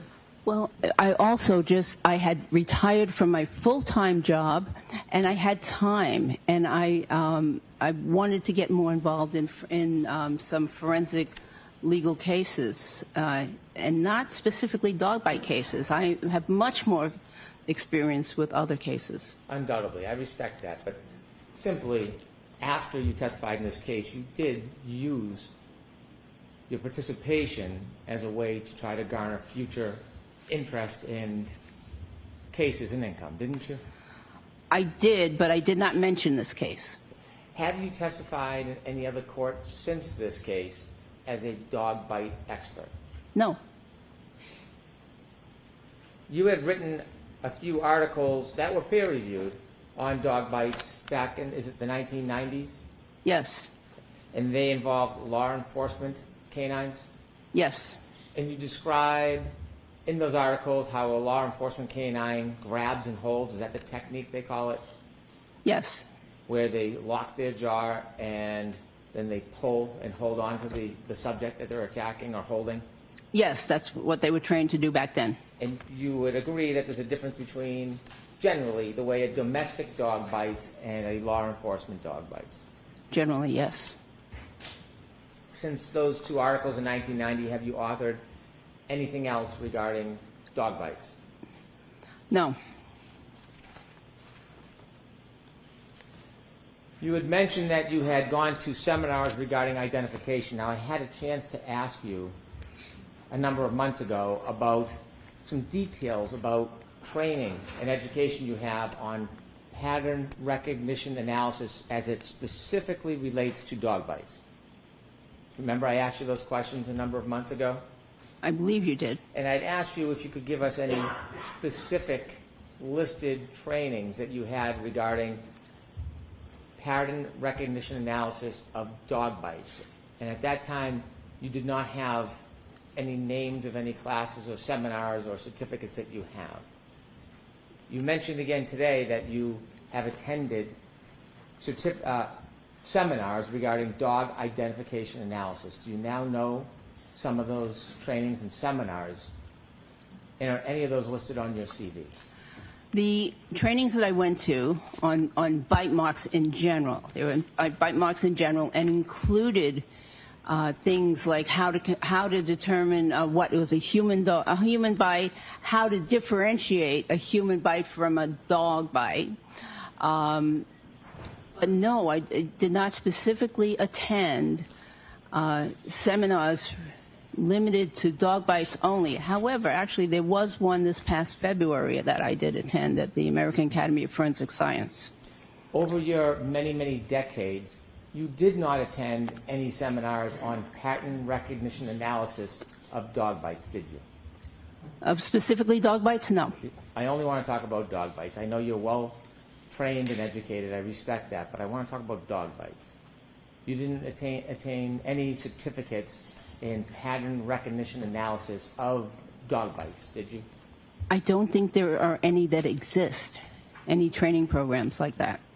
In fact, forensically, have you ever been presented with a wound and been asked to determine whether or not the source of it was a dog bite, other than right here in this very case? Have you ever been asked to do that in your entire history? In my clinical career, perhaps once or twice, but not, not that I can give you a specific name. Well, the couple times, tell us what stands out. When were you asked ever, over your entire career, to do a forensic evaluation of a wound and identify whether it was a dog bite? When did that happen? A forensic evaluation? No, never. Never. Never. Okay. It just doesn't come up. Okay. And so this is the first shot, the first crack you've had at looking at a photograph and trying to make a determination based just on a photograph whether or not the wound is generated from a particular mechanism, and in this case, your opinion, a dog bite. No, actually, I disagree. I've been taking photographs of dog bites since the 1990s. And when you took the photographs, you knew they were dog bites. I did know that there were dog bites, yes. I have a collection. I'm sorry. I didn't mean to interrupt you. I'm sorry. That was it. Okay.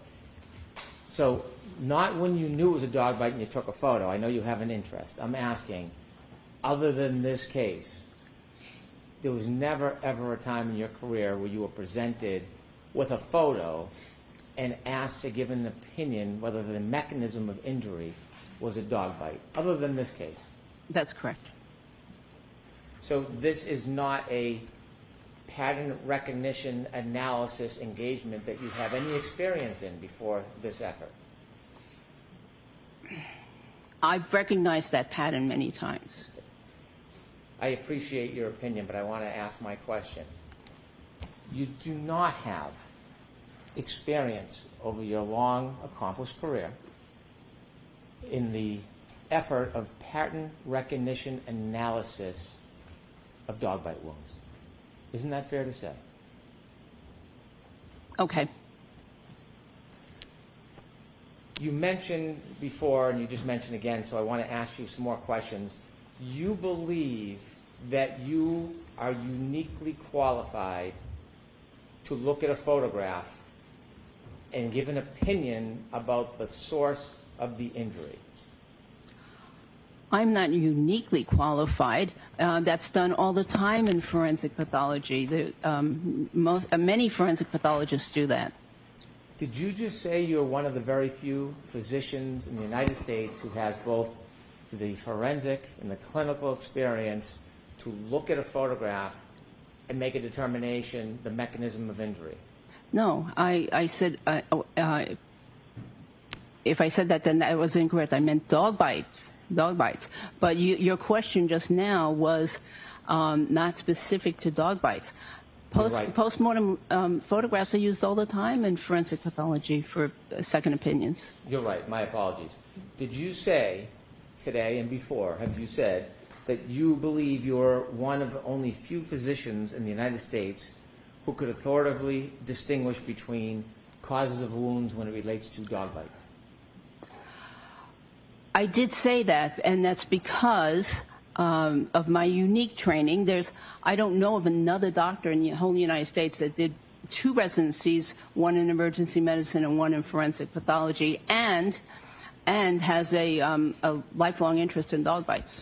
So, Dr. Russell, from your perspective, as far as you know, you were the only person in the entire United States of America who was qualified to look at a photograph and make a determination whether the wound was derived from a dog bite. No. I am I'm the only physician that I know of that can do that. There may be, a few others out there. There may be, but I don't know of any other physicians that can do that. Do you recognize anybody other than yourself who has this very particular expertise to be able to do this kind of work? I'm not aware of anyone. You were a medical examiner, a forensic pathologist? Yes. And you know there's about, or would you agree there's probably about 900 to 1,000 medical examiners around the country at the same time over a period of time? I believe that there might be, there's probably, I think there's around 500 or 600 practicing forensic pathologists. And do you think because they are forensic pathologists, those 500 or 600 people have the unique qualifications as you do to be able to give an opinion about the genesis of a wound? Wounds in general, perhaps. Dog bite wounds, I doubt that very many of them have a specific interest in dog bite wounds. And so you think that of all those forensic pathologists, medical examiners, you think that qualification and experience itself is not enough to qualify somebody to give an opinion on a photograph about the genesis of a wound related to dog bites? Well, if a forensic pathologist has autopsied 1 or 2 cases of dog bite wounds, versus my experience with over 500 to 1,000 cases of dog bite wounds, I'm not so sure that person would be a very good expert in that kind of a case. Have you ever heard of a doctor named Dr. La Posada? I've heard of Dr. La Posada. Have you ever read any reports by Dr. La Posada? No. Has anybody ever shared with you any information or opinions of Dr. La Posada? I believe she has a very good reputation. Have you ever? Well, how do you believe that? Who told you because that? I've heard of her name at national organizations. I believe she's given presentations nationally. I've seen her name, over a dozen years or so. Do you know whether or not she has any participation in this case? I believe she does. Well, so you know when you're providing accolades that she has maybe some involvement in this case? Do you know that? I would provide those same accolades if she didn't have involvement in this case. Do you know that she has involvement in this case? I believe she does. The attorneys have not shared everything with me in terms of who the witnesses are. Somebody must have shared her name. Who shared her name with you? I'm very familiar with her name outside this case. Who shared her name that she may be a participant in this case? I don't remember. I don't remember. Well, somebody might. I think I got a file or something, but yeah. So when you were reviewing this case, did you get materials from any of the attorneys authored by Dr. La Posada? I don't think I read a report. I was very interested in reading a report by Dr. La Posada. I was very interested, but I didn't see one. So when you received materials in this case, you didn't read all the materials the defense gave you? I don't believe they gave me the report. What report? Any report that Dr. La Posada might have written. Do you know whether or not you've received the report or not? I received something that had her name on it. I don't remember what it was, but I was looking for a medical examiner's or a report, an actual report, and I did not see one. Dr. Russell, you are meticulous when you look and examine things. Right. So you would know what you've received and what you've read and what you haven't. So the fact that you're telling us that you saw something with her name on it, can you give us a little more information and share with us what it is you actually received about this Dr. La Posada? What did you get from the defense? I saw something. I think it was the name of a file folder. But I looked for a report, and there was no report in it. Did you ever ask for one? I didn't ask because I didn't ask. I really wanted to read it, but I didn't. It wasn't given to me, so I didn't ask. Were you ever told what other people's opinions might be regarding those photographs? I'm aware that there was a Dr. Sheridan involved in a previous proceeding, and he believed that those were consistent with dog bites. Did you ever receive any reports from the defense about what other persons' opinions would be in this trial about dog bites? Oh, yes, I received a report authored by a non-physician, yes. So when you say non-physician, you're trying to make the point because you think that person might be your opponent in this case? I don't have any opponents. Okay, so why did you qualify him as a non-physician? Because I believe that in order to really understand wounds on a human being, one needs to have treated wounds, seen lots of wounds, and I think that the person that is best qualified for that is a physician. So a medical examiner wouldn't cut it, in your opinion? A medical examiner is a physician. So you think a medical examiner has enough experience to come in and give an opinion on dog bites? Some, but in their case, I would hope that they have had actual clinical experience with autopsying some cases where there were dog bite wounds, because I don't think they worked in the emergency room or any other clinical setting where they treated people. So I'd want to see if they had experience with dog bites. I'm a doctor as a disqualification. How about a dog trainer? Would a dog trainer who's not a doctor have the experience in your mind to come in and give an opinion about photographs and the genesis of the wounds? Objection, Your Honor. I'm going to allow it. How about a non-doctor, as you said, you've made a distinction. Uh-huh. They're simply a dog trainer, maybe even an uncertified dog trainer. Would that person have the qualifications in your mind to be able to look at photographs and determine whether or not the cause of the injury is a dog bite? There may be a certain small subset of people who have, very much experience with dog bites that could qualify as suggesting that these are consistent with dog bites. But I don't think that they could definitively. I think that someone could who dealt with many dog bites in the past on humans. Could possibly say that they were consistent with. Even if they didn't have the clinical experience?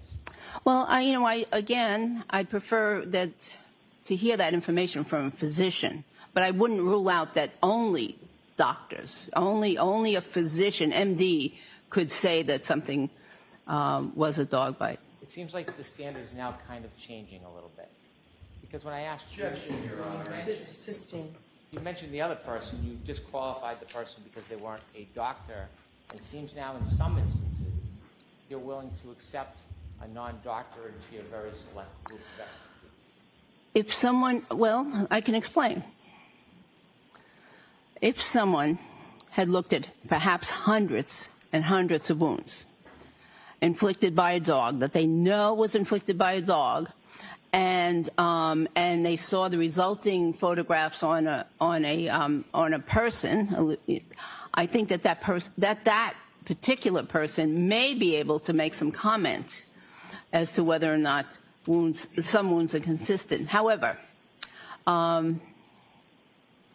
if in terms of a medical examiner, if they've autopsied one case or two cases of dog bites and they're trying to testify based on some pictures, I would be a little concerned about that. Does qualification for this type of business, in your mind, depend on who hires you? Absolutely not. Suffice to say, you've never taken a class in the forensic analysis of dog bites. I don't think any class exists. But I'm asking about your experience. Well, that's correct. You haven't, have you? That's correct. I can't take a course that doesn't exist. You've never engaged in any type of opinion looking at photographs and then had that opinion peer-reviewed by other dog bite experts, have you? No. Do you have any experience in veterinarian medicine? I'm aware of it. That's my experience. Do you have any accomplishments, like degrees? No. Now, you've testified a number of times in this case, haven't you? Yes. And when you testify, you know there's a court reporter and there are transcripts, correct? Yes. You originally testified when you first came out and volunteered to testify last year, and there was a hearing before trial, wasn't there? Excuse me? Say again, please. When you volunteered to come out last year, there was a hearing before you testified at trial, wasn't there? Yes. Do you remember that was on June 18, 2022? Sounds right. And then you testified at trial on June 21st, 2022. Yes. I didn't have the privilege of meeting you on either of those events, did I? No. But since then we have met.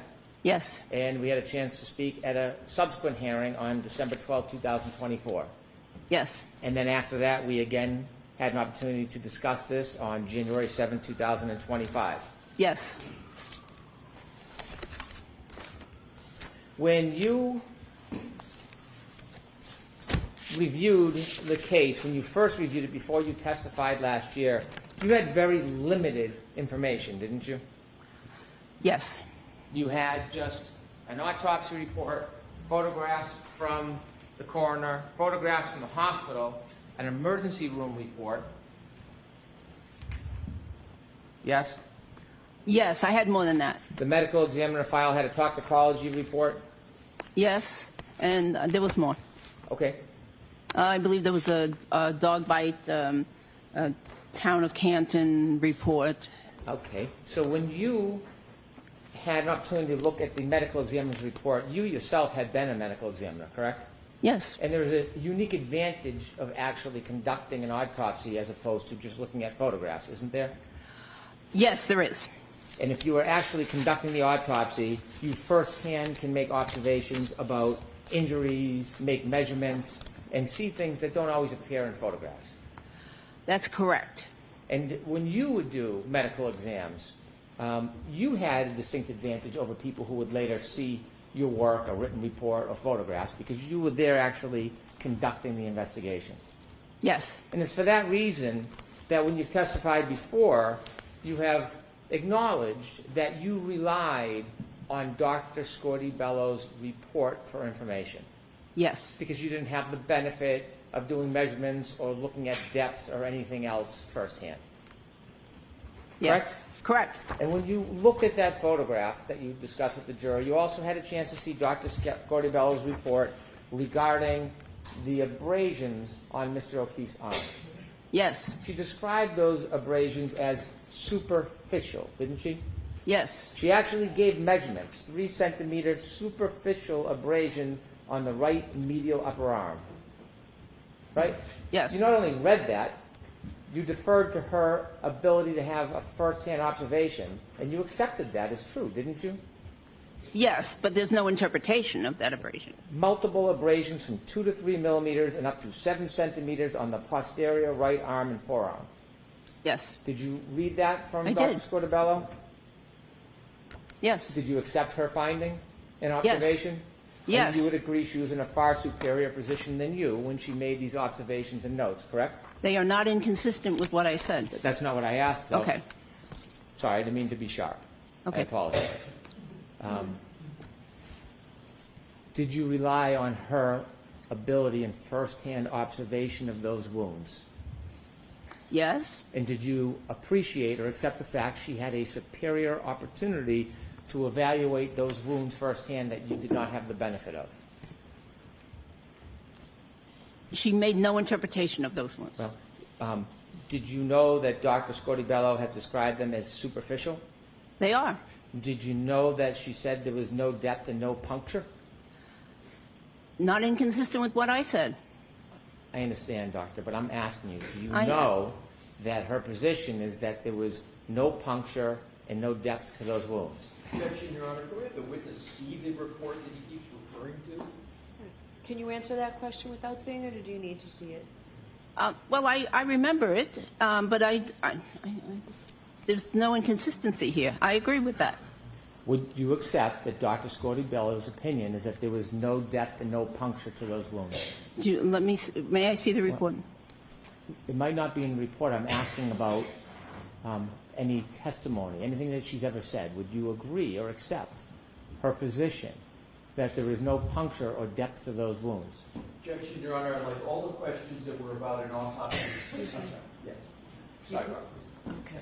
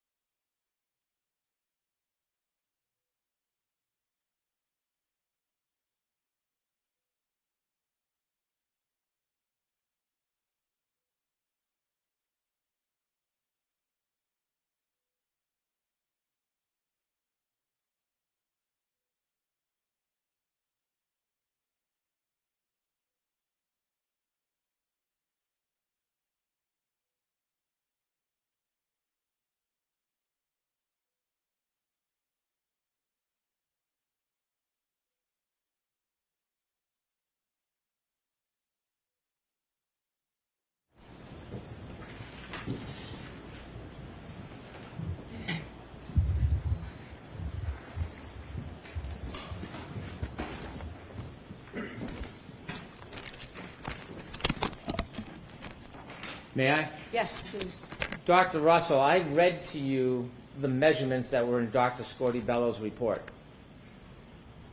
Are you aware that she testified that these superficial abrasions did not have any depth or any puncture? I don't recall that. Well, would you agree if Dr. Scorti-Bello testified in this court that those superficial abrasions did not have any puncture or depth? Would you agree with that assessment? Objection, Your Honor. In that form, it's sustained. Would you agree that the superficial abrasions on Mr. O'Keefe's arm had no punctures? I agree. Would you agree that the abrasions, the superficial abrasions on Mr. O'Keefe's arm had no depth? No measurable depth, yes. Between the last time you testified and then you testified here today, have you spoken to the attorneys at all regarding the issue of punctures? No. Because you are agreeing today that those superficial abrasions did not have any punctures, right? They don't appear to have any punctures.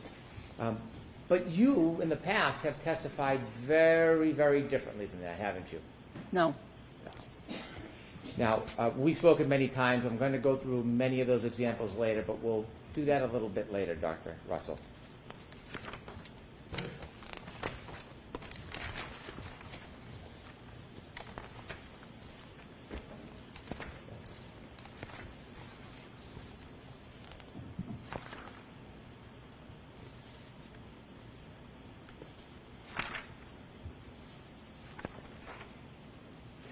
Over the course of your many testimonies under oath, would it be fair to say that you have changed your opinions about the superficial abrasions to John O'Keefe's arm many times?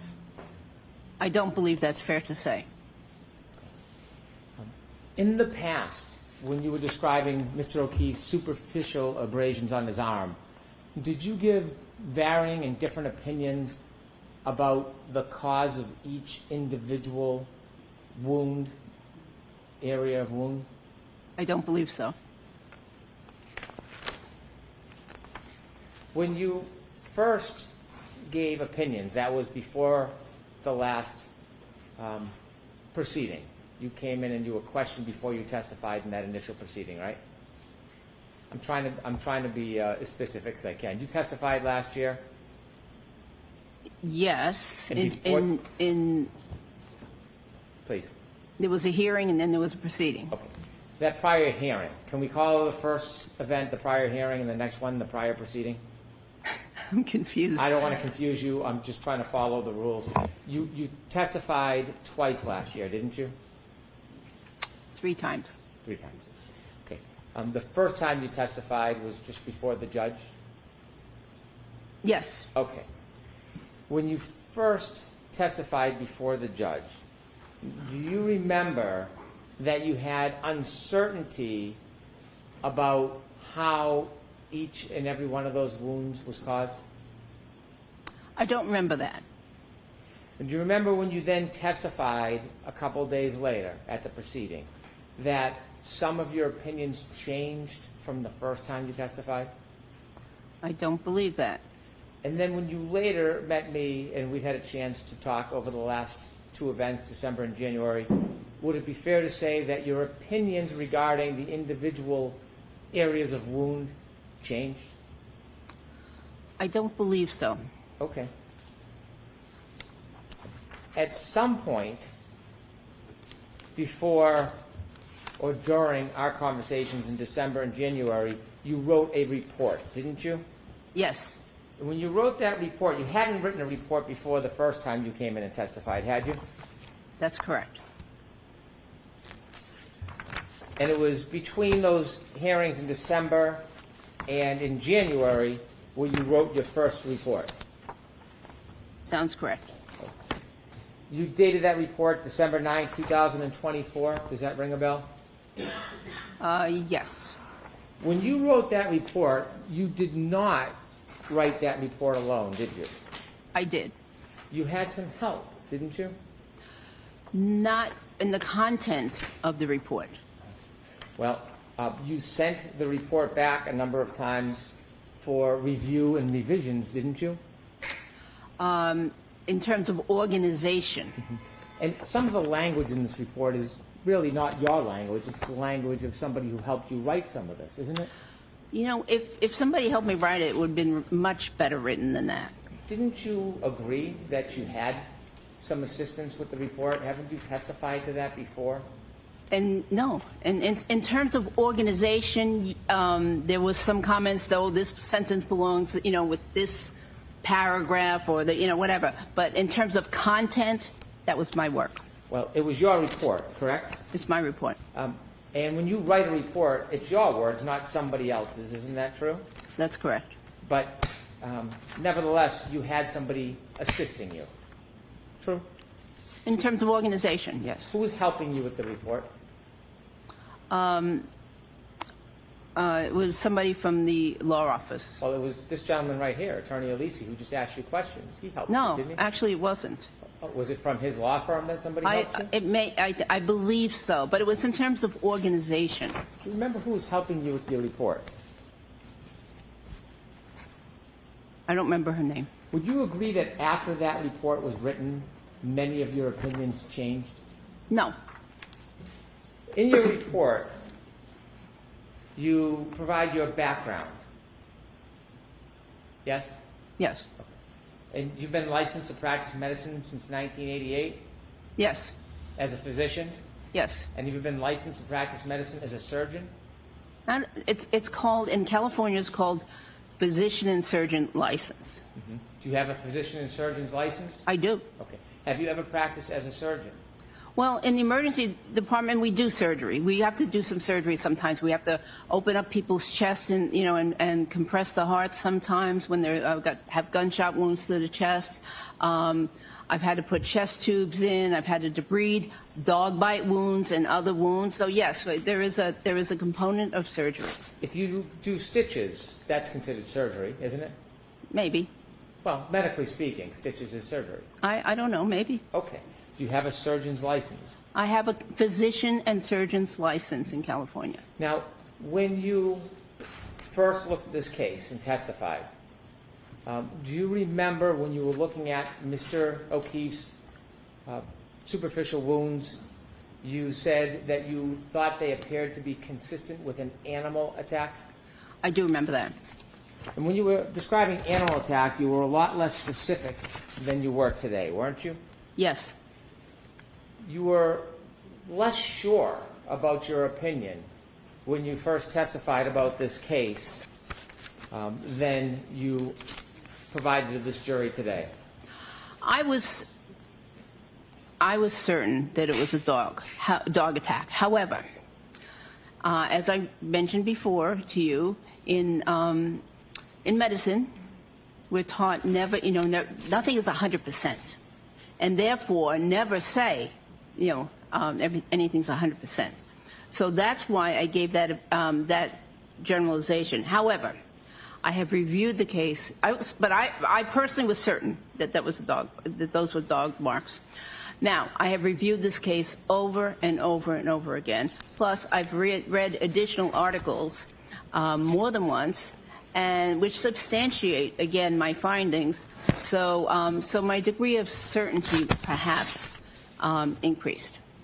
So when you first testified in this case, back in June of 2022, are you agreeing that your testimony was less certain than today? I believed that it was a dog attack at that time. When you testified, you didn't say dog attack, you said animal attack at the beginning, didn't you? Yes. And when you were asked about the cause, you said that it could be bite or scratch wounds. Correct. So back in June, when you were looking at individual wounds, you, at that time anyways, were unable to differentiate between bite and scratch wounds. They are very similar. I understand, but today you seem pretty unequivocal. So I want to go back to the beginning and see the evolution. I'm asking a question. All right. So the argumentative part is out. Ask the question, Mr. Gray. I want to go back to identify the evolution of your opinions. So let's start at the beginning. So, question, please. At the beginning, before your opinion evolved, you started with an opinion that this could have been either bite or scratch wounds, right? Yes.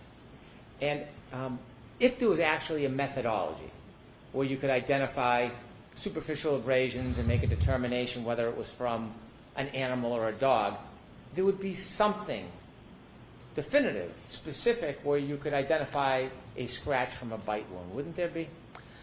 Not unless there was a piece of tooth in the wound or a piece of nail.